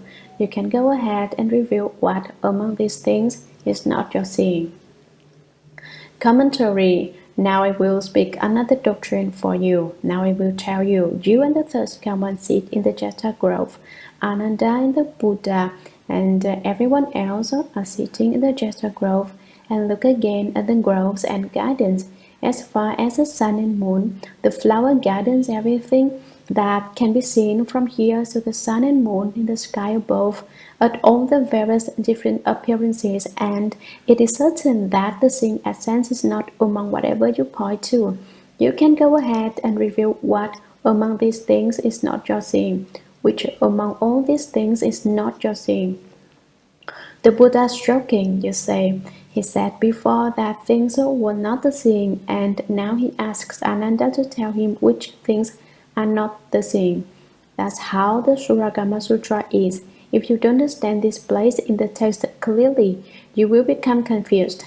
It said before that the things were not the seeing, and now it says they are the seeing. You say, now it asks which aren't the seeing, but before it said none of them was the seeing. Sutra. Ananda said, I see clearly all over this Jeta grove, and I do not know what in the midst of it is not my seeing. Commentary. Ananda knew earlier that they were not his seeing, but now the Buddha has asked him which are not his seeing. He is confused again. He doesn't understand the question again. Ananda said, I see clearly all over this Jeta grove. I can see everywhere all around this grove of trees of Prince World Victor, and I do not know what in the midst of it is not my seeing. Which isn't my seeing, now I don't know. As soon as the Buddha asked that last question, Ananda got confused again. Thus, the Shurangama Sutra is just confusion upon confusion until the very end, when it is all made clear. So don't be afraid of confusion and say, I don't understand, I don't know what is going on now. The Buddha is just turning the principle back and forth, explaining it over and over.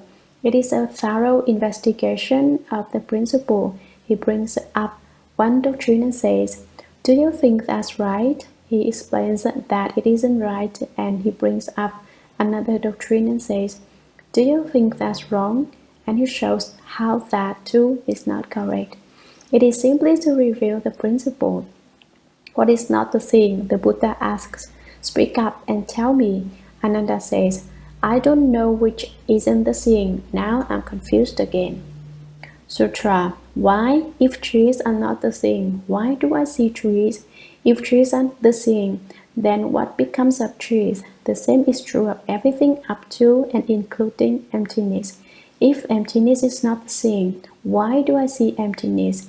If emptiness is the seeing, then what becomes of emptiness? Commentary. Why, if trees are not the seeing, why do I see trees? Ananda says that if the trees are not the seeing, then he wouldn't see the trees. So he can't say that the trees are not the seeing. If trees are the seeing, then what becomes of trees? If I were to say the trees are the seeing, then where would the trees have gone off to? Originally, the trees were simply trees, but now he is saying that they are the seeing, and so now he can't find a name for them. As for myself, I would just say they were wood. The same is true of everything up to and including emptiness. Trees are by nature things with form, but it is not only true of things which have an appearance. It is the same with emptiness and of all the things in between, which he doesn't mention by name because there would be no time to explain them all. It is the same with my explanation of the sutra. To lecture the entire sutra in 3 months means that many doctrines within it must go unspoken.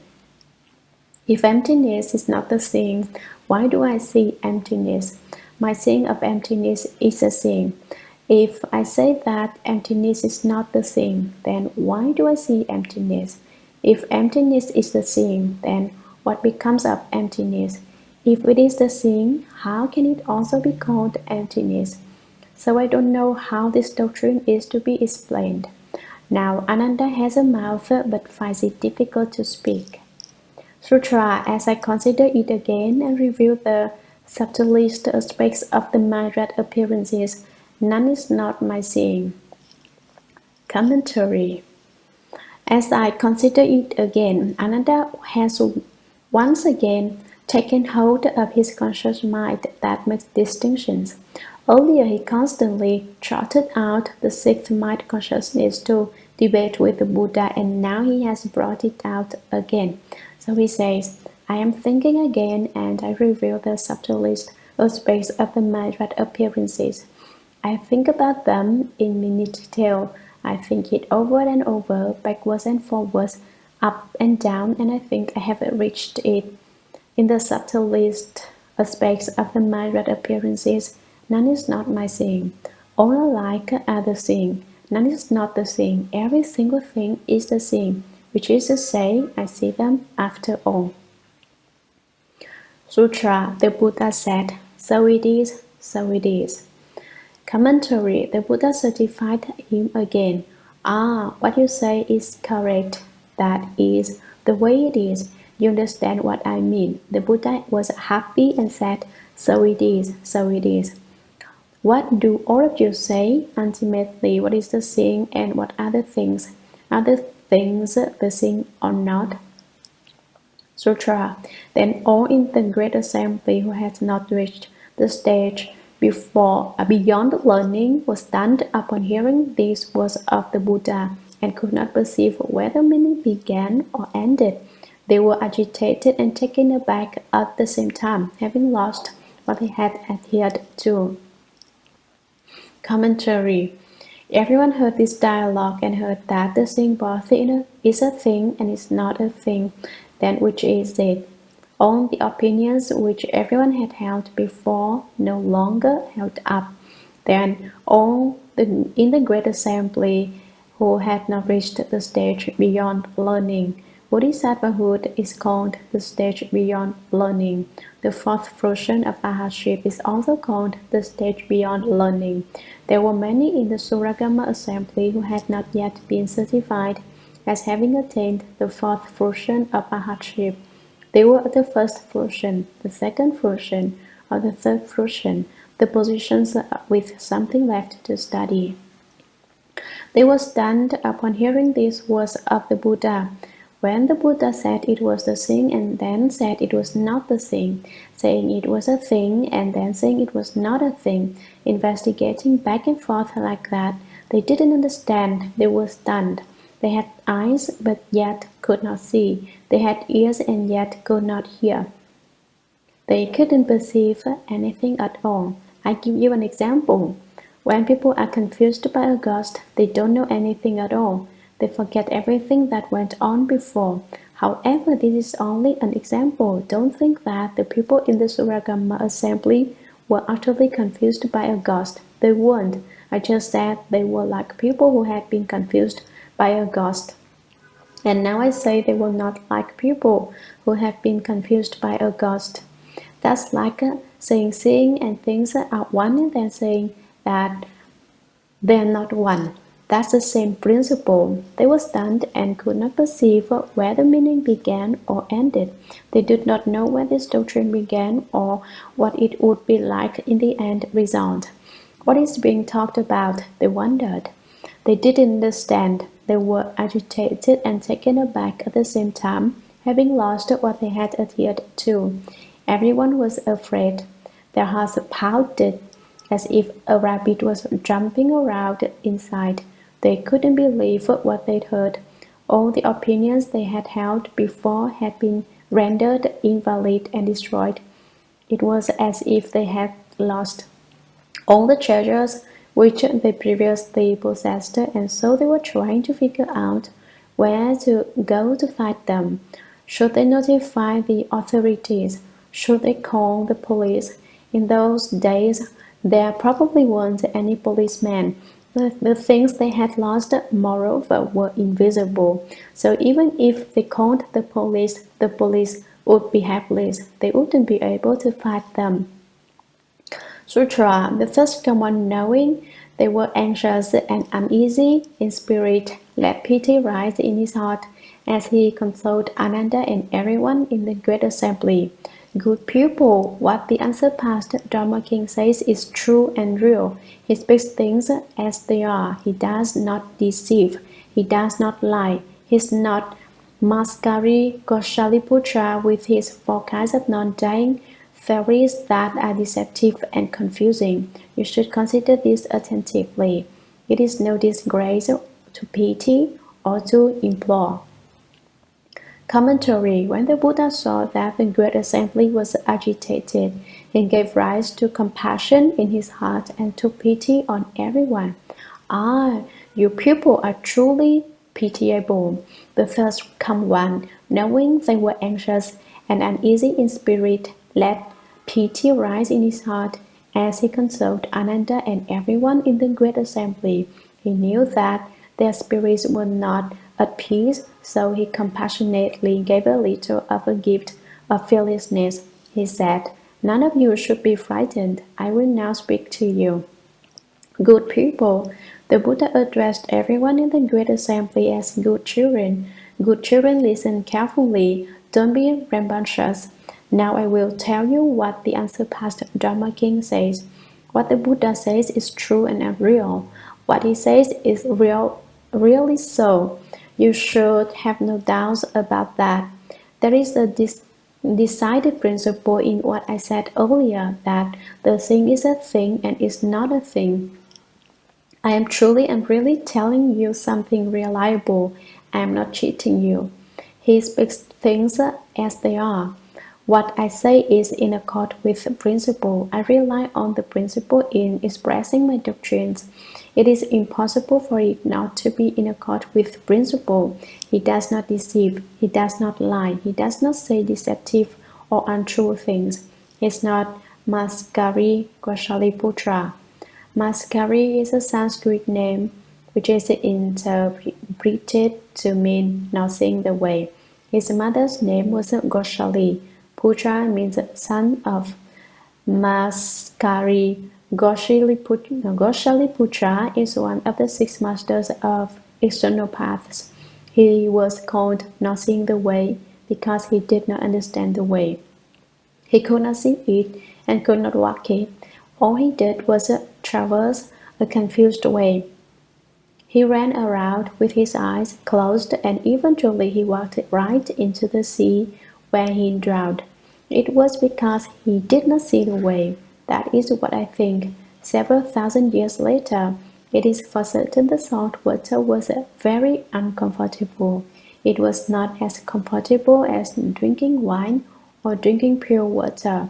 Once he had drunk the salt water of the sea, it is likely that no doctor could cure him. With his forecast of non-dying theories that are deceptive and confusing, what did he say? It is both changeable and constant. Things both change and are permanent. It is both divine and pure. It is both clean and unclean. It is both produced and extinguished. It gets born and dies. It both increases and decreases. These are his 4 theories. Originally, the Buddha said, it is neither produced nor extinguished, but Maskari said, it is both produced and extinguished. His theory is off by just that much. The Buddha said everything is unmoving.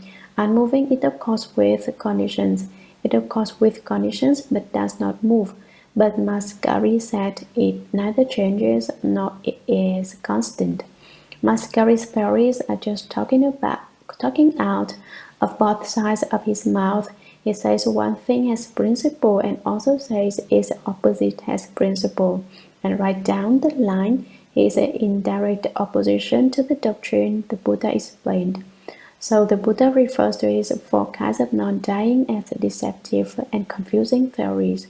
Deceptive means that they go to the other extreme and in so doing confuse people, but his theories are not correct, they are wrong. To reassure the assembly, the Buddha says that his doctrines are not like the confused and deceptive theories propounded by Mascari. You should consider this attentively. You should think about this in detail. It is no disgrace to pity or to implore. Don't worry. Don't be afraid. Don't be sad. Pity refers to what the Buddha expressed. I am very sympathetic. Manjushri asks a question.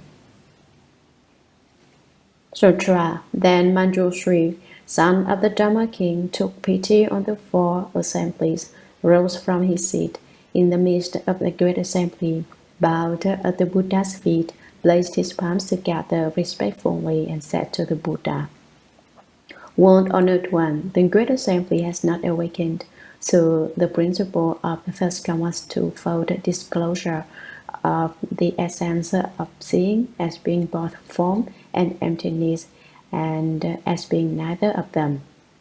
Commentary. Then Manjushri, son of the Dharma king, Manjushri, the great wise Bodhisattva, had already understood, but he looked at those in the assembly who had something left to learn, the first stage, second stage, and third stage arhats, and saw that they were extremely pitiful. So he brought up a question. Manjushri is a Sanskrit name that means wonderful virtue. He is also called wonderfully auspicious. The Buddha is the Dharma king, and a Bodhisattva is a son of the Dharma king. Manjushri was an elder among the sons of the Dharma king. He was a leader among the Bodhisattvas. He took pity on the four assemblies. The bhikshus, bhikshunis, upasakas, and upasikas rose from his seat in the midst of the great assembly and bowed at the Buddha's feet. He stood up and then bowed down to the Buddha and held the Buddha's feet with his two hands. This is a gesture of utmost respect. People's feet are most unclean, and so to use one's hands to hold the Buddha's feet indicates, I am beneath your feet. So when you bow to the Buddha, you turn your palms up, and in this position you should contemplate that your two hands are under the Buddha's feet. This represents the purity of the body karma, because while showing respect in this way, you are not committing any offenses of your body. He placed his palms together respectfully. This represents the purity of the mind karma. In your karma, you also give rise to thoughts of true respect. Placing your palms together with the 10 fingers placed carefully side by side represents single-minded respect. It means that you turn to one and give undivided attention to revering the Buddha. Placing the palms together is also called uniting the 10 to become one, and said to the Buddha. This represents the purity of mouth karma. Body, mouth, and mind all pay respect. The karma of the body, the karma of the mouth, and the karma of the mind are all pure. This is the purity of the three karmas. Why do people commit karmic offenses? Offenses are most often committed by the mouth. It is said, calamities come forth from the mouth, sickness enters by way of the mouth. When catastrophes befall us, when adverse circumstances arise, they are usually brought on by the mouth. You say someone is wrong and that person comes and treats you rudely. Isn't that a disaster brought about by the mouth? Sickness enters by way of the mouth. When we eat things, we should be careful what we take in. If you are not careful about what you eat, you can get sick. The sickness referred to, it means that over a long period of time, what you eat as well as other conditions can cause your breath and blood to be out of balance. When that happens, sickness arises. World Honored One, the Great Assembly has not awakened. He says that no one understood, but did Manjushri Bodhisattva understand? He understood, but he still wanted to ask on behalf of those who had the opportunity to be present in the great assembly. If he had not asked, no one else would have known how to phrase the question. The Buddha could have explained it, but if no one knew how to ask, there would have been no way to take advantage of the Buddha's knowledge. We know that Manjushri understood because the text says that he took pity on the 4 assemblies. But even if it weren't for that phrase, we would know that he understood because he has the greatest wisdom and is referred to as the greatly wise Manjushri Bodhisattva. His question was asked on behalf of those who have not awakened to the principle of the Third Command's twofold disclosure of the essence of seeing as being both form and emptiness, and as being neither of them. This refers to the doctrine involving the seeing essence, things, and emptiness. Ultimately, is the seeing a thing or is it emptiness? Nobody else knew how to ask about this doctrine. So Manjushri Bodhisattva decided to ask about it. Sutra, World Honored One, if the causal form, emptiness, and other phenomena mentioned above were the seeing, there should be an indication of its existence, and if they were not the seeing, there should be nothing visible to be seen. Now, we do not know what is meant, and this is why we are alarmed and concerned. Commentary. Do you see how Manjushri phrases things completely differently from Ananda? Ananda is not clear about what is going on, but when Manjushri Bodhisattva speaks, his reasoning is quite complete. He says, World Honored One, if these conditions before us, the appearance of form and emptiness alike, were the seeing, one would be able to point to it. These conditions before us refers to the dust before one, the causes and conditions discussed above.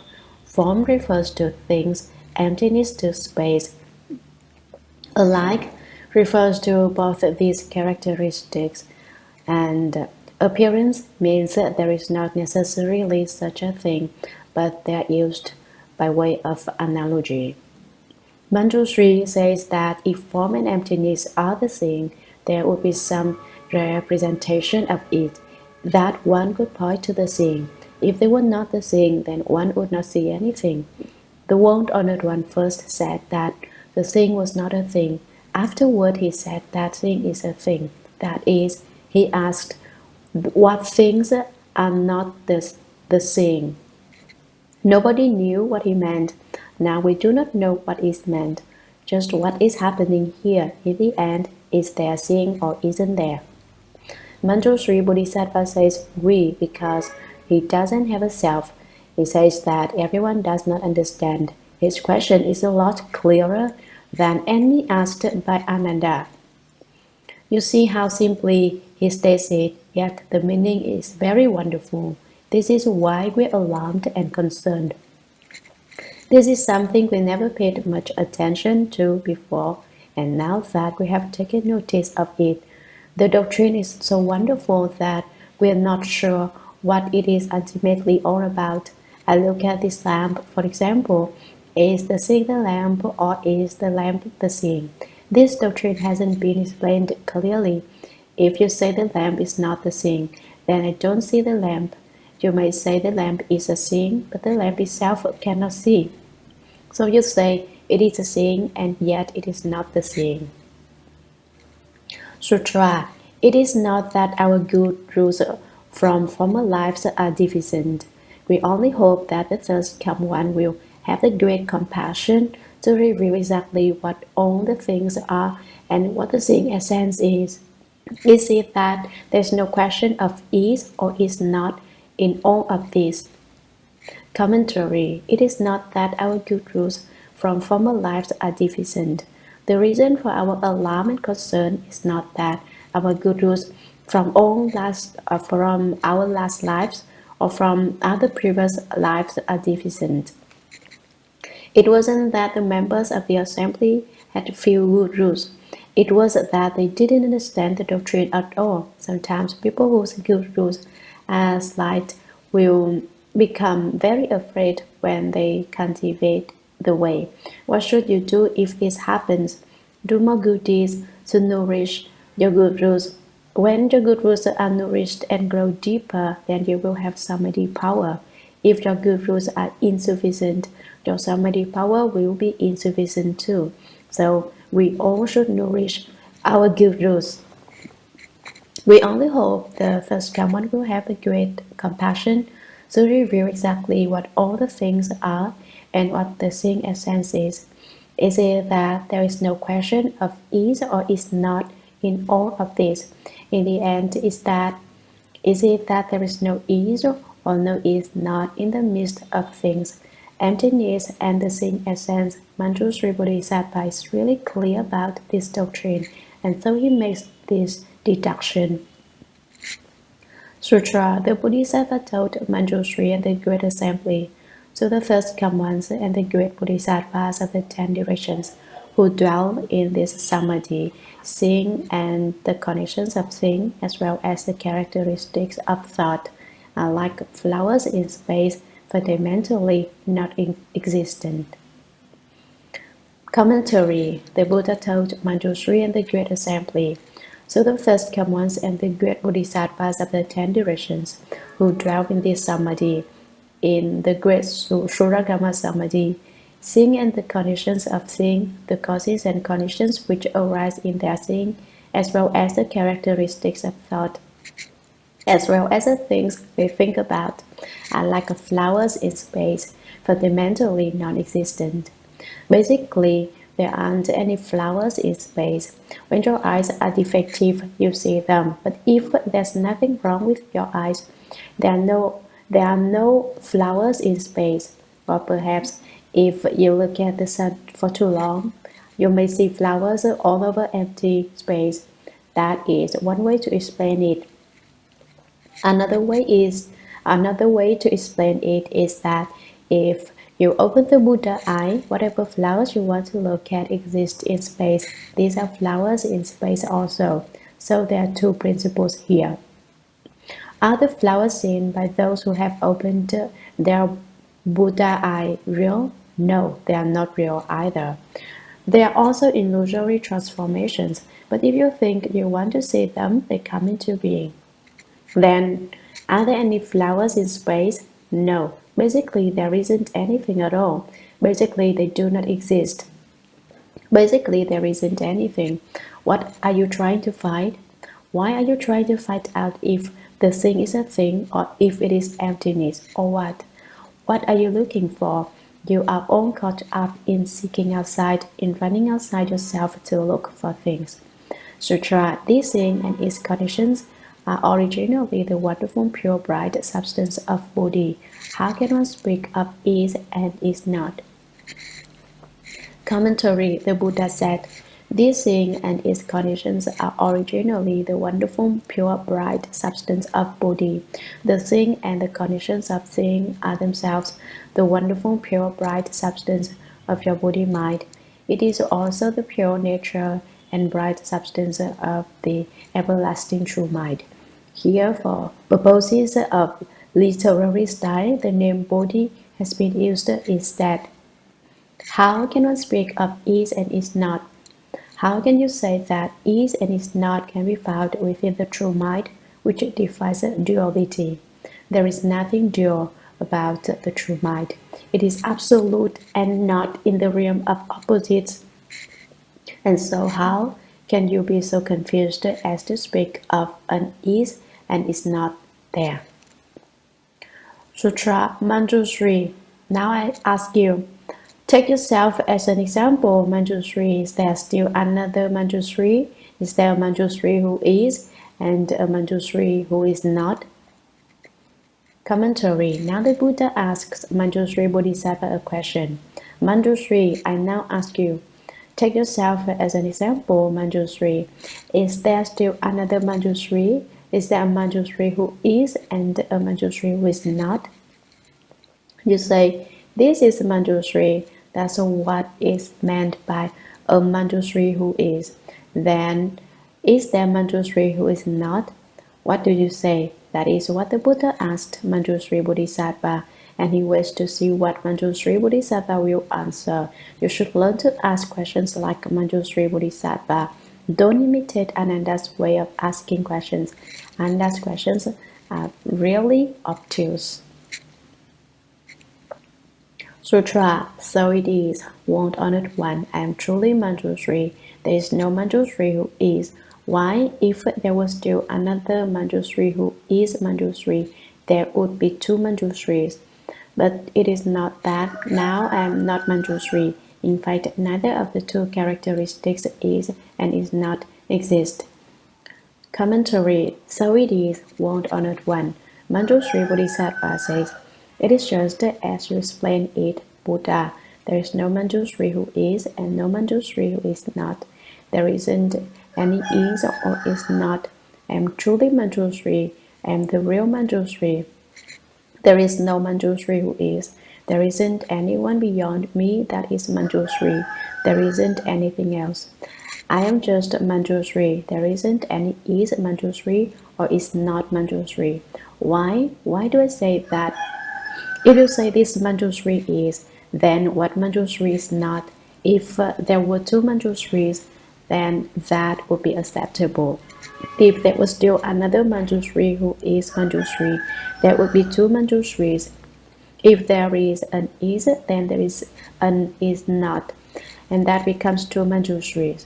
But it is not that now I am not Manjushri, but it certainly isn't that I am not Manjushri today. There is a Manjushri, but there is no is Manjushri. In fact, neither of the two characteristics is and is not exist. In terms of myself, Manjushri, a particular person, the two aspects of is and is not do not exist. And to speak of one that is Manjushri and that one that is not Manjushri is incorrect. At that time, he caused everyone in the great assembly to understand that there isn't something that is the thing and something that is not the thing. The thing is the everlasting thing.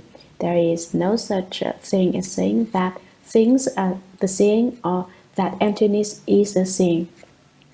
The thing is the wonderfully pure, bright substance of the nature of Bodhi, so you cannot set up is and is not with regard to it.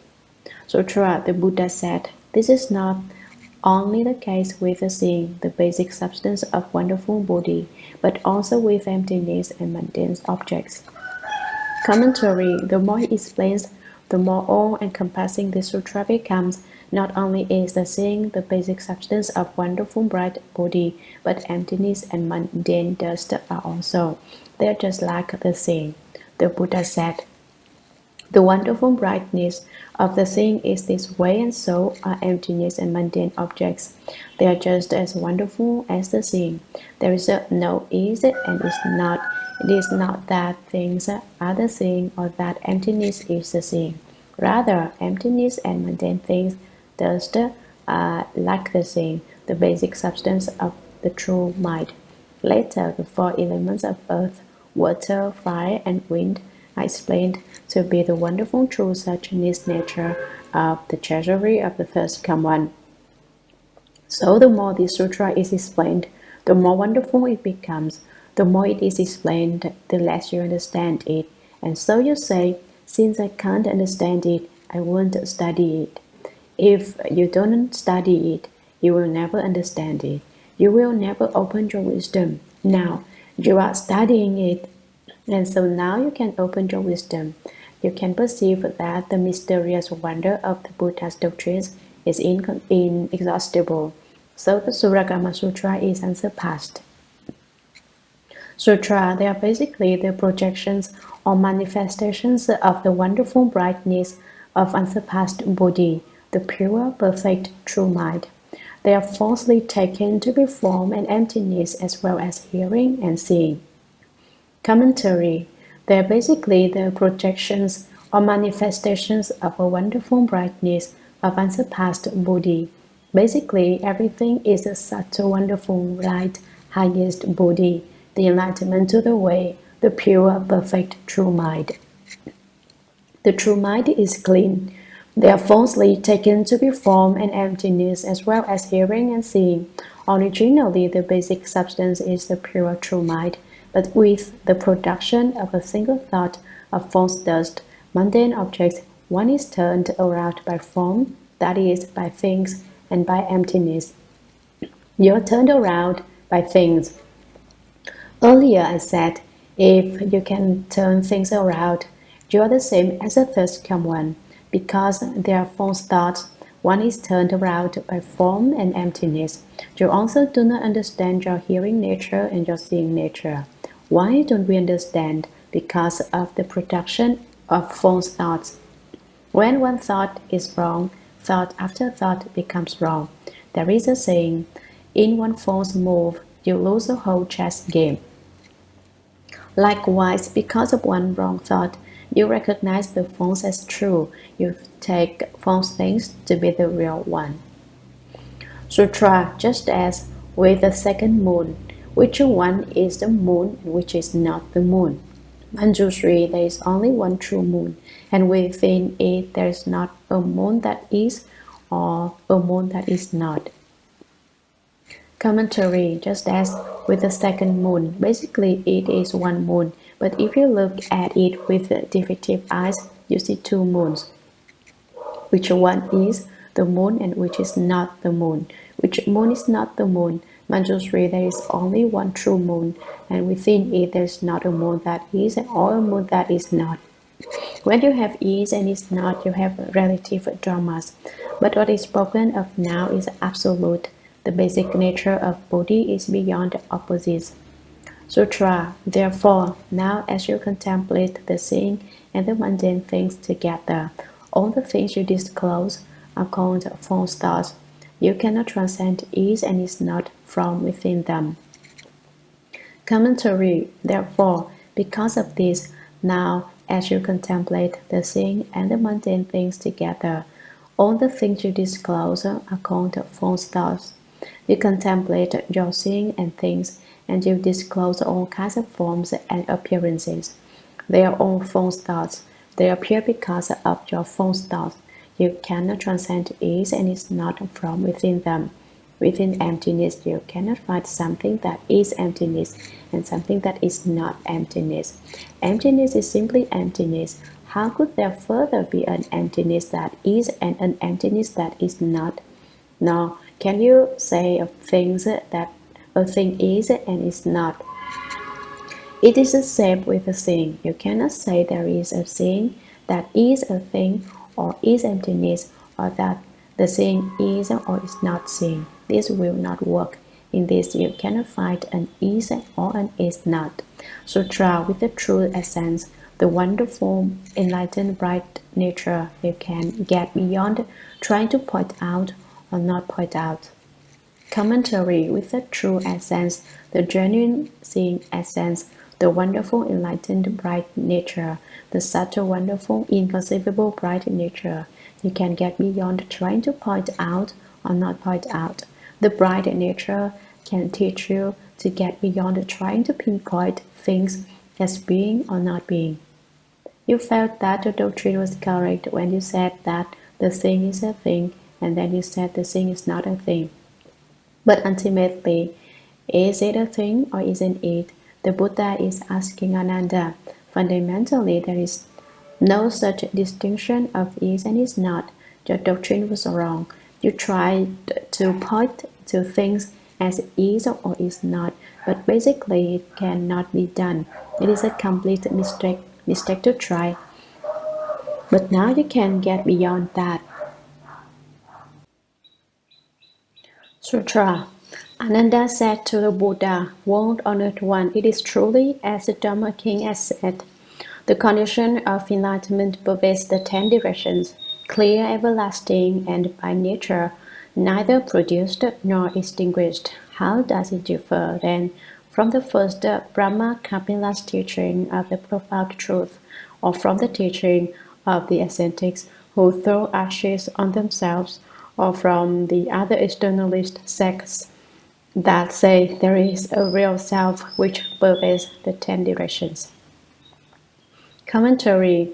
In response to Shakyamuni Buddha's discussion of is and is not, Ananda said to the Buddha, won't honor one. It is truly, as the Dharma King has said, the condition of enlightenment pervades the 10 directions, clear, everlasting, and by nature neither produced nor extinguished.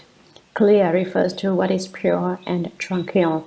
Take, for example, a bowl of muddy water. We wouldn't say it was clear, but after the silt and sand have settled so that you can see the bottom, so we say it is clear.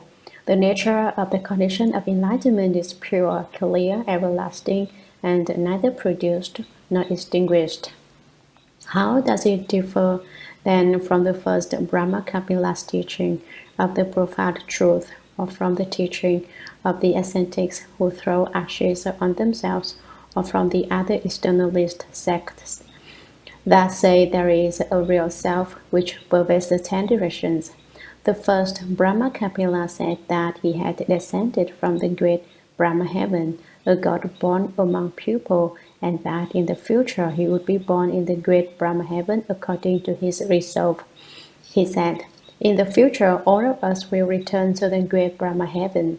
He was a proponent of the Brahma heaven. Brahma means pure, and Kapila, as I explained earlier. However, I believe that no one remembers means the external path of the yellow head. Do you remember Mantanji's daughter? She made her mother make use of the former Brahma heaven mantra of the Kapilas, the very sect being discussed here. The profound truth discussed by external paths has also been explained. In that dull, dark, inactive state, one doesn't know anything at all. Profound means a total lack of perception. You might say that one becomes drunk and yet one isn't drunk. You might say that one has taken drugs and yet one hasn't. It is simply that one doesn't know anything at all. In India, there is an external path which practices asceticism. The adherents say they want to live a natural existence, so they don't wear very much clothing or wash their bodies. And they lie in ashes and roll around in them until their entire bodies were covered with them. These are the externalist ascetics who throw ashes on themselves. There is another externalist sect whose adherents sleep on beds of nails. They hammer nails into a bed and then they sleep on top of them. The nails don't pierce their flesh, and they say this because they have a vara indestructible body. Would you say that is treating people, or isn't it? There are another externalist sects whose adherents cultivate non-beneficial ascetic practices, such as those who don't eat food but only eat grass or the leaves of trees. All of these sects are included in those Ananda refers to as believing in a true self that pervades the 10 directions. But as to the worth of their practices, although they endure extreme discomfort, their work will not lead to ultimate success. For instance, the non-beneficial practice of sleeping on beds of nails and having the nails not pierce one's flesh is not of any particular worth. After all, a pig's skin is more or less impenetrable by nails. Do pigs therefore have the way? Nails can't pierce a cow's hide. Do cows therefore have the way? No. So this is a bit of practice which is not beneficial.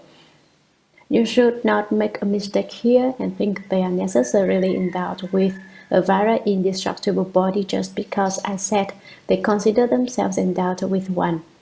In fact, it is a false notion. It's just like having a pig's skin or a cow's hide, and it's certainly not anything extraordinary. They practice this method every day, and so they accomplish that kind of fruition and become endowed with that particular talent. But it does not count as any kind of spiritual skill, nor does it mean they have the way. Another asked the third one, you say the condition of enlightenment pervades the 10 directions. What is the difference between it and the true self, which they say pervades the 10 directions?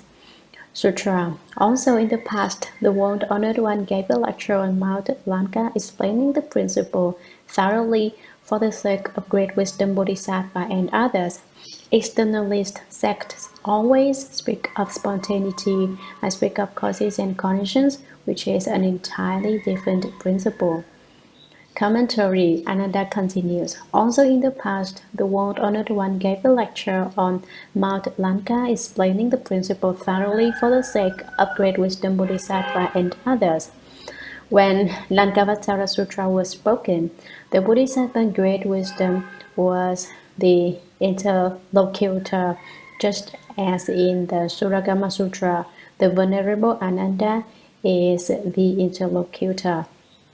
And others means that not only great wisdom Bodhisattva, but many other Bodhisattvas were there as well. The world-honored one spoke the doctrine that externalist sects always speak of spontaneity. The various externalist sects at that time constantly explained the doctrine of spontaneity. What doctrine is that? This is what they say. Who unloosed the rivers and seas and piled up the mountain peaks, who sharpened the thorns and brambles, who painted the birds and beasts. Of all there is, none has a creator. Therefore I say that it comes into being spontaneously. Who started the seas? You can't name the person who began the seas, nor can you find the person who initiated the rivers. Also in China there was an Emperor Yu who tamed the waters. There probably wasn't that kind of talent yet in India. Who took the earth and piled it into mountains? Who created the mountain peaks? Who is it? How is it they are so high? By asking who made them, they come to the conclusion that they arose spontaneously. Spontaneously a river appeared, a sea came into existence. Spontaneously there were mountains, the thorns and brambles, the birds and beasts, absolutely everything, without any help from people, is produced of itself. Of all there is, none has a creator. Therefore I say that it comes into being spontaneously. But I speak of causes and conditions. Here, Ananda is quoting what the Buddha said earlier. Buddha, you explained the drama of causes and conditions, which is not the same state. It is not the same as the externalist sect's view of spontaneity. However, the doctrine I hear you speaking now seems the same as the doctrine spoken by externalist sects. You say that the condition of enlightenment pervades the 10 directions, and the externalist sects say that their true self also pervades the 10 directions. Isn't that the same? The name is different, that's all. Your condition of enlightenment is more than likely the true self, and their true self is more than likely the condition of enlightenment. Isn't that the way it is? What is meant by the cause and the condition that the Buddha speaks of? I have often told you the cause is the seed. What contributes to its growth are the conditions. Planting a seed in the ground is a cause. Conditions are the aiding factors which contribute to the growth. Mud, dirt, water, manure, sunlight, and other such things are called the conditions which aid and contribute to its growth. Buddha, you said that everything consists of causes and conditions, and that the causes and conditions break up the externalist sect's dharma of spontaneity. Causes and conditions are not the same as spontaneity, and so they destroy the theory of spontaneity. But your condition of enlightenment and the externalist sect's true self both pervade the 10 directions. The 10 directions extend only so far, and if yours pervades it and theirs pervades it, they must be the same. Sutra. Now, as I contemplate the nature of enlightenment, as spontaneous, as neither produced nor extinguished, and as apart from all empty falseness and inversion, they seem to have nothing to do with your causes and conditions or the spontaneity advocated by others. Would you please enlighten us on this point, lest we should fall into dead-end paths, thus enabling us to obtain the true mind? the bright nature of wonderful enlightenment. Commentary. Now, as I contemplate the nature of enlightenment as spontaneous,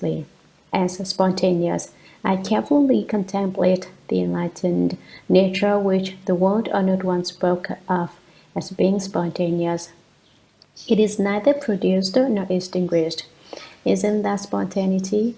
It is apart from all empty falseness and inversion, apart from all upside-down characteristics and from the upside-down mind.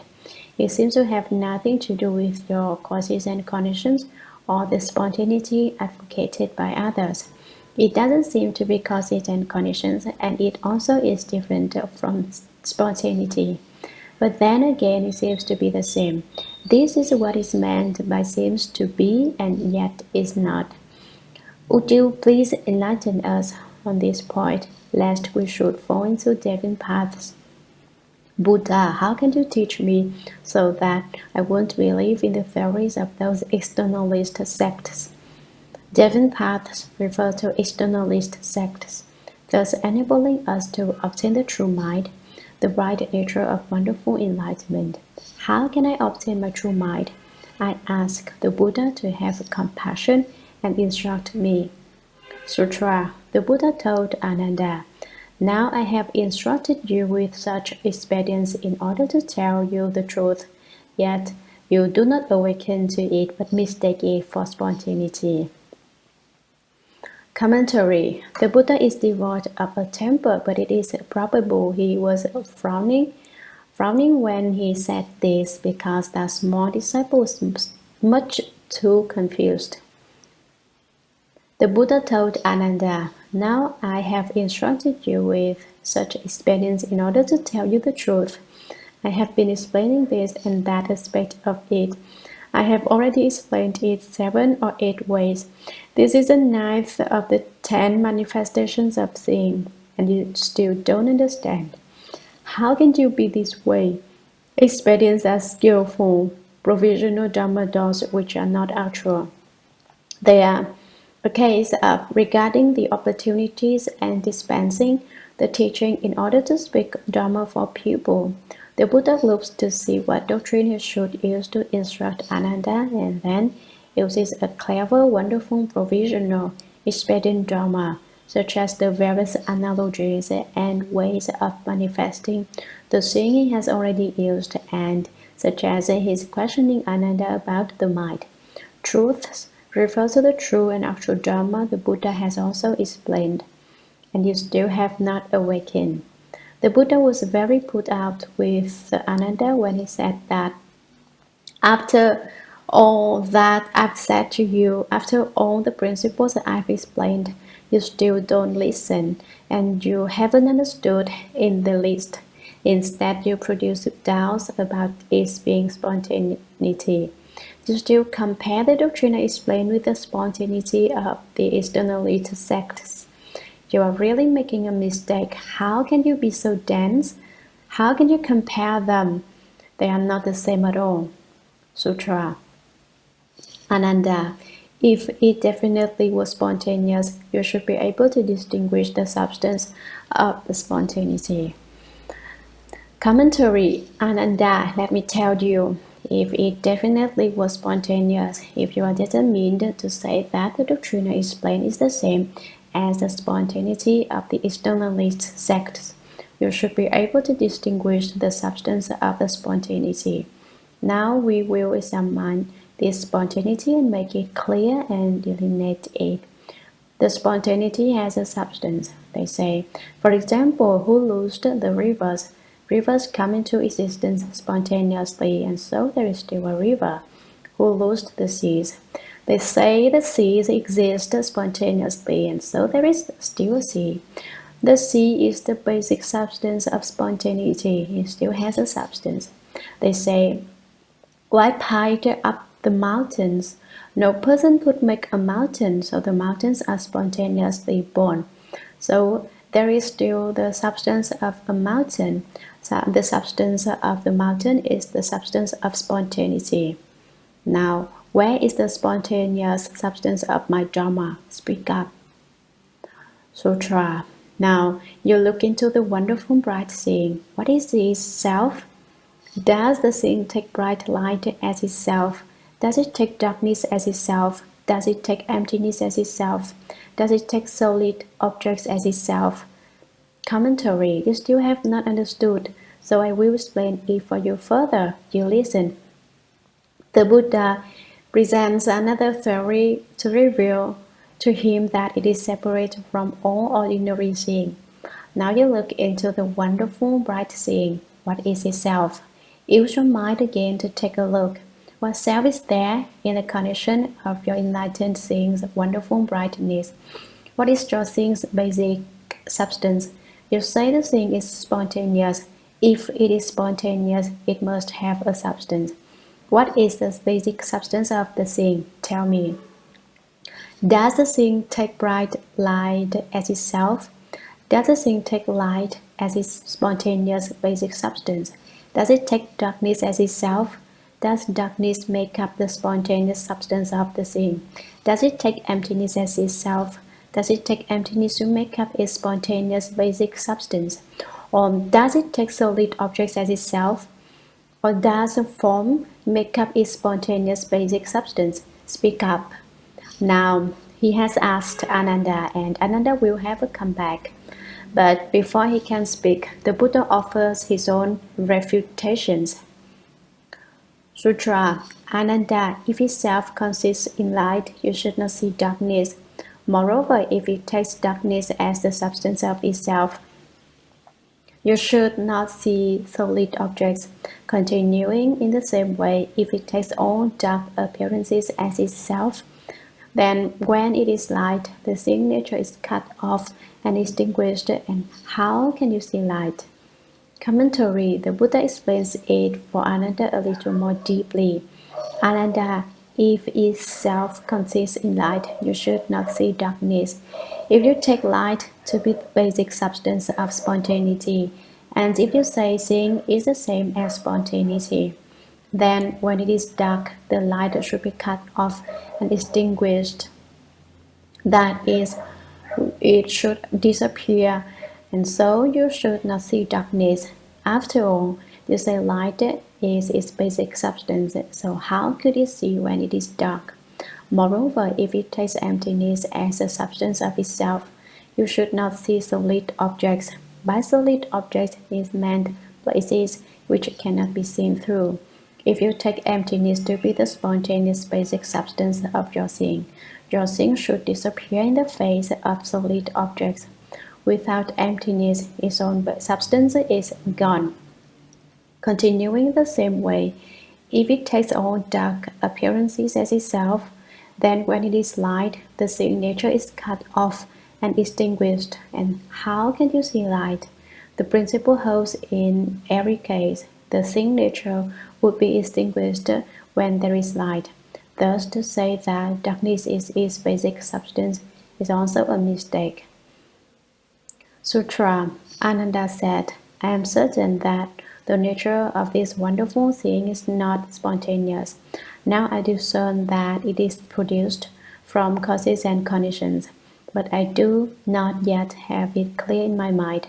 I now ask the third one how this idea is consonant with the nature of causes and conditions. Commentary. Ananda said before that it was not causes and conditions. Now he says that it is. Ananda can fluctuate.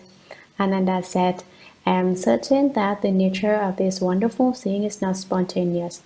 Certainly, just as you say, the subtle wonderful seeing essence which sees everything is not spontaneous, because it has no substance. Now I discern that it is produced from causes and conditions. He doesn't say now that he considers. He says he discerns the doctrine. But I do not yet have it clear in my mind. I think the thing is produced from causes and conditions. But then again it seems not be in accord with principle. It seems that there is no such thing. That's what I think, but my mind is not absolutely clear about it. What do you think of him? He doesn't understand, but he still keeps trying on hats. Now he is trying on the causes and conditions hat. I now ask the first command how this idea is consonant with the nature of causes and conditions. World Honored One, how can this doctrine be explained? How can it fit with the nature of causes and conditions? Please explain this to me, Buddha. Now it was not the Buddha who said that the thing as sense is produced from the nature of causes and conditions. It was Ananda who said it. And he himself doesn't understand. He wants the Buddha to explain it. Basically, what Ananda said lacks principle. He doesn't understand the doctrine. First, he says it is spontaneity. Then he says it is causes and conditions. And then, because he doesn't understand how it could be, he wants someone else to explain it. Meeting someone like Ananda is enough to give one a headache. Sutra. The Buddha said, you say it is causes and conditions. I ask you again, because you are now seeing the seeing nature manifests, is it because of light that the seeing exists? Is it because of darkness that the seeing exists? Is it because of emptiness that the seeing exists? Is it because of solid objects that the seeing exists? Commentary. The Buddha said, you say it is causes and conditions. You want me to explain to you how it is consonant with the nature of causes and conditions. But it's you who say it is causes and conditions. Well, I will explain about causes and conditions for you. But first, I want to ask you something. I ask you again. Because you are now seeing the seeing nature manifests, your seeing nature appears before you. Is it because of light that the seeing exists? Is it because of darkness that the seeing exists? Is it because of emptiness that the seeing exists? Is it because of solid objects that the seeing exists? In the end, how does your seeing essence come into being? The Buddha is truly one of great kindness and great compassion. He encounters someone who keeps needing the bean curd, so to speak, who keeps going back and forth around and about, and with the utmost compassion, he still keeps explaining to him. It's probably the case that Ananda has been spoiled by the Buddha. He was the Buddha's favorite cousin, and he was in the habit of being allowed to say and do as he pleased. He's just like these disciples of mine now who are not afraid of their teacher. They dare to say anything at all, right, to the teacher's face. When I was in Hong Kong, my disciples didn't dare open their mouths when they were around me. They were very afraid of me. You American disciples are not afraid of your teacher, and I don't wish to make you afraid of me. So for now, it's yes, okay. Sutra. Ananda, if light brings it into existence, you should not see darkness, and if it exists because of darkness, you should not see light. It is the same with emptiness and solid objects. Commentary. Ananda, you should know that I have already explained many similar doctrines. Now I will explain it once again for you. Ananda, if light brings it into existence, if you say that seeing exists because of light, you should not see darkness. When it is dark, you should not be able to see darkness. If it exists because of darkness, you should not see light. If you say, it is not because of light that exists, but because of darkness, there is seeing because of darkness, then when it is light, your seeing would disappear. Why? You rely on the darkness in order to see. Now that the darkness is gone, your seeing is also gone. The very same doctrine applies in other cases. If it is because of emptiness that the seeing exists, then where there are solid objects, it would disappear. If it is because of solid objects that the seeing exists, then where there is emptiness, it would disappear. But that isn't how it is with you. You can see when it is light, you can see when it is dark, you can see where there is emptiness, and you can see where there are solid objects. How could your suggestion that the seeing is based on causes and conditions be correct? Sutra. Moreover, Ananda, does the seeing derive from the condition of light? Does the seeing derive from the condition of darkness? Does the seeing derive from the condition of emptiness? Does the seeing derive from the condition of solid objects? Commentary. I spoke before about causes. Now I will ask you about conditions. I will explain it a little more clearly for you. Do you see how compassionate the Buddha is? Is his Ananda still standing there, wide-eyed, staring, having still not understood? So he explains it again. Moreover, Ananda, does the seeing derive from the condition of light? Does the seeing derive from the condition of darkness? Does the seeing follow upon light, or does it follow upon darkness? Does the seeing derive from the condition of emptiness? Does the seeing derive from the condition of solid objects? Is it from the causal condition of emptiness that there is seeing, or is it from the causal condition of solid objects that there is seeing? Sutra. Ananda, if it exists because of the condition of emptiness, you should not see solid objects. If it exists because of the condition of solid objects, you should not see emptiness. It is the same with light and darkness. Commentary. Ananda, if it exists because of the condition of emptiness, if it is because of the emptiness that there is seeing, you should not see solid objects. The principle here is about the same as the one explained above. But because of the Buddha's compassion, he explains it in great detail, not fearing the trouble involved. If it exists because of the condition of solid objects, if it is due to solid objects that there is seeing, you should not see emptiness. It is the same with light and darkness. The doctrine of it being from the condition of light or from the condition of darkness is the same as the doctrine of its being from emptiness or from solid objects. Sutra. First, you should know that the essential enlightened wonderful brightness is due to neither causes nor conditions, and it does not arise spontaneously. Commentary. Now the Buddha again rouses Ananda from his stupidity. First, you should know, don't continue to be so confused, that the essential enlightened wonderful brightness, the seeing, is due to neither causes nor conditions. It is not because of causes, it is not because of conditions, and it does not arise spontaneously. Now, do you know? Sutra. It is not that which is not spontaneous. It is not that it is not. Nor is it that it is not not. It is not that which is or is not. Commentary. It is something transcending all contraries, relativities, and partialities. It is not that which is not spontaneous. Now, this certainly does not say that the seeing essence does arise spontaneously. The double negative means that there is not even no spontaneous arisal. It is not that is not, nor is it that it is not not. There is neither a negation nor a lack of negation. There is no is and there is no is not. It is not that which is and is not.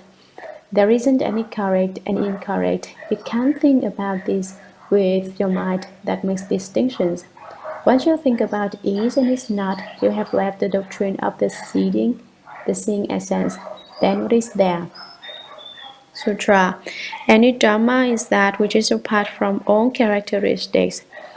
Commentary. If you separate from all empty and false characteristics, that is the true and actual Dharma.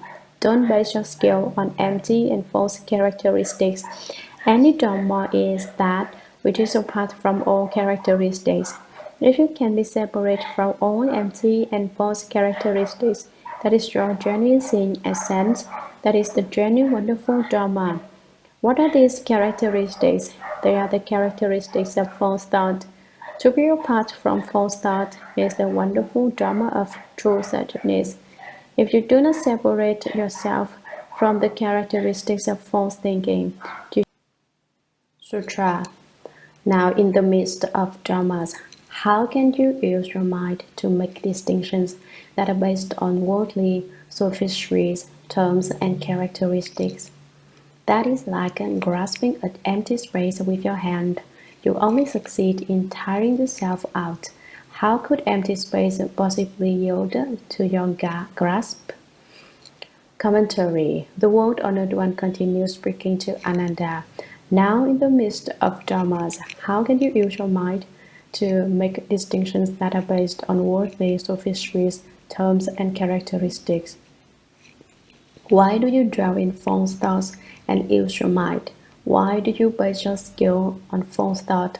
Worldly doctrines of spontaneity and causes and conditions are sophistries.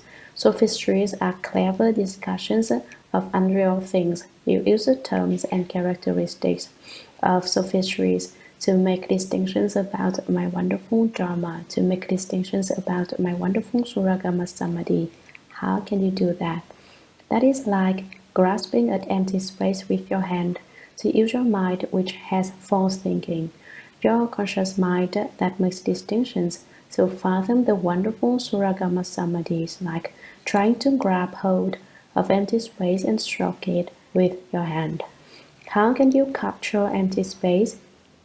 Were you to ask a child if empty space can be grasped, even the child would say it can't be done. What are you doing now is grasping at empty space. It is like a Tông Hỏa Phấn who said, first capture empty space, then you can capture Tông Hỏa Phấn. He said it to a ghost which had captured him. Upon being captured, he reasoned with the ghost, wait a bit, can't you? He said, there's a more matter I haven't finished attending to. When I have finished that up, I'll accompany you to see King Yama. Who was Tông Hỏa Phấn? He was a cultivator of the way, a monk with Samadhi power. When he was in Samadhi, the ghosts and spirits couldn't see him, but he was visible to the ghosts and spirits when he left the Samadhi. That time he had left Samadhi, and the ghost of impermanence paid him a visit. What is a ghost of impermanence? When your time comes to die, it is the friend who comes to accompany you to see King Yama. That friend came and captured Tông Hỏa Phấn and said, your life should end. Come with me to see King Yama. And he locked Tông Hỏa Phấn up in handcuffs and iron chains. Tông Hỏa Phấn said to him, friend, don't be so impolite. I still have one thing to attend to, and then I will go with you. The ghost thought, you're opposing me for having captured you. Well, it doesn't matter if I show you a little courtesy. So he said, what do you have to attend to? Whereupon Tông Hỏa Phấn folded up his legs into full lotus posture, and as soon as he was settled, he entered Samadhi. The Samadhi he entered was no thought Samadhi. Just before he entered it, he said, now go and capture empty space, and then you can take along Tông Hỏa Phấn, he said. If you can capture empty space, then come back and take me to see King Yama. Once he had entered Samadhi, the ghost had no way of capturing him. So everyone should know that Samadhi power is extremely important. Samadhi power is not being turned around by things, but being able to turn everything around. Didn't it say earlier in the text, if you can turn things around, then you are the same as a thirsty one. Cultivating to develop Samadhi power is the same. You have it no matter what circumstance you encounter. I will explain a doctrine to you which is not a joke, but is true. If a man truly has Samadhi power, when he sees a woman, no matter how pretty she is, he can refrain from moving his mind. He can avoid giving rise to emotional desire. That is Samadhi power if as soon as you see a woman, you grow unsteady and start to shake, and a hand suddenly grows right out of your throat. That's lack of Samadhi power. We can switch the sentence around and say that is the same for women when they see men. They should remain in a state of unmoving suchness, and if they are able to remain unturned by the emotional desire, they have Samadhi power. That's just the first step. You shouldn't think that that is something extraordinary in itself. That's the first step. The first step is to gain the ability to not be turned around by emotional desire, so that seeing is the same as not having seen. You face situations without a mind. You're confronted with the experience and still haven't any mind. That is samadhi power. You can measure the extent of your samadhi power by yourself. For example, if you can remain unmoved when the emotional desire between men and women comes to mind, then you have a little bit of samadhi power. To take it further, if you can remain in the company of your girlfriend without the arising of the least incident, that is a genuine skill, but the skill is not easily developed. If you have that kind of samadhi power, you certainly can cultivate and develop a very indestructible body. If you like that samadhi power, what is to be done? Don't be satisfied with the status quo, saying, I haven't got that much samadhi power, so forget it. I'm not going to cultivate, I'm just giving to it. That's useless. You're just writing for a phone. The less samadhi power you have, the more you must cultivate. For instance, I sit in meditation and the pain comes. The more pain there is, the more I want to sit. I will force myself to do what is difficult. That is also samadhi power. You only succeed in tiring yourself out. The Buddha tells Ananda that using his mind to invent sophistries about the same nature is like trying to grasp empty space. All you do is toil bitterly to no avail. You wear yourself out and exhaust your own energy. You lose your strength. After all, if you continually paw at empty space with your hand, can you deny that your arm would get tired? Eventually, your hand would hurt and would start to ache from weariness. You need and clutch and grasp and can't get hold of empty space. You grasp it and there's nothing. You grasp again and again, there is nothing. It would truly be a case of having nothing to do and going to look for something to do. And that's the way Ananda was. He didn't have anything to do. It was probably the case that as a monk he ate his fill, and for lack of anything to do, he began clutching at empty space. How could empty space possibly yield to your grasp?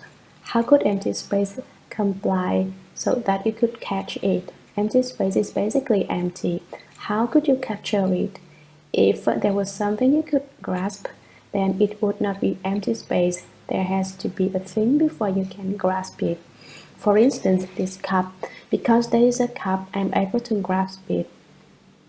If the cup weren't there, you could grasp back and forth and up and down, and there still wouldn't be anything. So the Buddha likens Ananda, who develops his skill based exclusively on the conscious mind that makes the distinctions, to someone who grasps at empty space. The principle is the same, to just increase your own wariness, which is not of the least benefit to the self-nature. Sutra. Ananda said to the Buddha, if the nature of the wonderful enlightenment has neither causes nor conditions, then why does the world-honored one always tell the bhikkhus that the nature of thing derives from the four conditions of emptiness, brightness, the mind, and the eyes? What does that mean? Commentary. How much gold would you say Ananda has? He assists his teacher. He really tries to argue publicly with the Buddha. More than anything else, it's like a game of chess. Ananda said to the Buddha, World-honored one, if the nature of the wonderful enlightenment, the same essence, has neither causes nor conditions, then why does the world-honored one always tell the bhikkhus that the nature of seeing derives from the four conditions? Ananda is borrowing the Buddha's principles. It's you that said this, Buddha, not me. You talked about the nature of seeing that way. Listen to him. He's protesting against the Buddha. Ananda had got snuck left and right, so many times he hasn't said one thing right that by now he's probably heedless of everything.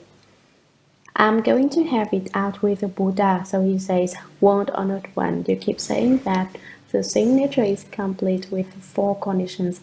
So why does the Buddha now say that it is not causes and conditions?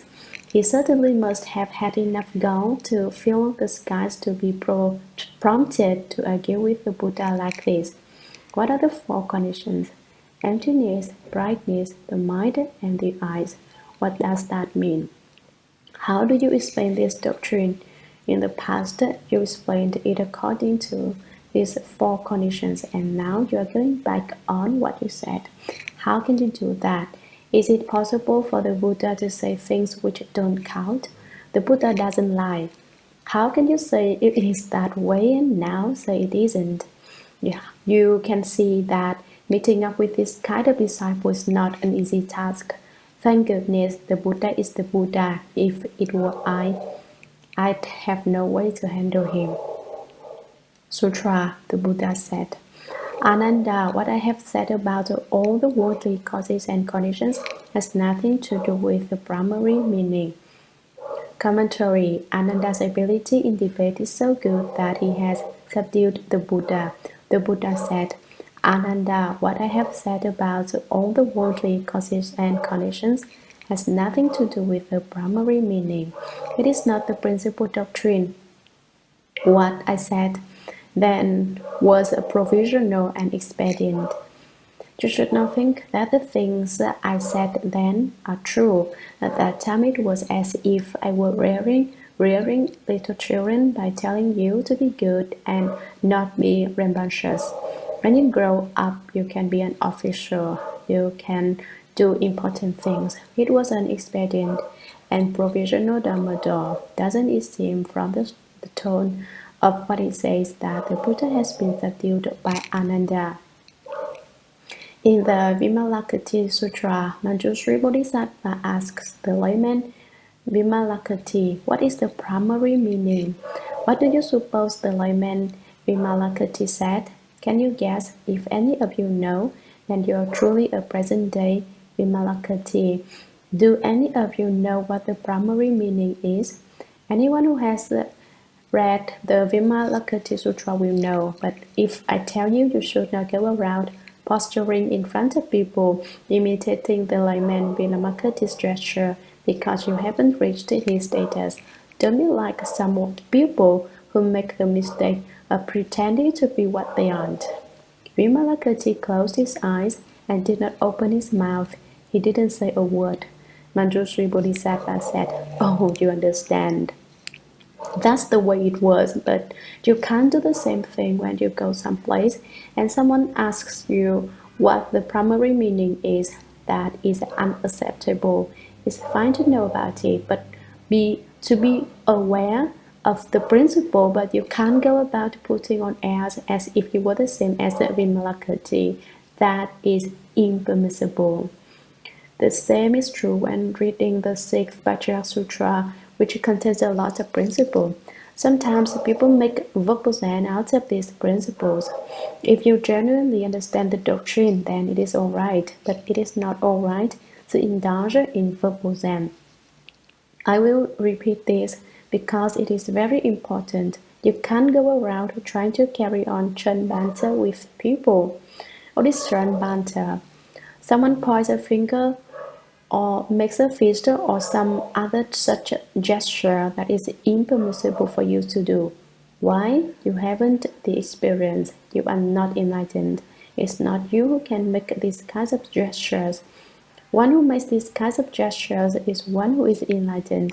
One who is enlightened has the penetrating understanding of absolutely everything. I had an encounter recently with someone who was so confused that he acted like he was drunk and supposed himself to be enlightened. So I told him to explain the 7 kinds of sutra titles and the 6 realizations. And he couldn't come up with one title.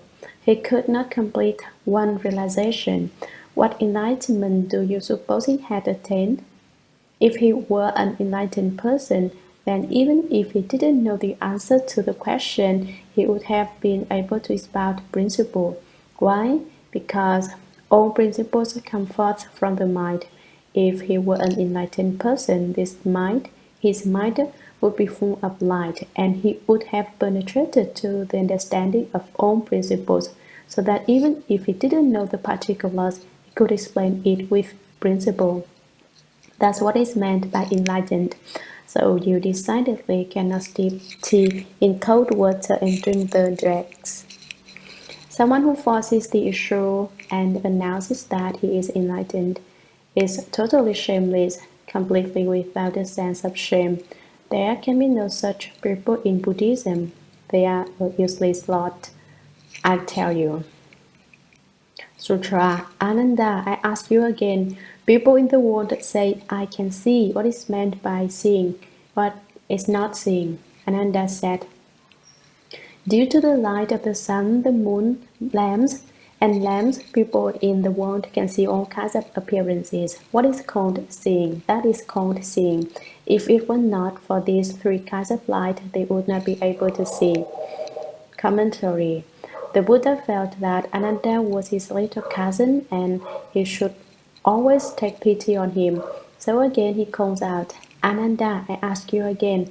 Child, I will again ask you. People in the world say, I can see. Everyone says he can see. The text does not have the Buddha saying he can see. It is each person speaking of himself. What is meant by seeing? What is seeing? What is not seeing? Tell me the doctrine involved.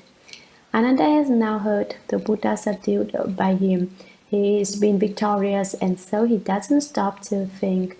He just speaks out. Ananda said, due to the light of the sun, the moon, and lamps, people in the world can see all kinds of appearances. That is called seeing. Without them, we can't see. If it were not for these three kinds of light, they would not be able to see. Sutra. Ananda, if it is called not seeing, when there is no light, you should not see darkness. If in fact you do see darkness, which is none other than the lack of light, how can you say there is an absence of seeing? Commentary. Whenever Ananda says something, he contradicts himself. He slaps his own cheek, as it were. He opposes his own principle. Thus he says that if these three kinds of light are lacking, there isn't any seeing. The Buddha challenges him, his essential point. You say there is no seeing, and ask you about that. Ananda, if it is called not seeing, when there is no light, you should not see darkness. Didn't you say that in the absence of light, shed by sun, moon, and lamps, you cannot see? In fact, this doctrine has already been explained, but it is to be feared that Ananda, despite his great learning, no longer remembers it. So the Buddha repeats it for him. Since you say there is no seeing, in the absence of light, you should not see darkness. In explaining the sutra, I asked you earlier what a blind man sees, and the answer was black. It's the same thing here. Seeing blackness is seeing too. If in fact you do see darkness, which is none other than the lack of light, how can you say there is an absence of seeing? You cannot argue with this theory because it has already been established that you do see darkness, which is simply the absence of light. You can't say it is an absence of seeing. It's all right to say there is no light, but you cannot say there is no seeing. Ananda has run into another snag. Sutra. Ananda, if when it is dark, you call it not seeing because you do not see light, then since it is not light and you do not see the characteristic of darkness, it should also be called not seeing. Thus the two characteristics would both be called not seeing.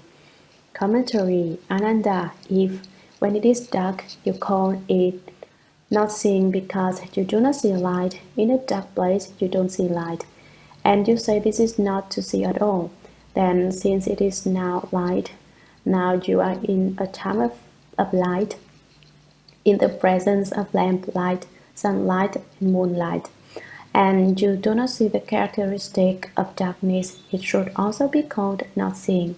When the light comes, darkness goes, and you no longer see darkness. By your reasoning, there would be no seeing in this situation either.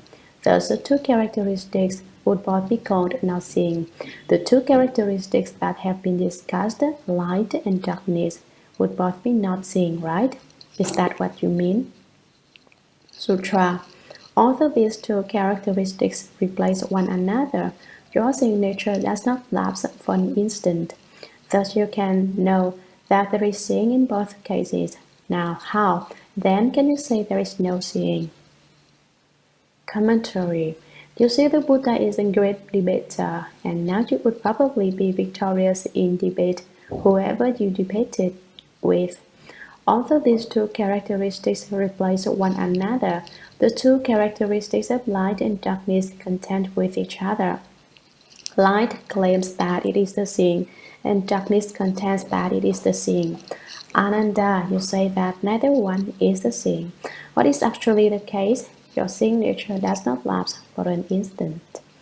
The succession of light and dark does not affect your seeing nature's ability to see. It is certain that your seeing nature does not increase or decrease.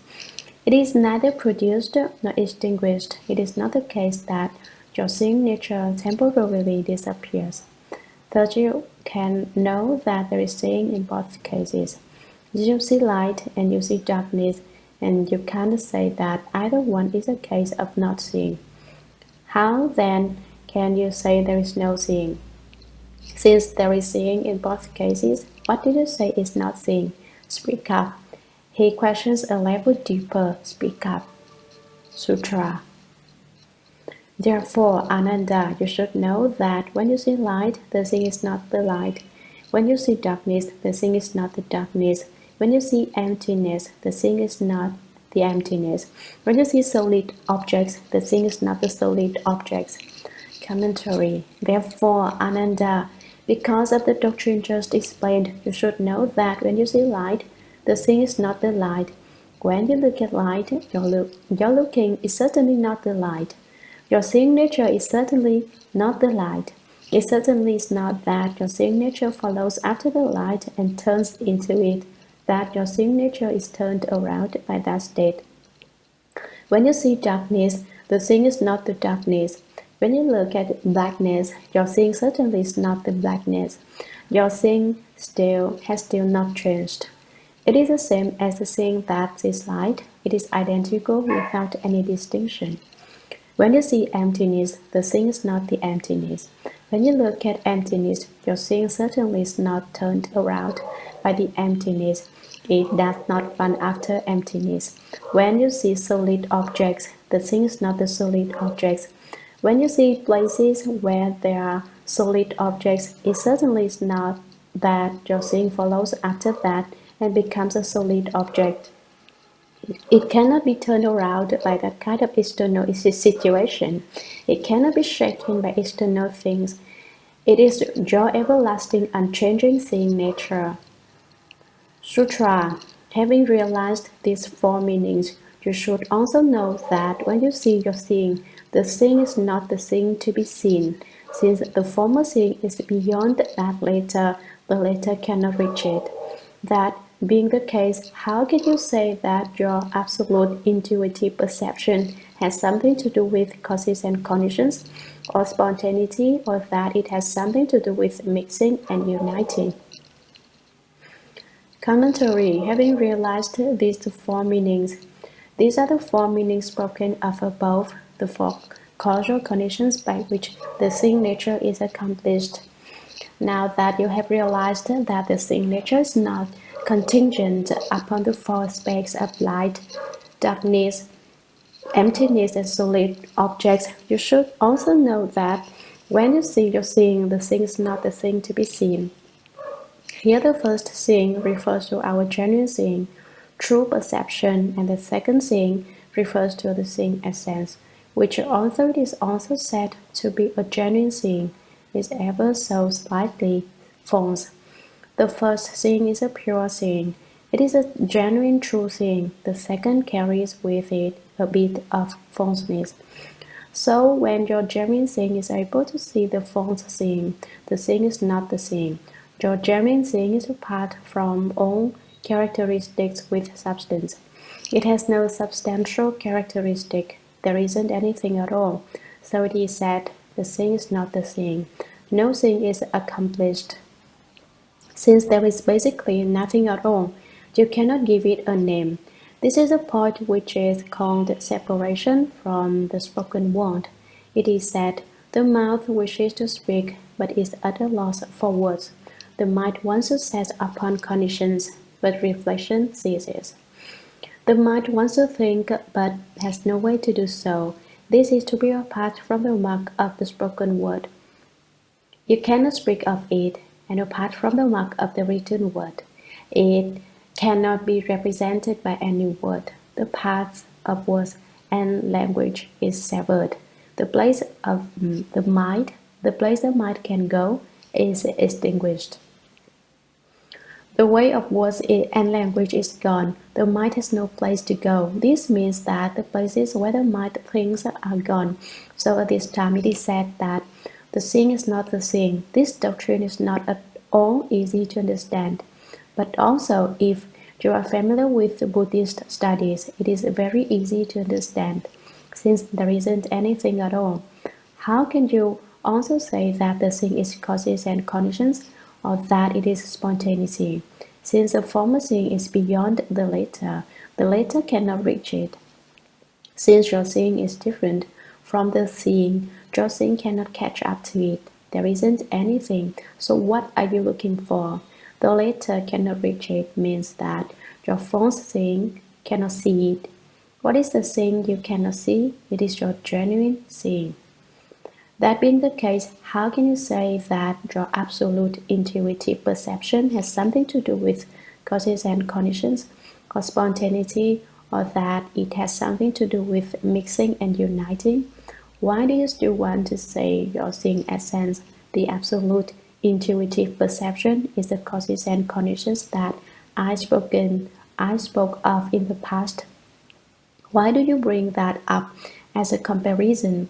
And why bring up a comparison with the spontaneity taught by the externalist sects? And why bring up the characteristics of mixing and uniting by saying that everyone mixes together in a mixed up union? The characteristic of mixing and uniting is like when Chinese raviolis break up. When you boil them, you can't distinguish them one from another. The Buddha tells Ananda that when he spoke the drama of causes and conditions, it was for the sake of those who had first begun to study, people of the small vehicle, that is, the provisional vehicle of the self-hearers, and the conditioned enlightened ones, and also for the adherents of externalist sects to refute the doctrine of spontaneity. Now I am explaining the Shurangama Sutra in order to manifest and display the great Shurangama Samadhi. That kind of wonderful meaning absolutely cannot be compared to causes and conditions. How can you still bring up causes and conditions and compare it to the primary meaning? How can you compare it to the great Shurangama Samadhi? That's like mistaking copper to gold. Sutra. You narrow-minded sound-hearers are so inferior and ignorant that you are unable to penetrate through to the purity of the characteristic of reality.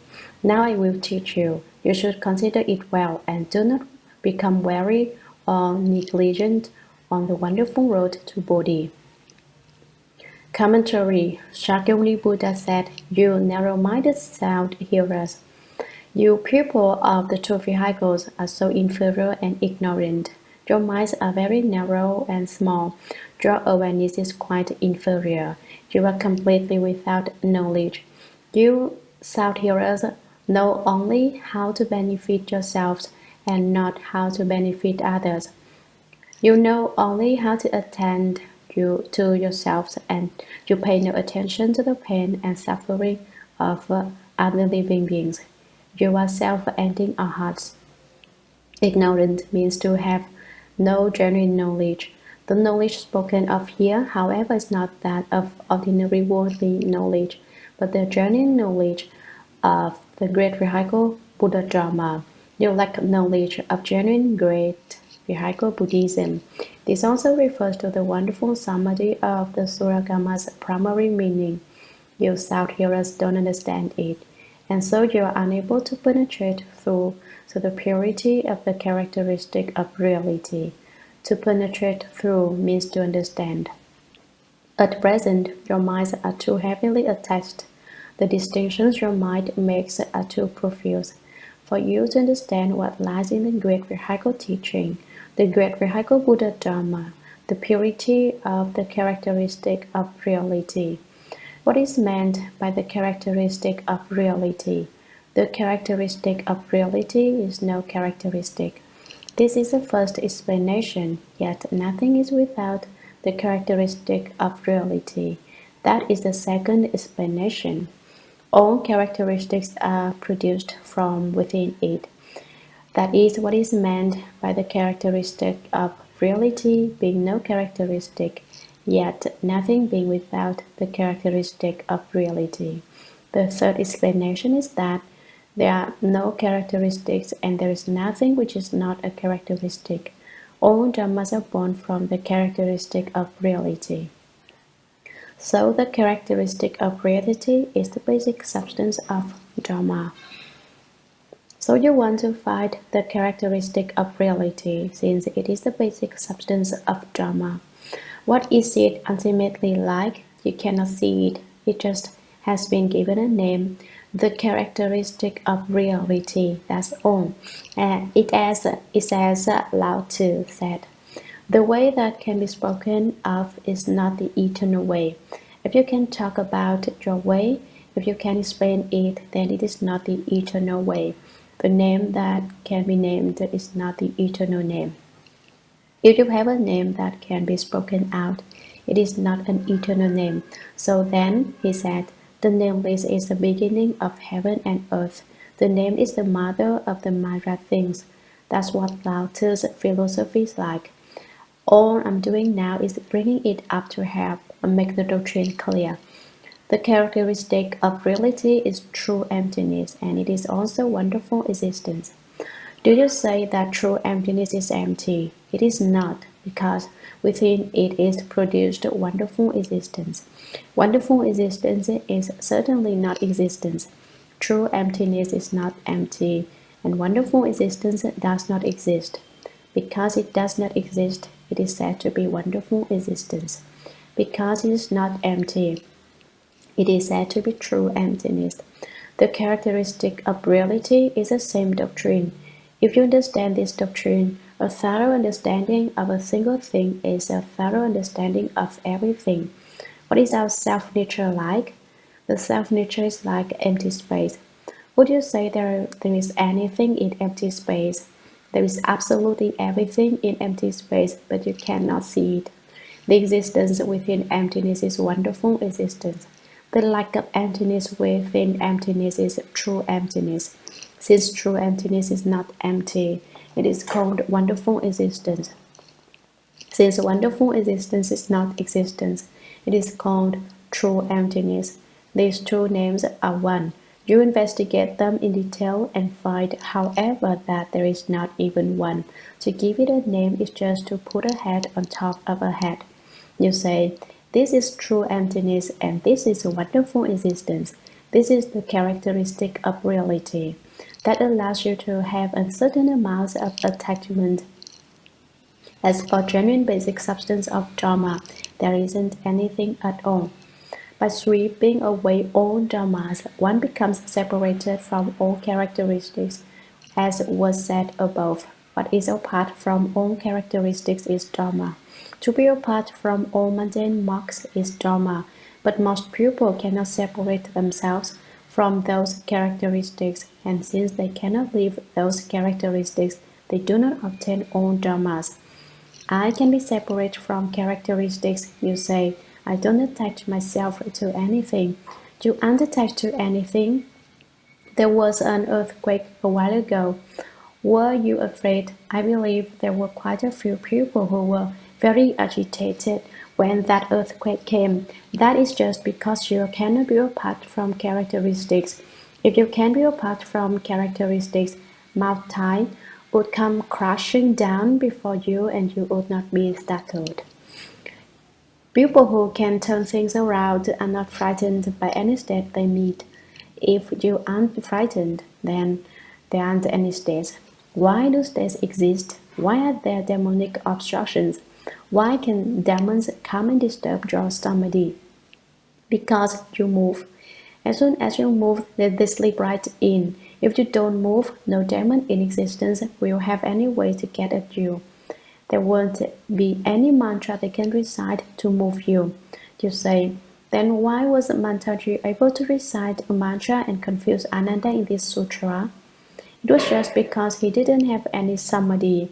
If he had samadhi, if Ananda had had the genuine Shurangama Samadhi, there would have been no need for the Buddha to speak the Shurangama Sutra or the Shurangama mantra, and you and I would not be able to listen to the Shurangama Sutra now or study the Shurangama mantra.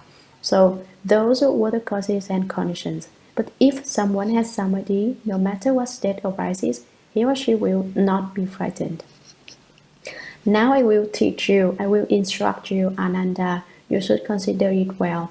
This considering well does not refer to the kind of consideration Ananda has been using and speaking about. The word is the same, but it is not meant in the same way. Here, consider means that he should use his true mind to contemplate and investigate. It isn't that he should use his conscious mind. That makes distinctions. And do not become weary or negligent on the wonderful road to Bodhi. Don't be lazy and slack off. Don't be insolent or perfunctory about it. Don't be muddled about the wonderful road to Bodhi. You should be particularly attentive and especially aware that this is the path to wonderful enlightenment. It is the way to become a Buddha. It is the wonderful Shurangama Samadhi. If you have the wonderful Shurangama Samadhi, you can walk to the position of wonderful enlightenment. That is the position of the fruition of Buddhahood. Buddhas are said to be wonderfully enlightened, and Bodhisattvas are said to be the ones of equal enlightenment. They are equal to wonderful enlightenment. 55 positions lie between the level of South-hero through the levels of Bodhisattvas to the position of wonderful enlightenment. The 55 position will be explained later on in the Shurangama Sutra.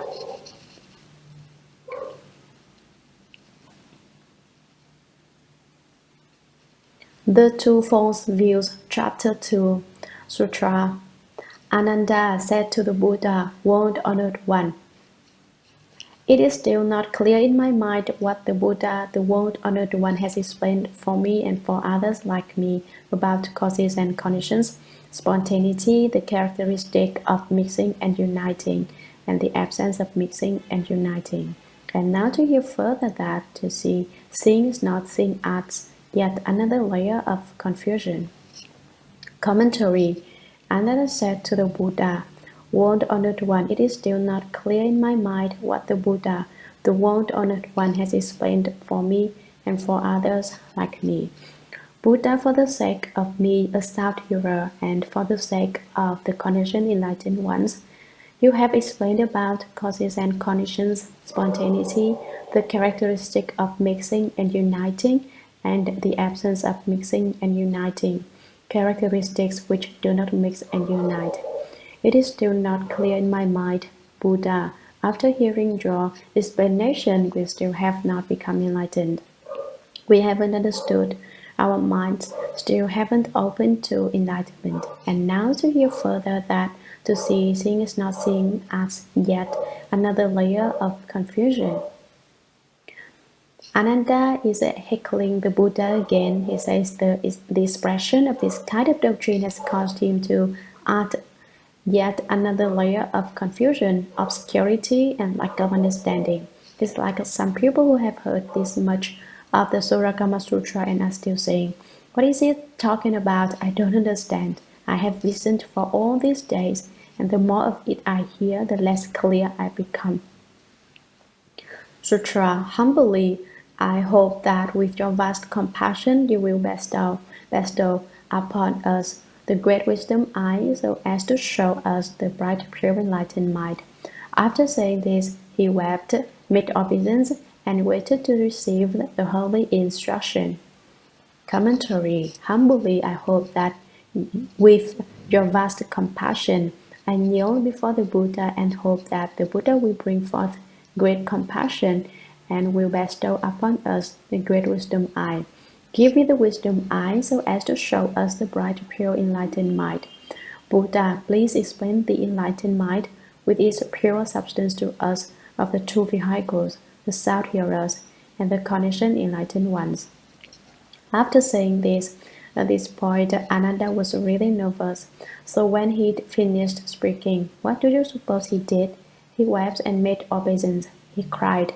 He resorted to the talent of a child and stood crying before the Buddha. And he bowed his head just like a child who is deprived of his milk and sees his mother and cries for a drink of milk. Requesting the Dharma is like asking for milk to drink, and waited to receive the holy instruction. He waited for Shakyamuni Buddha to give him some Dharma milk to quell his hunger and confusion. Sutra. Then the world-honored one, out of pity for Ananda and the great assembly, began to explain extensively the wonderful path of cultivation of all samadhis of the great Dharani. Commentary. Ananda's weeping brought the Buddha out of samadhi. He came out of samadhi to explain to him the doctrine of the way, the doctrine of wonderful samadhi. Then the world-honored one, out of pity for Ananda, then was when Ananda was famished and wanted milk to drink. It was when Ananda's confusion was so deep that he sought clarity. It was when Ananda wept and made obeisance. Basically, the Buddha is endowed with a heart of great kindness and great compassion.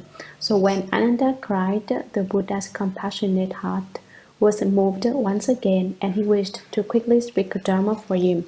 Since Ananda was his youngest cousin, it was likely that here the Buddha showed him a special fondness and protection.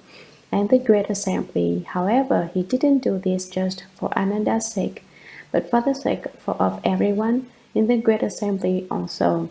He began to explain extensively.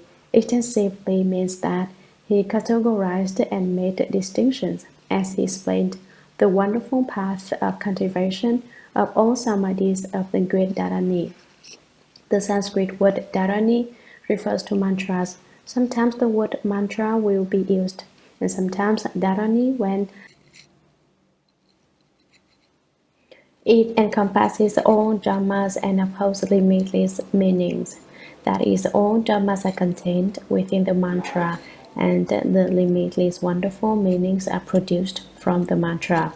This is one way to explain it. I have another way of explaining it. All encompassing means holding the three commas of body, mouth, and mind, entirely encompassing them to make them pure. Precepts, samadhi, and wisdom, and the three non-outflow studies are upheld. Great Dharanis are not the same as small ones. A small one is just a little mantra, and its effect is not as great. What is spoken of here is a great Dharani. Samadhi is concentration, the wonderful path of cultivation. Ananda wants to cultivate the wonderful path to the dharmas of the samadhi of the great all-encompassing upholder. Now Shakyamuni Buddha is going to proclaim the genuine Dharma. Sutra. He said to Ananda, although you have a strong memory, it only benefits your wide learning, but your mind has not yet understood the subtle secret contemplation and illumination of shamatha. Listen attentively now as I explain it for you in detail. Commentary. The Buddha presents the topic. He tells him in advance that he is going to explain to him. He tells him in advance what he is going to explain to him. He said to Ananda, although you have a strong memory, it only benefits your wide learning. Your memory is excellent and you learn a great deal by the use of it. When things pass before your eyes, you do not forget them, but your power of memory can help only your learning, your ability to open wisdom through hearing. But your mind has not yet understood the subtle secret contemplation and the illumination of shamatha. Shamatha is the doctrine of quietude. It has an unspeakably wonderful power of subtle secret contemplation and illumination, but your mind has not yet understood. You have not realized it in the least. You haven't the least bit of understanding. Listen attentively now as I explain it for you in detail. You should pay particular attention now and listen to me while I explain to you bit by bit, point by point, layer by layer. Don't cry, Ananda, be good, and I will tell you now. I will explain it for you. Don't be sad. Sutra, and may this explanation cause all those of the future who have outflows to obtain the fruition of Bodhi. Commentary, and may this explanation cause all those of the future who have outflows. Those of the future includes us who are here now. We are now the future referred to then.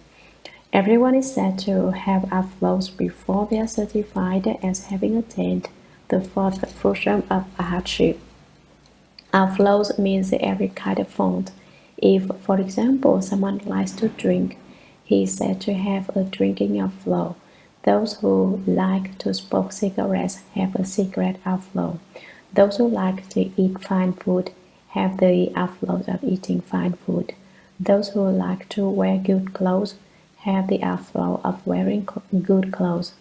If these examples don't make it clear, then let me put it this way. In general, whatever you like most is an outflow. You say, what I like to do most now is meditate, so that must be a meditation outflow.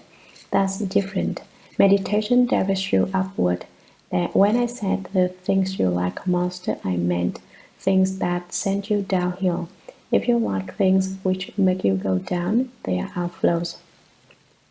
Outflows do not refer only to the things you have done in the past. If a thought stirs in your mind and you say, I used to have that font and now I have changed, but I still think about wanting to do it, that is an outflow. That's how fast it is. All you have to do is let the thought stir in your mind and you float down. If you don't move your mind, you ascend upward. Our hearts is of the first, second, and third fruitions cannot be said to have no outflows, but when one attains the fourth fruition of arhatship, there are no more outflows. Now the Buddha speaks of causing all those who have outflows to obtain the fruition of Bodhi. How can the enlightened fruition of Bodhi be obtained? You need to have no outflows. If you have outflows, you cannot expect to obtain the enlightened fruition of Bodhi. Do you want to try things out? You have outflows because you have been trying things out from beginning this time until now. So don't continue to be so confused. Don't act as if you hadn't even heard that what I have said, thinking the Dharma master probably wasn't referred to me. There are so many people here that he is undoubtedly talking about someone else. The little fonts I have don't matter that much. I'm fond of that font and I don't need to give it up just yet. Why? Because the Dharma master is not talking about me. He's probably talking about someone else. But you shouldn't fool yourself. If you fool yourself, you will miss the opportunity to become a Buddha.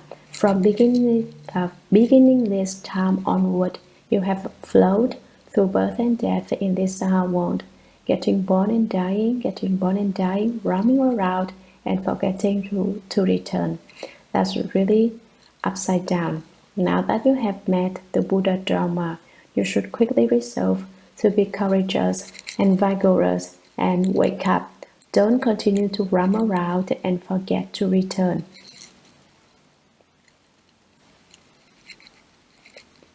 Sutra. Ananda, all living beings turn on the wheel of rebirth in this world because of two upside-down discriminating false views.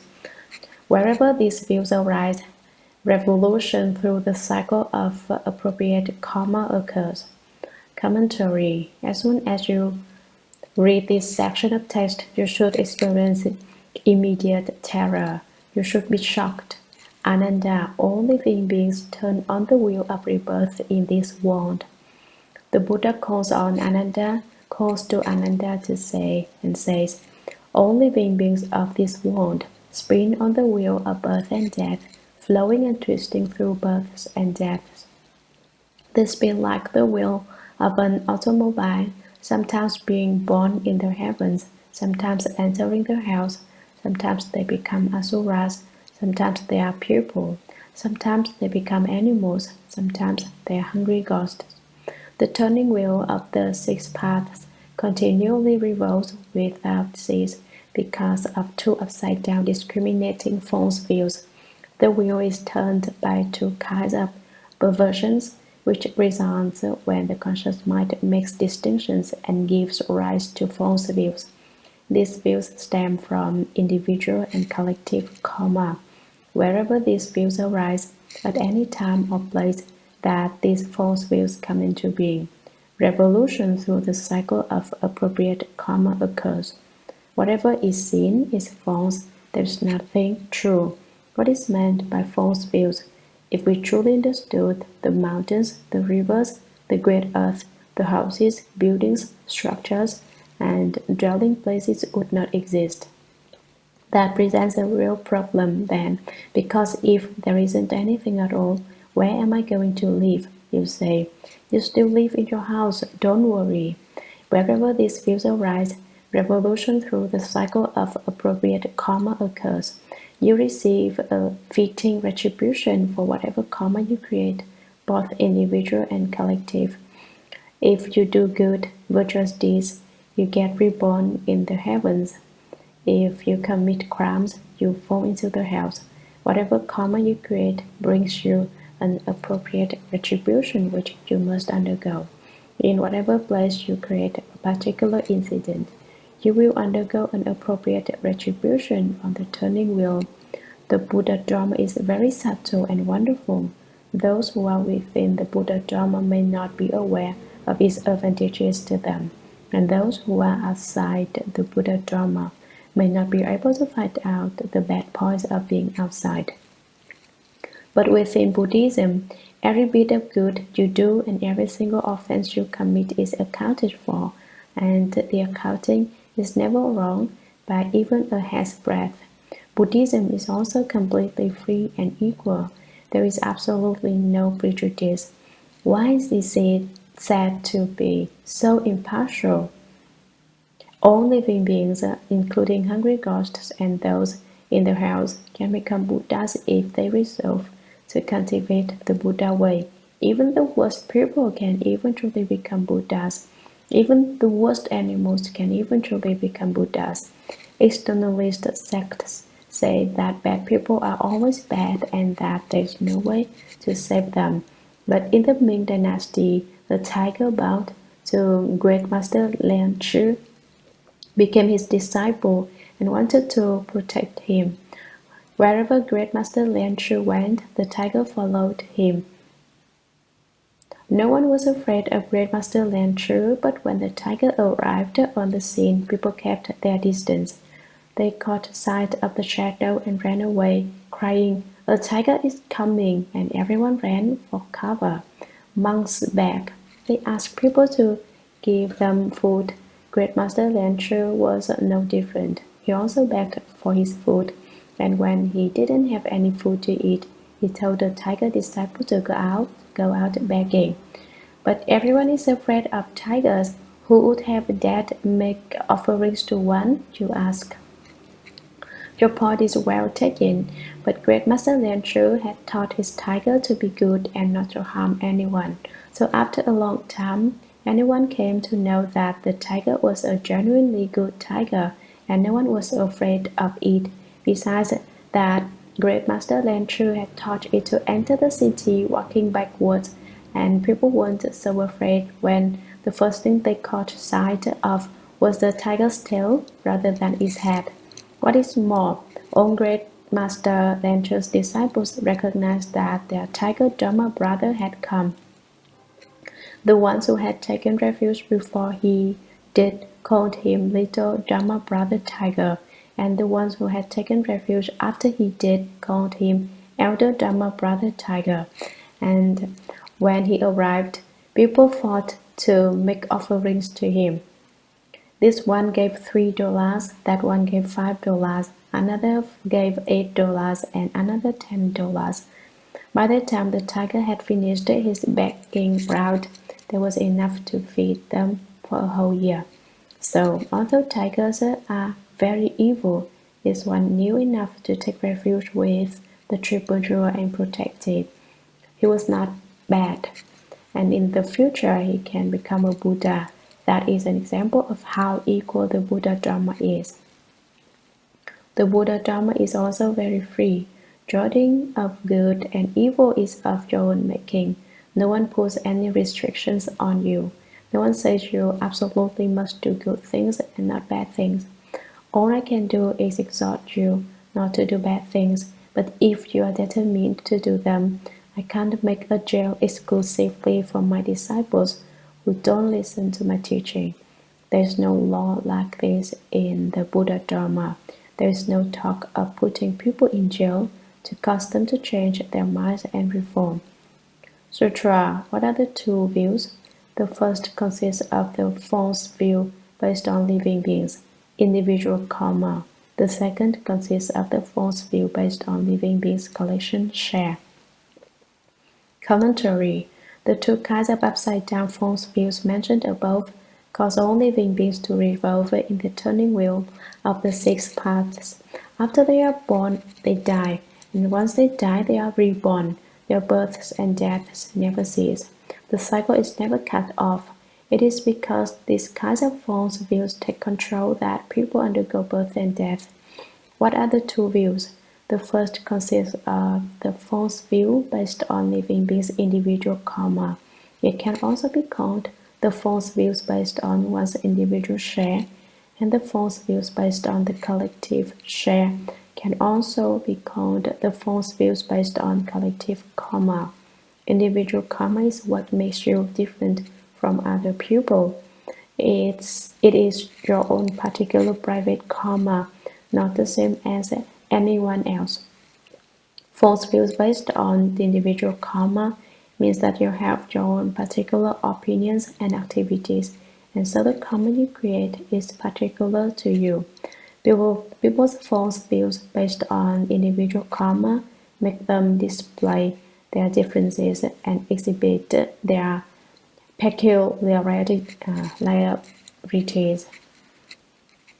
Display their differences means they show themselves to be unlike other people. They always feel that they're not the same as the ordinary lot, and the karma they create is special. How? Absolutely everyone wants to be number one. Everyone likes to be first. And this is because each person's karma is different from everyone else. This, too, is a false view. To display differences and exhibit peculiarities are both instances of false views. They are instances of false thought, false deeds, and false behavior. The individual karma which results is all created from false thoughts in the mind, false thoughts of great expectations for the self. The higher the better. People put on a special style, and individual karma is the result. The second consists of the false view based on living beings' collective share. The collective share is what is the same as everyone else. It can also be called public karma, which includes such things as natural disasters, drought and starvation, and man-made calamities. The heavens fall and the earth revolves, and innumerable people are killed, 100,000 or 1,000,000 or even 10 million people are all killed at once in a single place. That is public karma, false views based on the collective share. False thoughts create this kind of collective karma because living beings confuse things for themselves and recognize a thief as their son. They create the false views of the collective share, that is collective karma. It is false views created from false thinking. Views here does not necessarily mean what is seen, but refers to opinions. People's opinions are shared collectively. Everyone's opinions are identical. Living beings' false thinking creates this kind of false karma, and then they undergo a false retribution. It is said they give rise to delusions, create karma, and undergo a retribution. In the beginning, they don't understand, and that is why they create karma.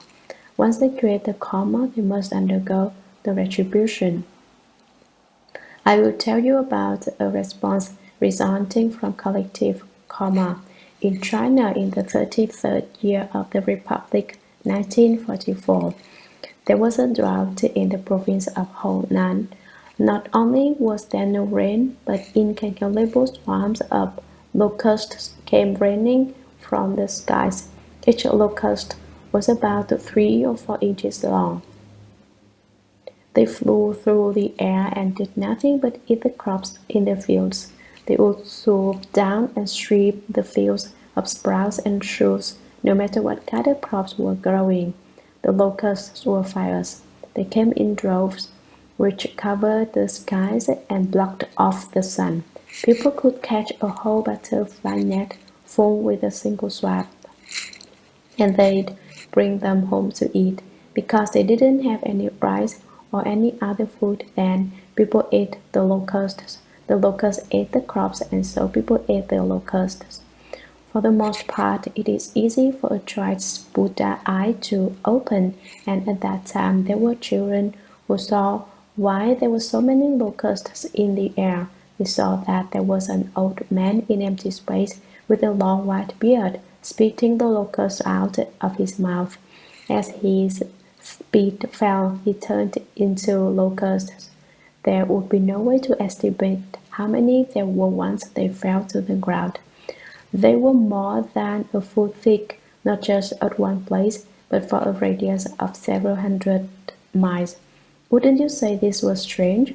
This is truly an example of collective karma, of the false views from the collective share. The people caught the locusts and brought them home to cook them, but when they put them on the table to eat them, they turned into human excrement.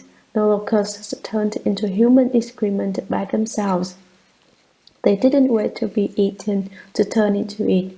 Wasn't that strange? No matter how hungry people are, they cannot eat their own excrement. That's what their karmic obstruction was like.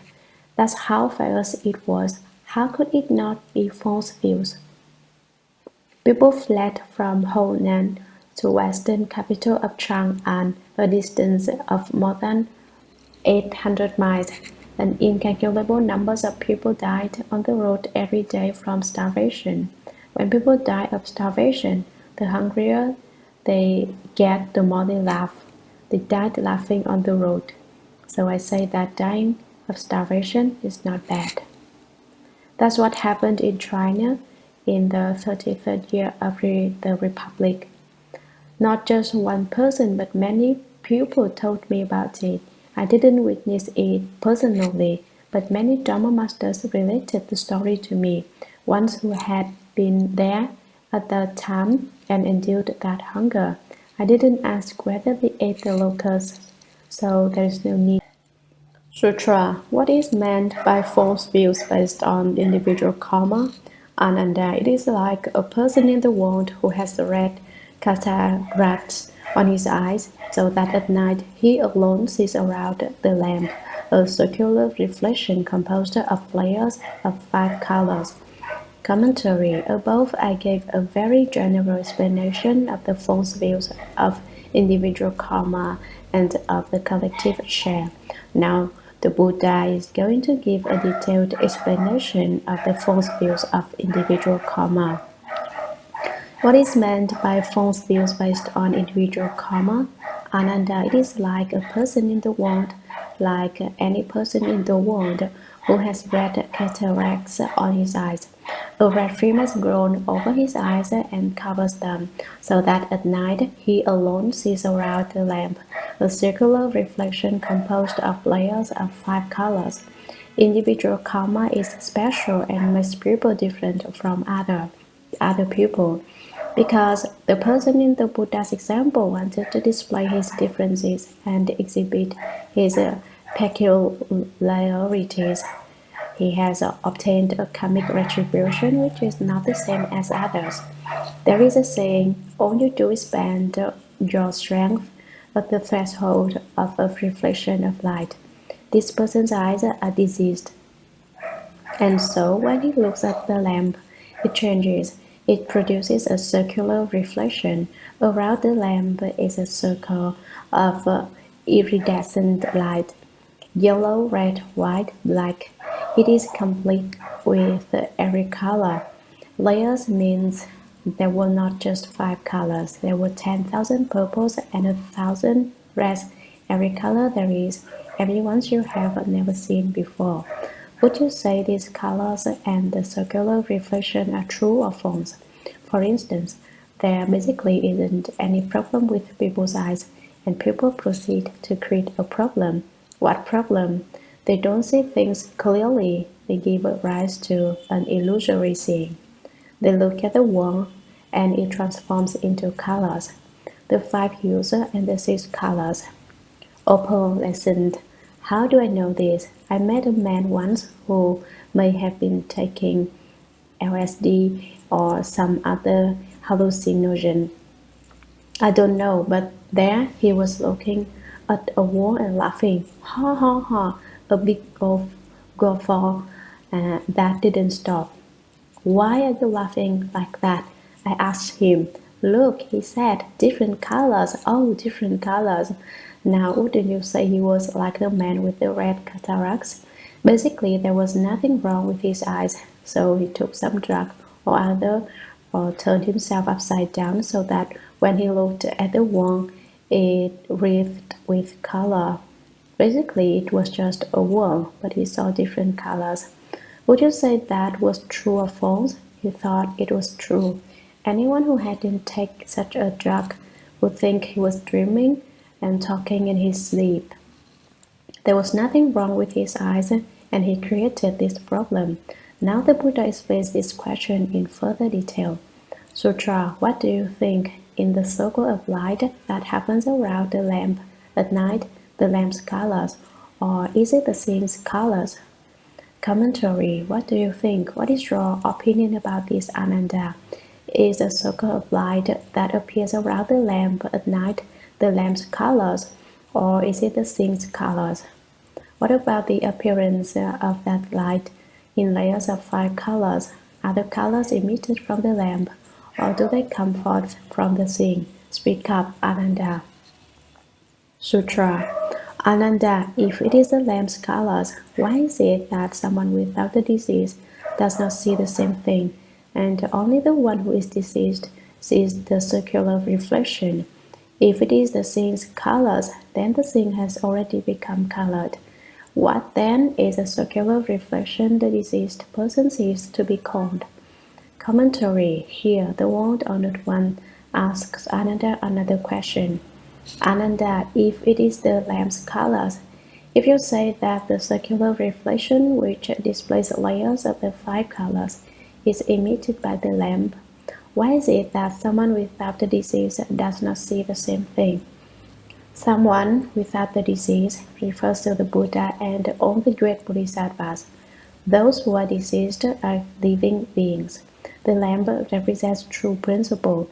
When the Buddha and Bodhisattvas look, they see true principle. When living beings look, they see a circular reflection.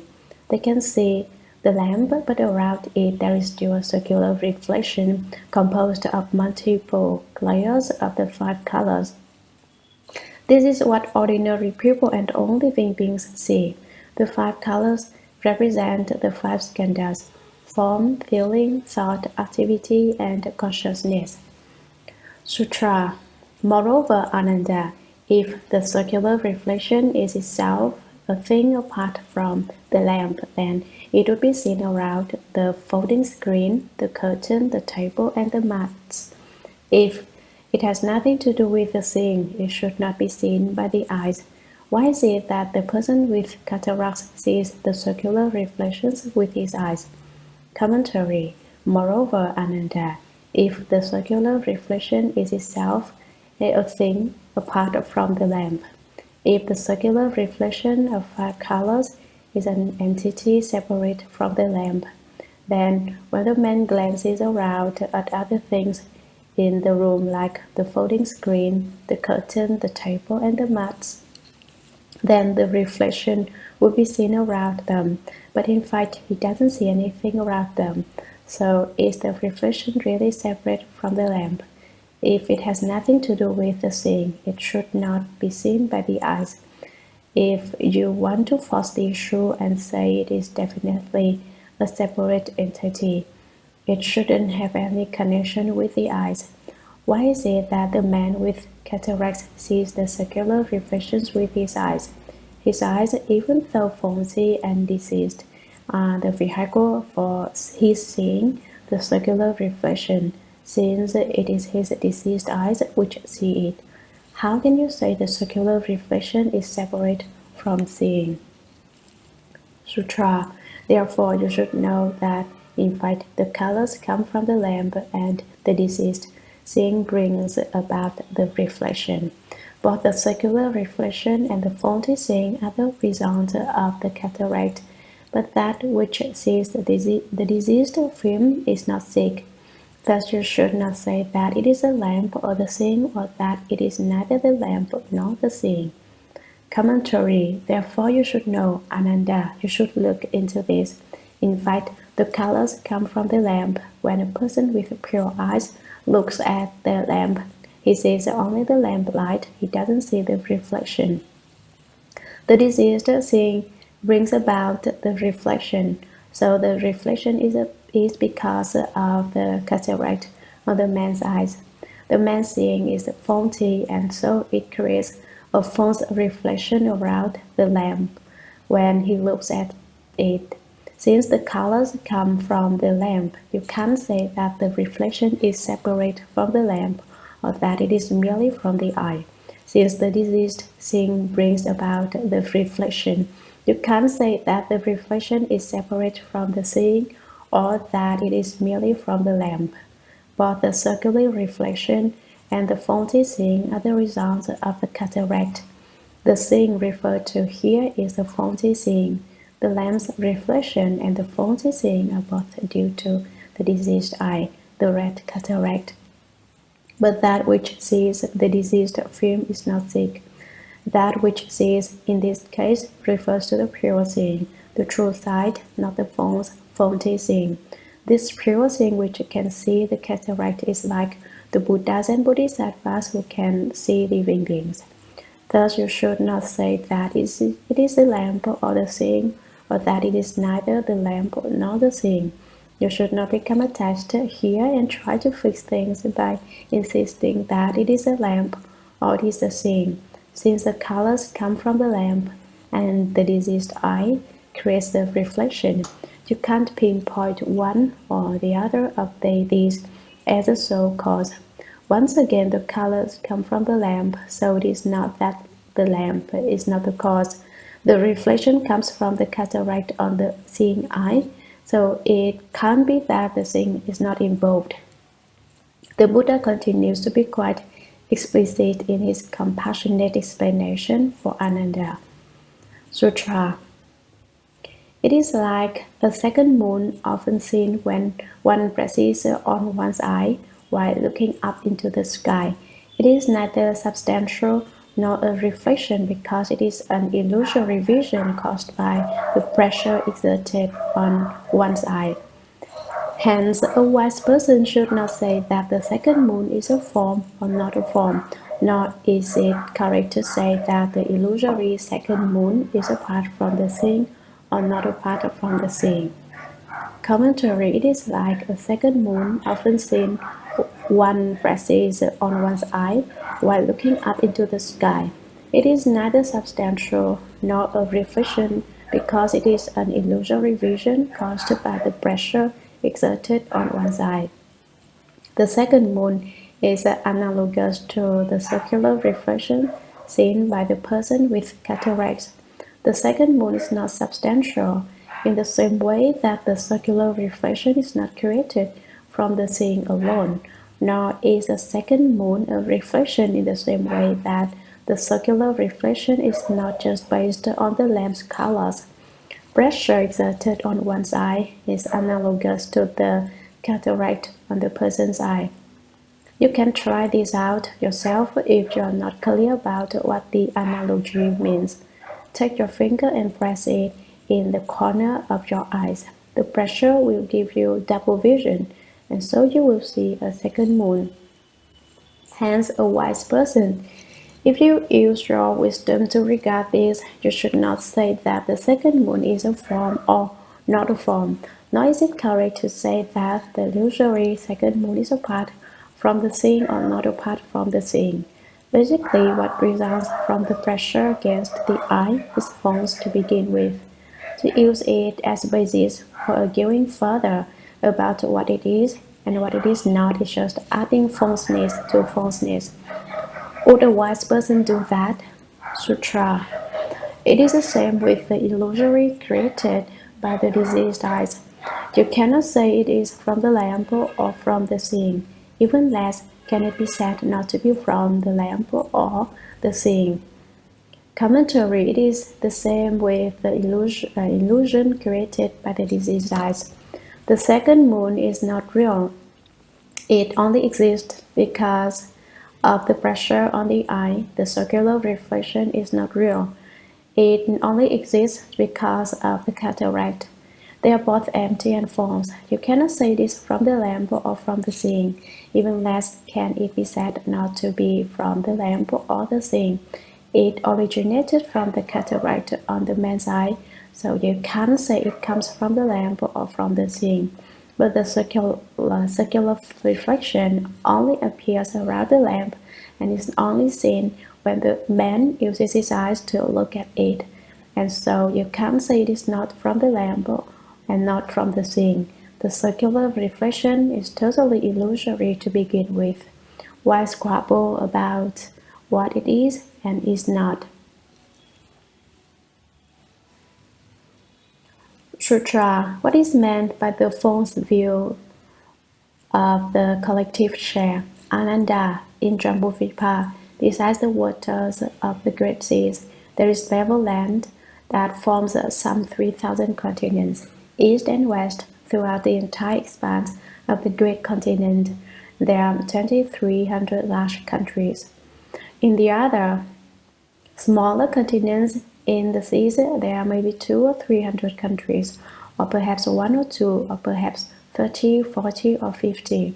Commentary: this section of text talks about the false view of the collective share. The false view of the individual share causes each person to see differently. The false view of the collective share is that everyone has the illusion of seeing the same thing at almost the same time. So a country is used by way of analogy. What is meant by the false view of the collective share? What is said to make up the false view of the collective share? Ananda, listen carefully, I will tell you. In Jambudvipa, in the southern continent, besides the waters of the great seas, there is level land that forms some 3,000 continents. Outside the seas is the level land, which is divided into 3,000 continents, east and west, throughout the entire expanse of the great continent. In the middle of these 3,000 continents, there is a great continent, and north, south, east, and west. To count them all up, there are 2,300 large countries. In the other smaller continents in the seas, in the small islands and small continents, there may be 200 or 300 countries, or perhaps 1 or 2, or perhaps 30, 40, or 50. It is not fixed how many there are. Sutra Ananda suppose that among them there is one small continent where there are only 2 countries. The people of just one of the countries together experience evil conditions. On that small continent, all the people of that country see all kinds of inauspicious things. Perhaps they see 2 suns, perhaps they see 2 moons with circles, or dark haze, or golden ornaments around them, or comets, shooting stars, years on the sun or moon, rainbows, secondary rainbows, and various other evil sights. Commentary. The Buddha called to Ananda again.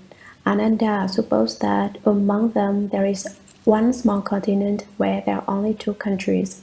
Suppose in Jambudvipa there is an island, a small continent, with only 2 countries on it.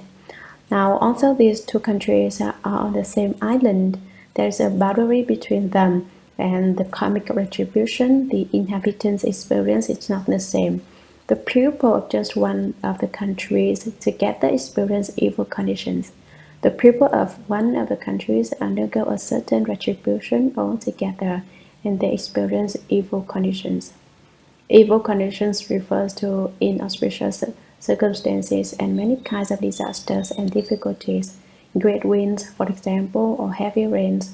Recently, in America, there were tornadoes that blew people off into space, killing several hundred in all. That is an example of an inauspicious circumstance. That's what is meant by an evil condition. You see, on that one continent, some people underwent the evil retribution, and some people did not. In the same way, people in San Francisco did not undergo the evil condition of the tornado. They did not experience that suffering, but in the Midwest, houses were blown into empty space. Trees were uprooted and blown completely away, and there was a flooding and fire. Such disasters are far too prevalent. On that small continent, all the people of that country see all kinds of inauspicious things. What do they see? Sometimes the trees will talk. They hear someone speaking, and it turns out to be a tree. There isn't a person inside. That's an inauspicious event. Among supernatural events, there are some very inauspicious things. Perhaps they see 2 suns. Perhaps the people in the one country see 2 suns, which is an indication of a great change within the country, something inauspicious. Perhaps the leader of the country will die or will be assassinated by someone who wants to usurp the power. This is because the skies can't have 2 suns, the people can't have 2 kings. There can't be 2 suns in the sky. If you see 2 suns, that is inauspicious. Or perhaps this president that killed that president. Perhaps they see 2 moons. No matter what country it is, there will be only 1 sun and 1 moon. But the people of this country see 2 moons appear. This also indicates that something inauspicious is in store for the country. With circles or dark haze or golden ornaments around them. Circles around the moon indicates wind. Dampness in the foundations indicates rain. When the moon looks like it has water around it, as if it was soaking in water, there will be a windstorm. And when the foundations of the house are damped, it will rain. Circles indicate the presence of an evil energy surrounding the moon. Just looking at it makes one uncomfortable. It is very unusual. A dark haze refers to a black, very murky energy which covers the moon. The moonlight doesn't shine through it, and yet it is not a cloud. Golden ornaments refer to a formation around the side of the sun or moon, which looks like the ornaments worn by women around their waist. In general, the sun and moon can't be surrounded by anything. If there is something there, it is not a good sign. Or comet, shooting stars. the light of a comet extends over a great distance. During the reign of the first emperor of the Qing dynasty in China, 255-206 BC, comets appeared quite often, and as a result, the people experienced extreme distress and suffering during that period. Shooting stars or meteors also emit a long trail of light, though not as long as the comets, but their appearance is brief. They are just like flickering flames. One is gone and then another appears. Then that one disappears and yet another appears. The shooting stars dart through space and sometimes they fall in showers, and celestial robes fall out of the sky just like rain pouring down. Years on the sun or moon. This refers to a time when it appears that the sun or moon has grown years. Rainbows, secondary rainbows. Some say that in the morning they are called rainbows, and in the evening they are called secondary rainbows. In general, they are yin and yang, and they indicate that heaven and earth are out of balance. Nevertheless, if you can change, if the people of that country can change their minds, everything will be all right. And various other evil sides means that not just the few mentioned here, but many others appeared as well, large ones and small ones. If the country is flourishing, then every single thing is auspicious. If the country is on the decline, then every single thing is inauspicious. If one person has the reward of blessings, the rest of the person can follow along and borrow this light. If the people follow someone who likes blessings, they will undergo suffering. Take a look at the country's leader, the country's president. If he has blessings, the people will follow him and have blessings as well. If he hasn't any blessings, the people will follow him and endure suffering. It can be said that the head of a country is responsible for every circumstance. Sutra. Only the people in that country see them. The living beings in other countries from the first do not see or hear anything unusual. Commentary. These two countries on the same small continent should have the same karmic retribution, but in one of them, inauspicious signs indicating disaster and difficulty appear, and everyone in the entire country sees them. Only the people in that country see them. The living beings in the other country from the first do not see or hear anything unusual, but in the other country on the small continent, all the people, all the beings there do not see these states or hear these sounds. This is called the false view of the collective share. The power of the karma of the beings in the one country is similar, and so they have this false seeing.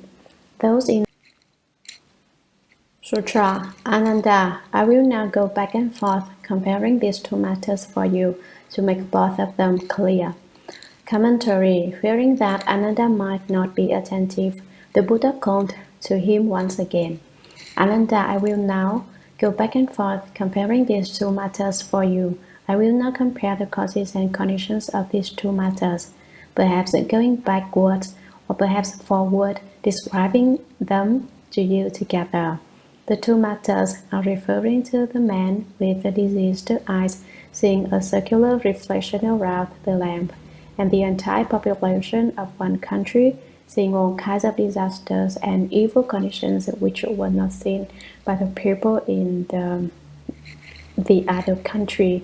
I will compare these various principles to make both of them clear. Sutra. Ananda. In the case of the living being's false view of individual karma, by which he sees the appearance of a circular reflection around the lamp, the appearance seems to be real, but in the end, what is seen comes into being because of the cataracts on the eyes. Commentary. The Buddha called again to Ananda. Ananda, in the case of the living being's false view of individual karma, the living being spoken of before had his own special individual karma which caused him to see states which in fact were not real. As we explained before, he sees the appearance of a circular reflection around the lamp. The appearance seems to be real. He sees a circular reflection around the lamp as if it were the actual situation, but in the end, what is seen comes into being because of the cataracts on the eyes. But when you investigate this doctrine thoroughly, it turns out that the person who sees the circular reflection has cataracts on his eyes, and that is why he sees the reflection. Sutra. The cataracts are the results of the weariness of the seeing rather than the products of form.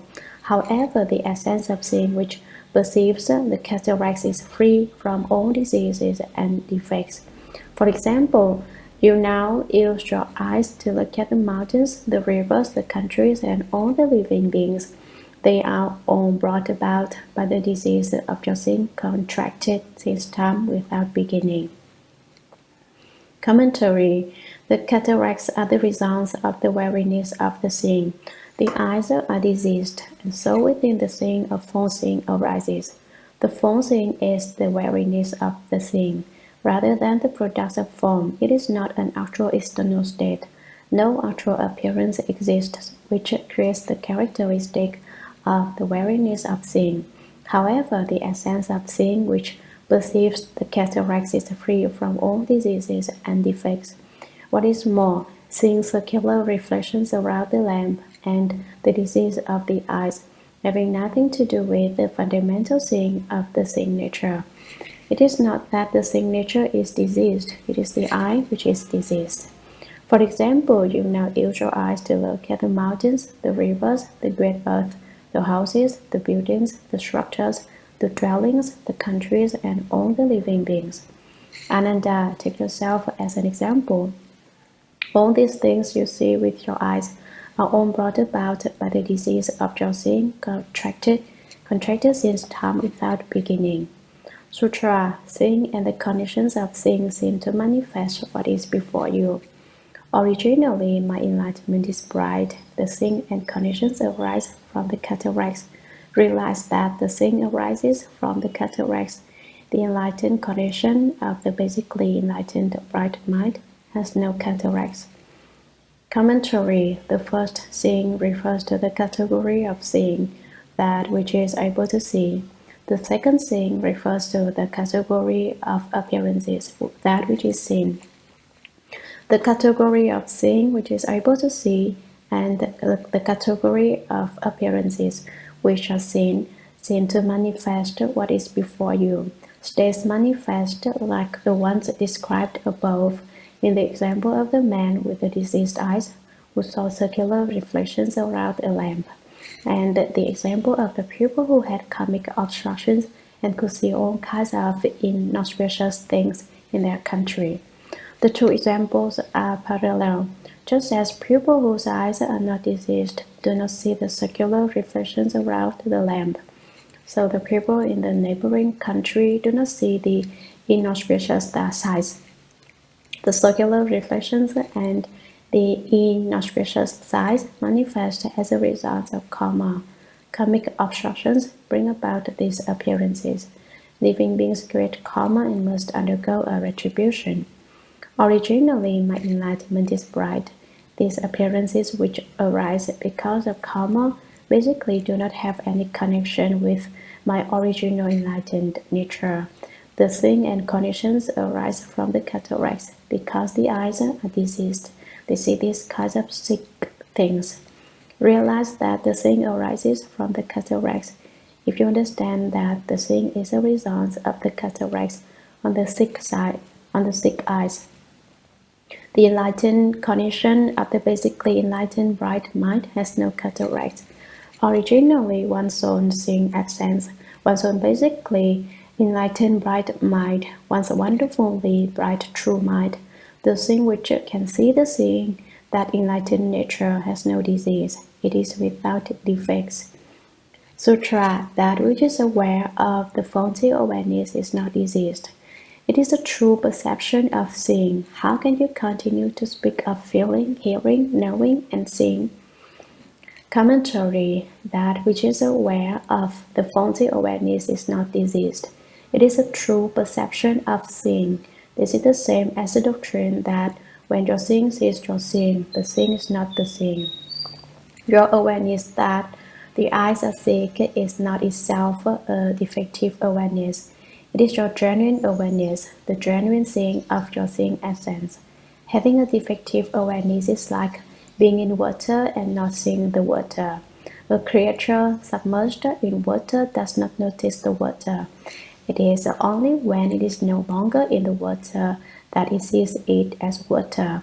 What is apart from the water and able to see it as water is the genuine basic enlightenment. The enlightened seeing which is aware of the disease is not the seeing that functions with a defect. Only when you are separate from the defect can you know of it. This is the real seeing. How can you continue to speak of feeling, hearing, knowing, and seeing? Why do you still want to remain within those faculties and make distinctions and seek? This is the seeing. What other seeing are you looking for? Sutra. Therefore, you now see me and yourself and the world and all the 10 kinds of living beings because of the disease in the seeing. What is aware of the disease is not diseased.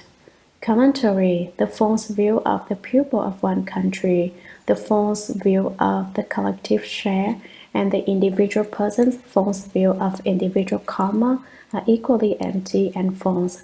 Therefore, because of this doctrine, you now see me, Ananda, says the world honored one. You see me, referring to himself and yourself, your own body and the world, all the forms and appearances in the world, and all the 10 kinds of living beings because of the disease in the seeing. There are actually 12 classes of living beings, but those lacking thought and lacking form are left out because they cannot be seen. All these things are the empty and false defect of your seeing, the false views of individual karma and the collective share. It is our false views, our discriminating views, a problem which develops in the seeing. What is aware of the disease is not diseased. It is not that your true seeing, your originally enlightened bright mind, has a problem. The problem is with the false seeing, which arises in the false views of your collective karma and which makes you see false characteristics. Sutra. The true essential seeing by nature has no disease. Therefore, it is not what we normally call seeing. Commentary. The true essential seeing by nature has no disease. Its seeing essence has no problem. Its basic substance is without defects. So the eyes which sees a circular reflection are not the seeing essence. Since the seeing essence doesn't have any problem, therefore it is not what we normally call seeing. It not only has no problem, it does not have anything at all. Was it called then not seeing? No, there isn't any seeing and there isn't any not seeing. What's being discussed here? It is your inherent genuine seeing essence which comes from our inherent enlightened nature. It comes from the place of basic enlightenment. But basic enlightenment is also a name, and basically there isn't even a name. If you give it a name, you're adding a head on top of a head again. If you call it basic enlightenment, you've already said too much. Sutra. Ananda, let us compare the false views of those living beings' collective share with the false views of the individual karma of one person. Commentary. Ananda, why do I say that it is all simply the manifestations of the false views of living beings? I will tell you. Let us compare the false views of those living beings' collective share with the false views of the individual karma of one person. They are the same. The seeing that sees the circular reflection composed of multiple layers of the 5 colors surrounding the lamp is a false view of individual karma. The false view of collective seeing is all the citizens of a country seeing the inauspicious sights. This is 2 guns, 2 moons, comets, shooting stars, rainbows and secondary rainbows, and all kinds of inauspicious astrological signs. In China in the past, every time there was a shift in dynastic rule, Every time the dynasty or the emperor changed, these kinds of innocuous things always appeared. Long ago in China, an emperor who saw some innocuous auspicious signs asked Qin Tianchan, an astrologer, what their meaning was. Qin Tianchan answered that they pointed to the death of the king. But I have a way for you to pass off the calamity of the Prime Minister. That would not be permissible, said the emperor. If I am meant to die, how can I pull it off on the Prime Minister? The Prime Minister looks after important matters in the country. It would never do for him to die. Qin Tianchan said, well, if you don't want the Prime Minister to die in your place, you can have the people die in his place. It can be turned on the populace at large. The people are the foundation of the state, said the emperor. If the people were to die, what meaning would my imperial reign have? That's also impermissible. He didn't want to do that either. Qin Tianchan said, then you can transfer the calamity to the year. This year the people will starve to death. That would also be possible. But that won't do either, said the emperor. I don't want to starve the people. It's meaningless to be that kind of an emperor. So then Qin Tianchan bowed to the emperor.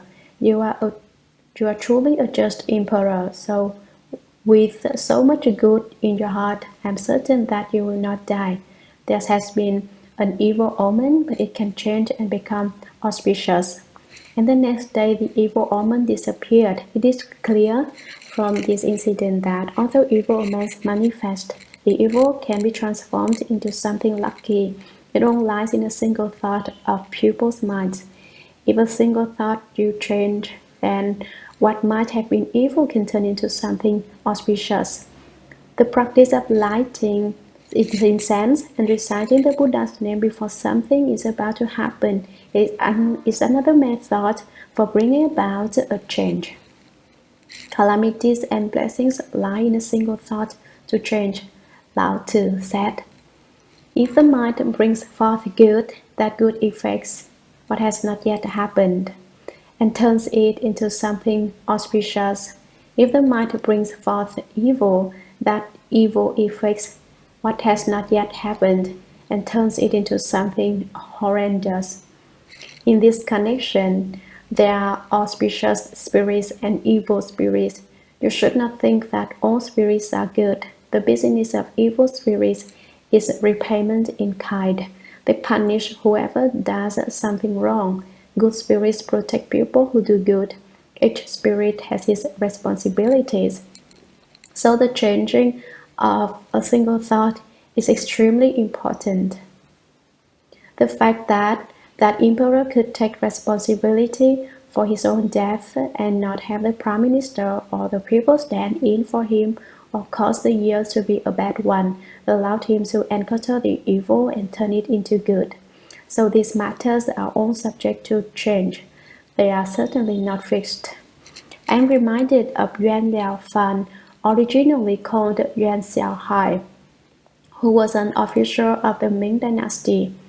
After he finished school, his father told him to study to be a doctor because doctors can save people's lives as well as making a good living.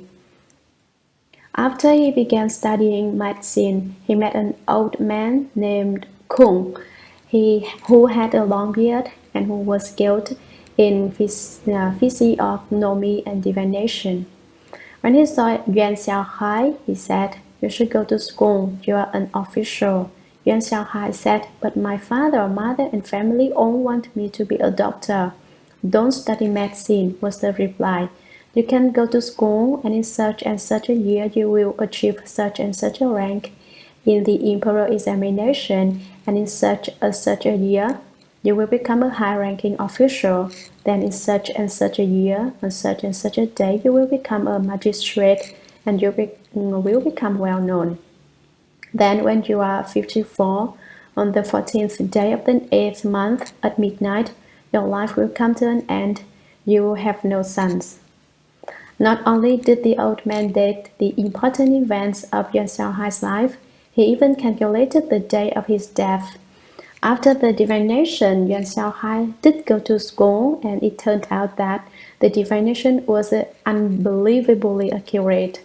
The rank he achieved in the imperial examination was exactly what old Kong had predicted. The divination didn't miss by the breadth of a hair. In fact, it was so accurate that Yuan Xiaohai didn't even read any longer. What did he do? He waited. He sat there and waited for the breath to come to him. There's a well-known saying in China, you just sit on the bed and wait for the salt case to fall, which means one doesn't do anything at all. One just waits for nature to take its course, waits for one's destiny to unfold.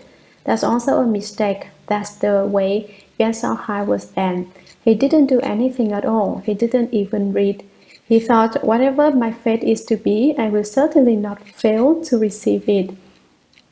I don't have to study at anything. I don't have to seek anything. It will certainly come on its own. So he roamed in the mountain and played in the water and traveled all over on a grand holiday. He took a long-term vacation and didn't do a thing. Eventually, his travels led him to Nanjing, to Chisha Mountain, when he heard that Dhyana Master Yuan Ku resided. So he went there to see him. Dhyana Master Yuan Ku handed him a round cushion, and the two of them sat in meditation. They sat facing each other for 3 days, and neither of them moved.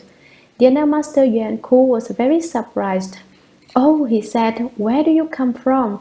You're a vessel especially endowed with the way. You've sat for 3 days without having to shift your legs or move at all."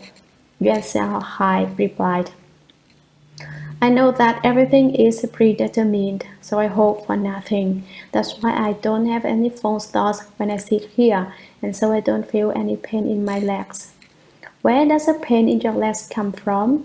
It comes from your false thoughts. That is, the false views which this sutra discusses. Because of false views, your legs ache. If you haven't any false views, if you have true views, your legs will not hurt.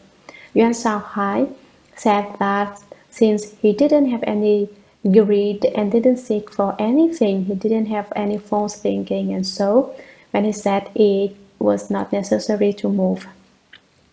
Dhyana Master Yuan Ku said, "I thought you were an extraordinary person, but as it turns out, you're just an ordinary person." That upset Yuan Xiaohai. "Why do you say I'm an ordinary person?" Everyone wants to come out on top, and Yuan Xiaohai didn't want to finish second either. As soon as he was called an ordinary person, he was unhappy. Dhyana Master Yuan Ku said to him, "If you weren't an ordinary person, you wouldn't have been tied down by your fate for the last several decades. You're bound up by your destiny and haven't transcended it in the least." Yuan Xiaohai said, "Can one transcend fate? Is it possible not to be bound by one's destiny?" Dhyana Master Yuan Ku said, "You're a scholar. Doesn't the Yi Ching say, 'Bring out the auspicious and avoid the evil'? That's what the emperor I just told you about did. He brought out the auspicious and avoided the evil."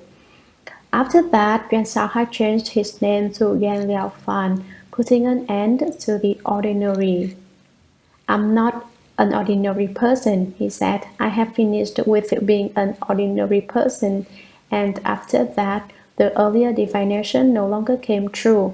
It was said that he would die at 54 on the 14th day of the 8th month, but he didn't die then. His horoscope said he would have no sons, but he had two.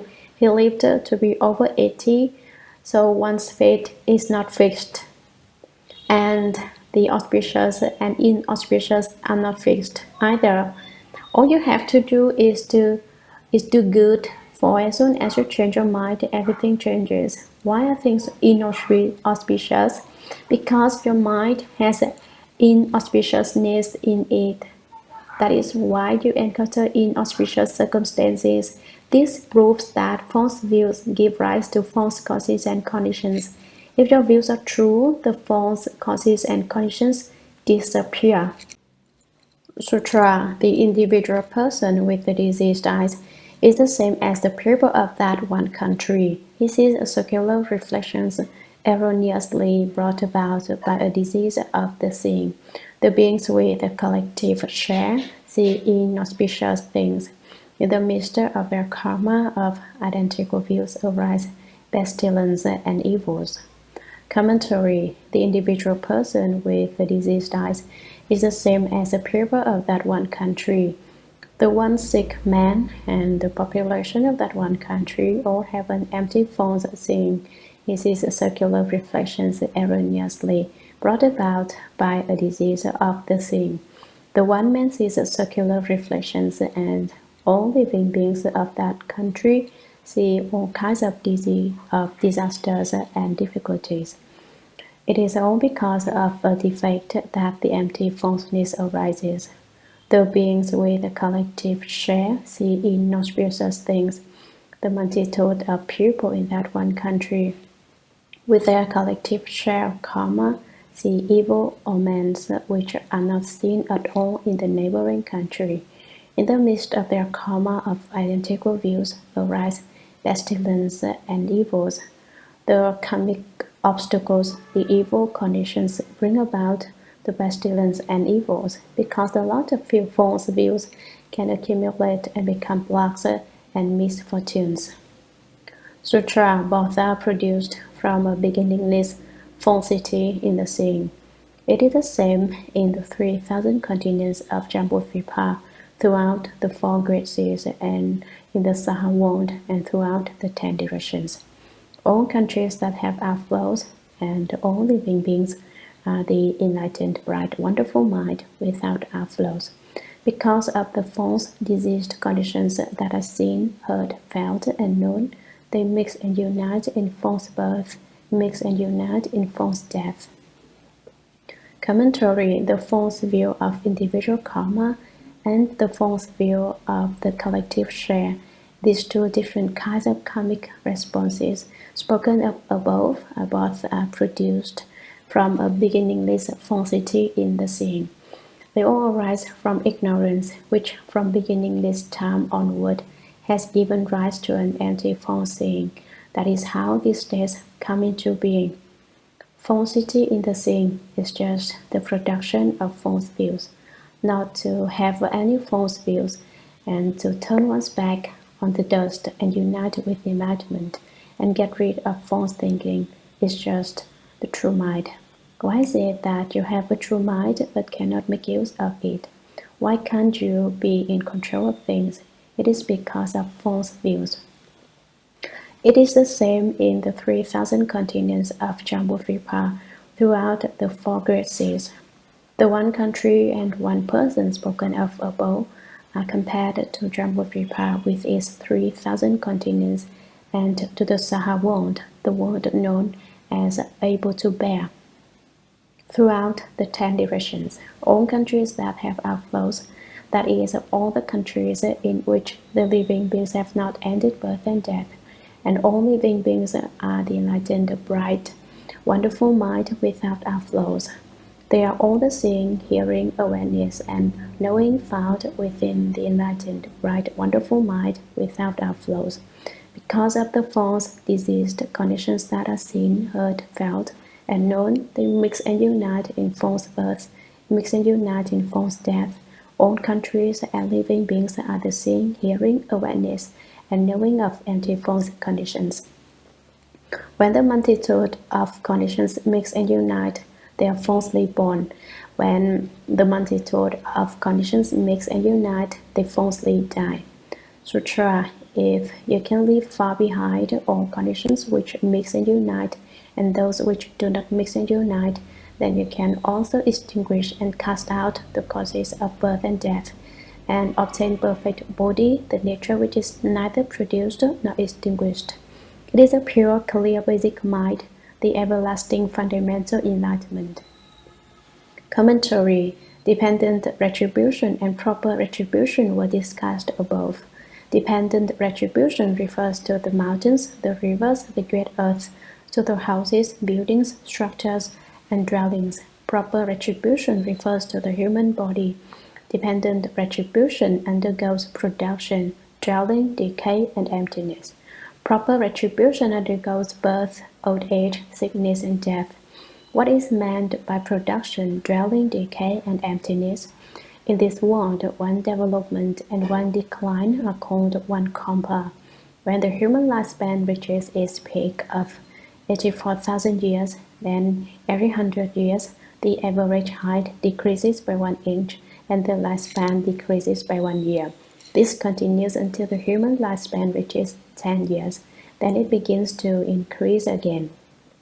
Once again, every 100 years, the lifespan increases by 1 year and the average height increases by 1 inch. When the lifespan has increased to 84,000 years, that is called one kampa. 1,000 kampas make one small kampa. 20 small kampas make a middle kampa. 4 middle kampas make a great kampa. It takes 20 small kampas for this world to come into being. It dwells for 20 small kampas. It decays for 20 small kampas, and it is empty for 20 small kampas. That is what is meant by production, dwelling, decay, and emptiness. The 20 small kampas of production make one middle kampa. The 20 small kampas of dwelling make a middle kampa. The 20 small kampas of decay and the 20 small kampas of emptiness each make one middle kampa. So production, dwelling, decay, and emptiness take 4 middle kampas, which together make one great kampa. In the proper retribution, there is birth, old age, sickness, and death. People take 20 years to grow up. They dwell for 20 years, they are sick for 20 years, and during the last 20 years, they are preparing to die. There are two kinds of birth and death: shared section birth and death, the birth and death of the body, and change birth and death. The term shared section derives from the fact that each person has a certain share of years to live, and each person has a certain appearance. For example, your height may be 5 feet 6 inches and mine may be 5 foot 9, while another person's height may be 3 feet. Every person has his own appearance. Ordinary people are subject to shared section birth and death. Those are the two vehicles. The Shravakas and conditioned enlightened ones have ended shared section birth and death, but they are still subject to change birth and death. What is meant by change birth and death? There are thoughts flow on in continuous succession. Thought after thought is born, thought after thought dies. The cause of birth and death is ignorance, and its conditions are karmic activity. This cause, ignorance, and this condition, karmic activity, mix and unite, and there is birth and death. Thus the Buddha said, if you can leave far behind all conditions which mix and unite, the mixing and unite of the conditions of ignorance and the karmic activity and those which do not mix and unite, and any connection with those which do not mix and unite, then you can also extinguish and cast out the causes of birth and death. In that way, you can extinguish and cast out shared section birth and death, and continual change birth and death, and obtain perfect Bodhi, the nature which is neither produced nor extinguished. When the cause of birth and death is extinguished and cast out, you obtain the wonderful fruition of Nirvana, the perfection of Bodhi, whose nature is neither produced nor extinguished. It is the pure, clear, basic mind, the everlasting fundamental enlightenment. It is also the basic mind, and it is the fundamental enlightenment which dwells permanently and does not change. That is the self-nature.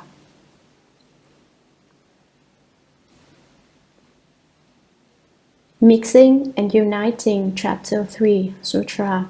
Ananda, although you have already realized that the wonderfully bright basic enlightenment does not by nature come from causes and conditions, and is not by nature spontaneous, you have not yet understood that the enlightened source is produced neither from mixing and uniting, nor from a lack of mixing and uniting. Commentary. This passage is spoken to destroy the concept of mixing and uniting and of not mixing and uniting.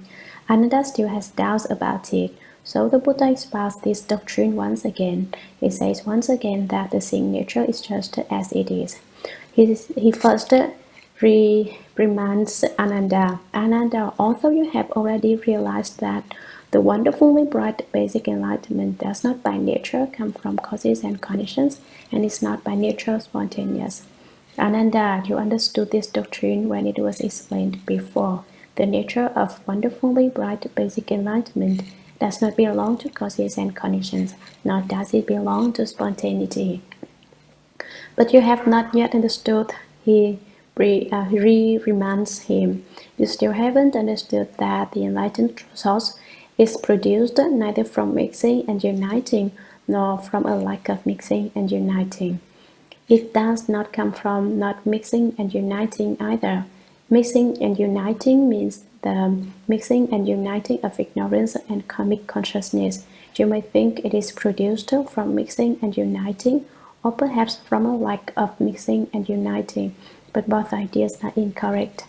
The externalist sect, which preaches spontaneity, is called the God Self. Externalist sect. They have a self which is a God Self. What they think is this, outside of the categories of appearances. In the eighth consciousness, there is a category of seeing, which is what they refer to as the God Self, that changes it into the knowledge and views of an externalist sect. The externalist sect that preaches causes and conditions holds that there is no category of seeing beyond the categories of appearances. So they say that there is no self. There are only appearances, the division of appearances. There are also those who preach mixing and uniting. They say that when ignorance and karmic consciousness mix and unite, there is production and extinction. Characteristics that are subject to production and extinction and the nature which is not subject to production and extinction are all mixed up together. The two cannot be distinguished clearly. That is what they think, and so they preach mixing and uniting. Those who preach a lack of mixing and uniting think that the characteristics which are subject to production and extinction and the nature which is not subject to production and extinction are not the same and have nothing to do with one another. So they preach a lack of mixing and uniting. Those are the four kinds of ideas advocated by externalist sects. They are not the doctrines spoken by the Buddha. So now the Buddha, fearing that Ananda may be confused by these doctrines, explains the matter for him once again. He knows that Ananda still has doubts. It is just when there is a false that the true is not separate from it. When there is the true, the false is still there. It is not absent. It is just like a hand, which has a back and a palm. Although the palm and the back are two, they are both right there. All you have to do is flip your hand over. It is the same with the characteristics which are subject to production and extinction and the nature which is not subject to production and extinction. These two are also one, just as affliction is body and birth and death are nirvana. It is the same kind of principle. People who study the Buddha Dharma should certainly investigate the Shurangama Sutra and gain a thorough understanding of it. The Shurangama Sutra is for bringing forth great wisdom. If you want to have right knowledge and right views and open great wisdom, you should certainly understand the Shurangama Sutra. The Shurangama Sutra breaks up the devon and reveals the proper. It smashes all the heavenly demons and those of externalist sects and reveals the innate human capacity for right knowledge and right views. But when the Buddha Dharma is just about to become extinct, the very first sutra to vanish will be the Shurangama Sutra. So if we wish to protect and maintain the proper Dharma, we should investigate the Shurangama Sutra, come to understand the Shurangama Sutra and protect the Shurangama Sutra. When the Buddha is about to become extinct, weird demons and strange ghosts will come in the world people with divine knowledge and divine views. They will be wise to be ways of the world and will be endowed with powers of debate and keen intelligence. They will argue with that the Shurangama Sutra is spurious, inauthentic, and will tell people not to believe it. Why would they say the Shurangama Sutra is spurious? Because the Shurangama Sutra tells about all their forms. It discusses the kinds of divine knowledge and divine views. If the Shurangama Sutra remains in the world, no one will believe their divine views. If there is no Shurangama Sutra, then their divine knowledge and divine views will succeed in confusing people, so they argue that the Shurangama Sutra is spurious. This is the appearance of a demon king. Those who study the Buddha Dharma should be particularly attentive to this point.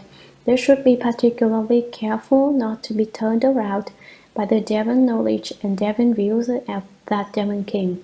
Do not allow him to change your thoughts and opinions. Does anyone have an opinion? Student, how does the Langa Sutra compare to the Shurangama Sutra? The Master, the Langa Sutra discusses the doctrine of the Chan school. It is different from the Shurangama Sutra. The Patriarch Bodhidharma used the Langa Sutra as a basis when he transmitted the Chan school in China. The Shurangama Sutra represents the genuine wisdom of the entirety of Buddhism. Student, is it possible for a Bodhisattva to appear in the form of a teacher of an externalist sect? The Master, all dharmas are the Buddha Dharma. None can be obtained. Do not be attached. If you are attached, it is not Buddha Dharma. If you are not attached, it is the Buddha Dharma. If you are attached, it is demonic Dharma. Student, another translation of the Shurangama Sutra has been published. Is it basically correct? If not, what would you suggest that English-speaking people read? The Master, we are in the process of translating the Shurangama Sutra now. As for the other translation you mentioned, it is correct in some places and incorrect in many other places, and it is not at all in accord with the basic intent of the sutra. For instance, the translator says that the Westerners wouldn't like the Shurangama mantra and that they would not study the mantra. That is a complete mistake. He omits the mantra from his translation. But if there hadn't been any Shurangama mantra in the Shurangama Sutra, then basically there wouldn't have been any reason to speak the sutra. The importance of the Shurangama Sutra is just to praise the Shurangama mantra. The translator took it upon himself to dispense with the mantra. That is in total discord with the purport of the Buddha's explanation of the Shurangama Sutra.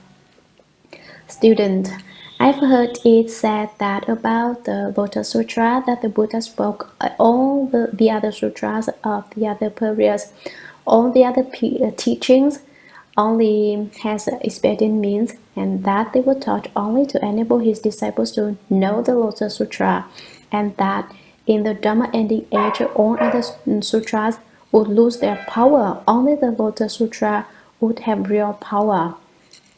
The Master, not bad. All sutras were spoken for the sake of the Lotus Sutra, but the Lotus Sutra was spoken in order to cause living beings to become Buddhas. The Shurangama Sutra is for opening wisdom. The Lotus Sutra is for realizing Buddhahood. The Shurangama Sutra is for breaking through all the heavenly demons and externalist sects. It can also be said that it is for the sake of the Lotus Sutra that the Shurangama Sutra breaks through all the heavenly demons and externalist sects, that it is to cause people to cultivate the wonderful Dharma Lotus Flower Sutra. One studies the Dharma flower and cultivates the doors of practice explained in it in order to realize Buddhahood. However, at the very last, when the Dharma is about to become extinct, it is not the Lotus Sutra that will remain alive in the world. It will be the Amitabha Sutra. In the end, when the Buddha Dharma becomes extinct, Only the Amitabha Sutra will remain, and after it remains in the world for 100 years, it too will vanish. Then only the one sentence, the great six syllable name Namo Amitabha for Namo Amitabha Buddha will remain. Sutra. Ananda, now I will once again make use of the mundane objects before you to question you. You now hold that false thoughts mix and unite with the causes and conditions of everything in the world, and you wonder whether certification to body might arise from mixing and uniting.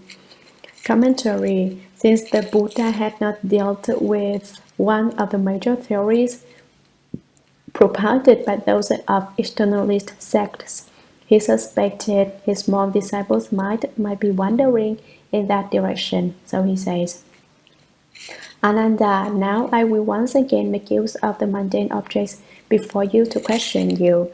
You now hold that false thoughts mix and unite with the causes and conditions of everything in the world, and you wonder whether certification to body might arise from mixing and uniting. You keep bringing up the theories of those externalists and comparing them to my Dharma. So now we will make the comparison for you. Sutra. Accordingly, right now, does the wonderful pure seeing essence mix with light? Does it mix with darkness? Does it mix with emptiness? Or does it mix with solid objects? If it mixes with light, look further at the light. What place there in the light before you is combined with the seeing? If you can distinguish the characteristic of seeing, what does it look like in combination? Commentary. The Buddha questions Ananda. Accordingly, right now, does the wonderful pure seeing essence mix with light? Does it mix with darkness? Does it mix with emptiness? Or does it mix with solid objects? As you are at present, does your subtle, wonderful, pure, and clear seeing essence mix with light or darkness, with emptiness or solid objects? Which does it mix with? If it mixes with light, look further at the light. What place there in the light before you is combined with the seeing? If you say it mixes together with the light, then when you are looking at the light in front of you, tell me which part of it is the seeing. Point it out to me, which place is mixed and united with the seeing. If you can distinguish the characteristic of seeing, what does it look like in combination? If it is possible for you to determine the form and appearance of your seeing, if you can recognize it, what form and appearance does it have when it is mixed together with the light? For instance, if you combine red and white, the result is neither red nor white. When you combine your seeing and light, what does the end result look like? Sutra. If it is not the seeing, how can you see the light? If it is the seeing, how can the seeing see itself? Commentary. If it is not the seeing, how can you see the light? If it is the seeing, how can the seeing see itself? If you say you do see the light and that it is the seeing, then it must be that you are seeing your seeing. How can the seeing see itself?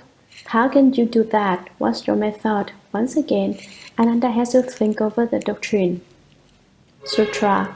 If it is certain that the seeing is complete, what room will there be for it to mix with the light? If the light is complete, it cannot unite and mix with the seeing. Commentary. If it is certain that the seeing is complete, what room will there be for it to mix with the light? If you definitely know the seeing to be complete and not deficient, neither lacking nor in excess, how can you combine it with light? If the light is complete, it cannot unite and mix with the seeing.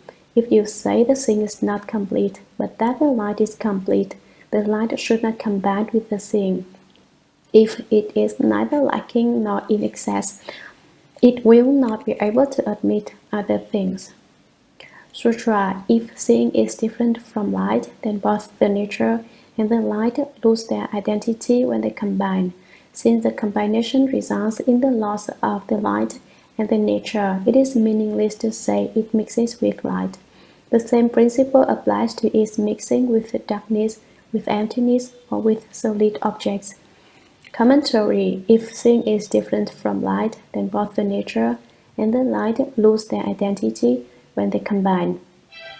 If you say that the seeing and the light are two different things, then it follows that they would lose their original characteristics if they were mixed together. The identity of the seeing nature and the identity of the light, the basic nature of the light, would both be lost. Since the combination results in the loss of the light and the nature, it is meaningless to say it mixes with light. So I say that there is no such thing as a mixing and uniting of your seeing with the light. To say they do mix and unite has no basis in principle.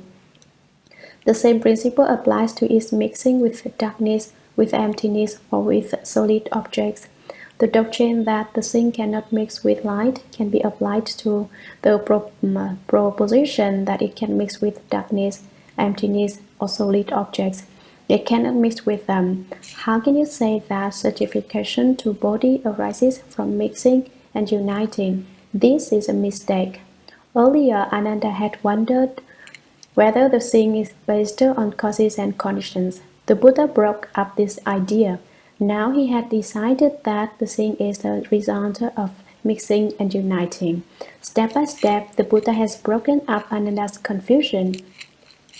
As soon as the Buddha breaks up one kind of confusion, Ananda gets involved in another kind of confusion. He has still not found the genuine doctrine.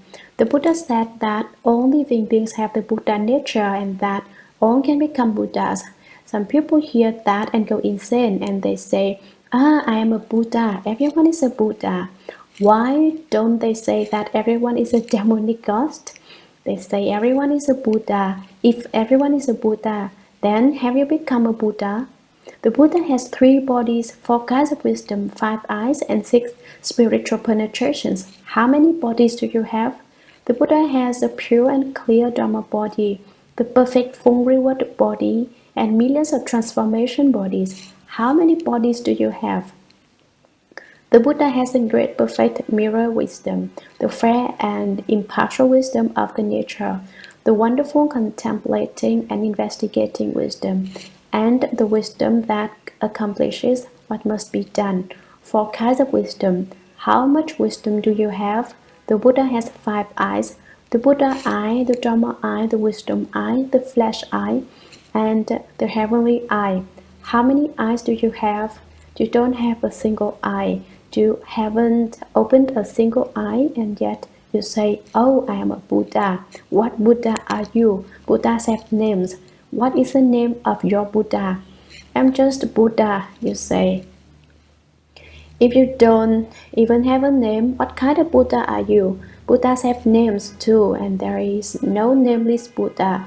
So to go around saying, everybody is Buddha is to be someone who has gone insane.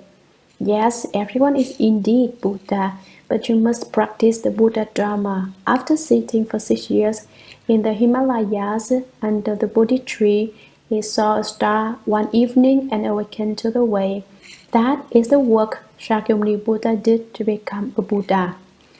But you do as you please from morning till night. If you like to drink, you go out drink. If you feel like smoking, you pull out a cigarette. If you are in a mood for a movie, you go see one. If you like dancing, you go dancing. And then you go home and accompany your wife to bed. And that's a Buddha. That's a realized Buddha. Too easy. So take a look at how much distress and difficulty the Buddha endured to realize Buddhahood. And all you do all day is lie in bed and sit around the house. One need not speak of 6 years in the Himalayas. You haven't even sat there for 6 days. If you could sit there in a state of unmoving suchness for 6 days, I would consider you a Buddha. But you haven't even sat for 6 hours, and yet you say of yourself that you have realized Buddhahood. How could that not be called Sutra? Moreover, Ananda, As you are right now, once again, does the wonderful pure seeing essence unite with light? Does it unite with darkness? Does it unite with emptiness? Or does it unite with solid objects? Commentary. Uniting is different from mixing. Mixing is when two kinds of things are blended together. Uniting is like when a lid is placed on a round pot. They unite and become one. So he says, moreover, I will explain yet another doctrine for you. Ananda, as you are right now, once again, does the wonderful pure seeing essence unite with light? The substance of your seeing essence is subtle, wonderful, clear, and pure. Does it unite with light? Does it unite with darkness? Does it unite with emptiness? Or does it unite with solid objects? Sutra. If it unites with light, then when darkness comes, the characteristic of light is extinguished. How will you be able to see darkness, since the seeing does not unite with darkness? If you do see darkness and yet at that time there is no union with darkness, but rather a union with light, then you ought not have seen light. Since you ought not have seen light, why is it that when there is union with light, you are able to know clearly that it is light and not darkness? Commentary. If it unites with light, if you say the seeing and the characteristic of light are united, then when darkness comes, the characteristic of light is extinguished. How will you be able to see darkness, since the seeing does not unite with darkness? When it gets dark, when the characteristic of light disappears, since the seeing is not united with darkness, why can it see darkness? If you do see darkness and yet at that time there is no union with darkness, if you say that when you see darkness, the seeing does not unite with darkness, although it does see darkness, it is not united with it, but rather a union with light, then you ought not have seen light. If you say the seeing is united with light, then it should not see light. That is, you say it can see what it is not united with, in this case darkness, then it should not see what it is united with, that is light. Since you would not have seen light, why is it that when there is union with light, you are able to know clearly that it is light or not darkness? You can see light and understand perfectly well that it is not darkness. According to your argument, then you should not see light. But that is actually not the case, since you are able to distinguish the difference between brightness and darkness. In the last analysis, then would you say that the seeing is united with light or united with darkness?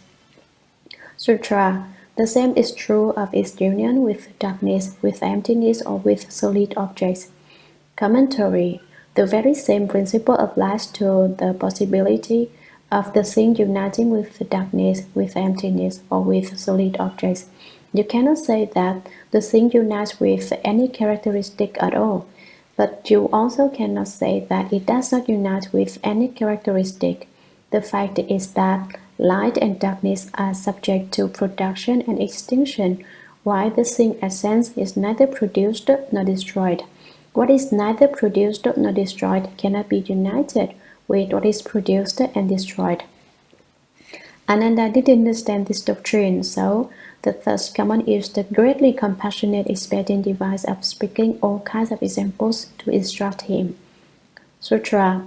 Ananda said to the Buddha, "Won't honored one, as I consider it, the source of this wonderful enlightenment does not mix or unite with any conditioned mundane object or with the mind's speculation. Is that the case?" Commentary. Having heard the Buddha's explanation, Ananda had another doubt. He once again thought about it and considered it. Ananda said to the Buddha, "Won't honored one, as I consider it, the source of this wonderful enlightenment." This refers to the seeing nature does not mix or unite with any conditioned mundane object. It does not unite with the wearisome dust, which is based on causes and conditions, or with the mind's speculation. Is that the case? He asks, are all these various things in fact not united? His asking shows that he is not speaking decidedly. Before this, What he said was very decisive. He said that the thing is spontaneity and that it is causes and conditions, and he mentioned various other doctrines. He spoke with absolute confidence then, but his theories did not stand up.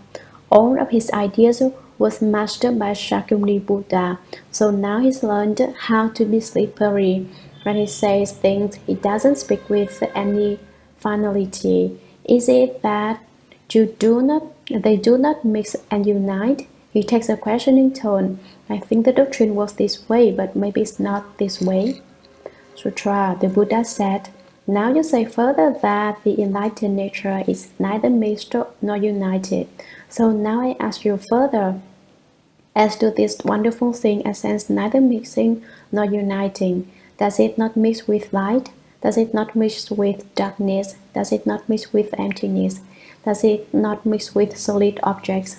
Commentary. The thing nature is neither produced nor extinguished.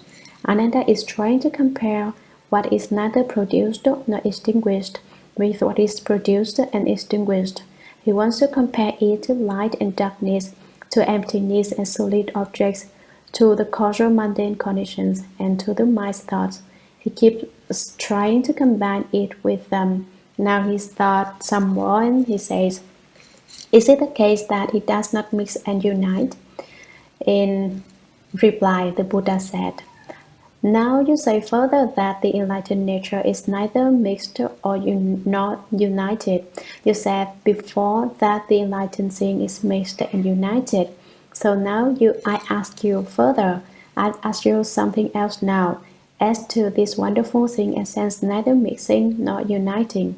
You say that the subtle wonderful thing essence which is not produced and not extinguished neither mixes nor unites. But does it not mix with light? Does it not mix with darkness? Does it not mix with emptiness?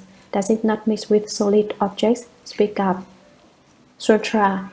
If it does not mix with light, then between seeing and light there must be a boundary. Commentary. If you want to say that it does not mix with light, then the seeing essence and the characteristic of light must certainly have boundaries. What is the boundary of your seeing? What is the boundary of the characteristic of light? If you say it does not mix with light, then find the boundary between them. What indication is there of a division between them? Sutra. Examine it further. What place is light? What place is seeing? Where are the boundaries of the seeing and the light? Commentary. Examine it further. Look into it. What place is light? Where does the light end? What place is seeing? Where does the seeing end? Where are the boundaries of the seeing and the light? Tell me, where is the boundary line which divides them? Sutra. Ananda. If there is no seeing within the boundaries of light, there is no contact between them, and clearly one would not know where the characteristic of light is. Then how could its boundaries be realized? Commentary. Ananda. If there is no seeing within the boundaries of light, if within the characteristic of light there is indeed no seeing essence, then there is no contact between them. Light and seeing could not bump into one another. The two would never meet.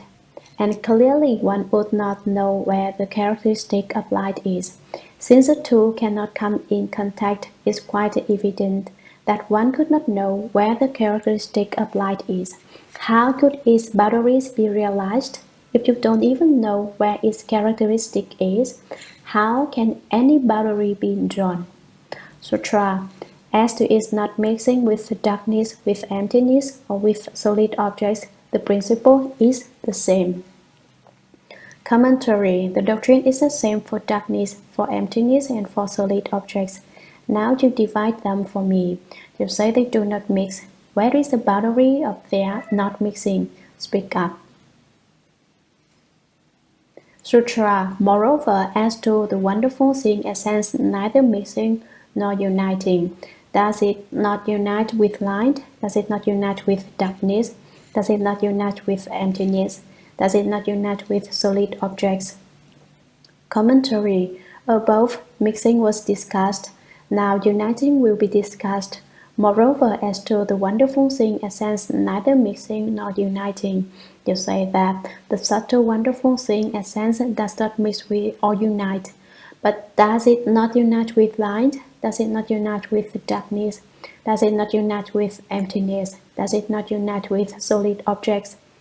Sutra, if it does not unite with light, then the thing and the light are at odds with each other by nature, as are the ear and the light which do not come in contact. Commentary, if it does not unite with light, then the thing and the light are at odds with each other by nature. If the thing is not united with the characteristic of light, then they are opposed to one another. Since they do not unite, they go so far as to be in discord and mutual opposition, as are the ear and the light which do not come in contact. It would be like the ear. If you look, you can see light, but if you cover your eyes, your ears don't know if it is light or dark. The ear does not distinguish brightness and darkness. Light and the hearing nature of the ear do not come in contact. Sutra. Since the thing does not know where the characteristic of light is, how can it determine clearly whether there is union? Commentary. It can't see the characteristic of light because it can't unite with it. So how can it distinguish? How can it discern the presence or absence of light? Sutra, as it is not uniting with darkness, with emptiness, or with solid objects, the principle is the same. Commentary, the doctrine of whether the thing unites with darkness, with emptiness, or with solid objects. Verse of transference.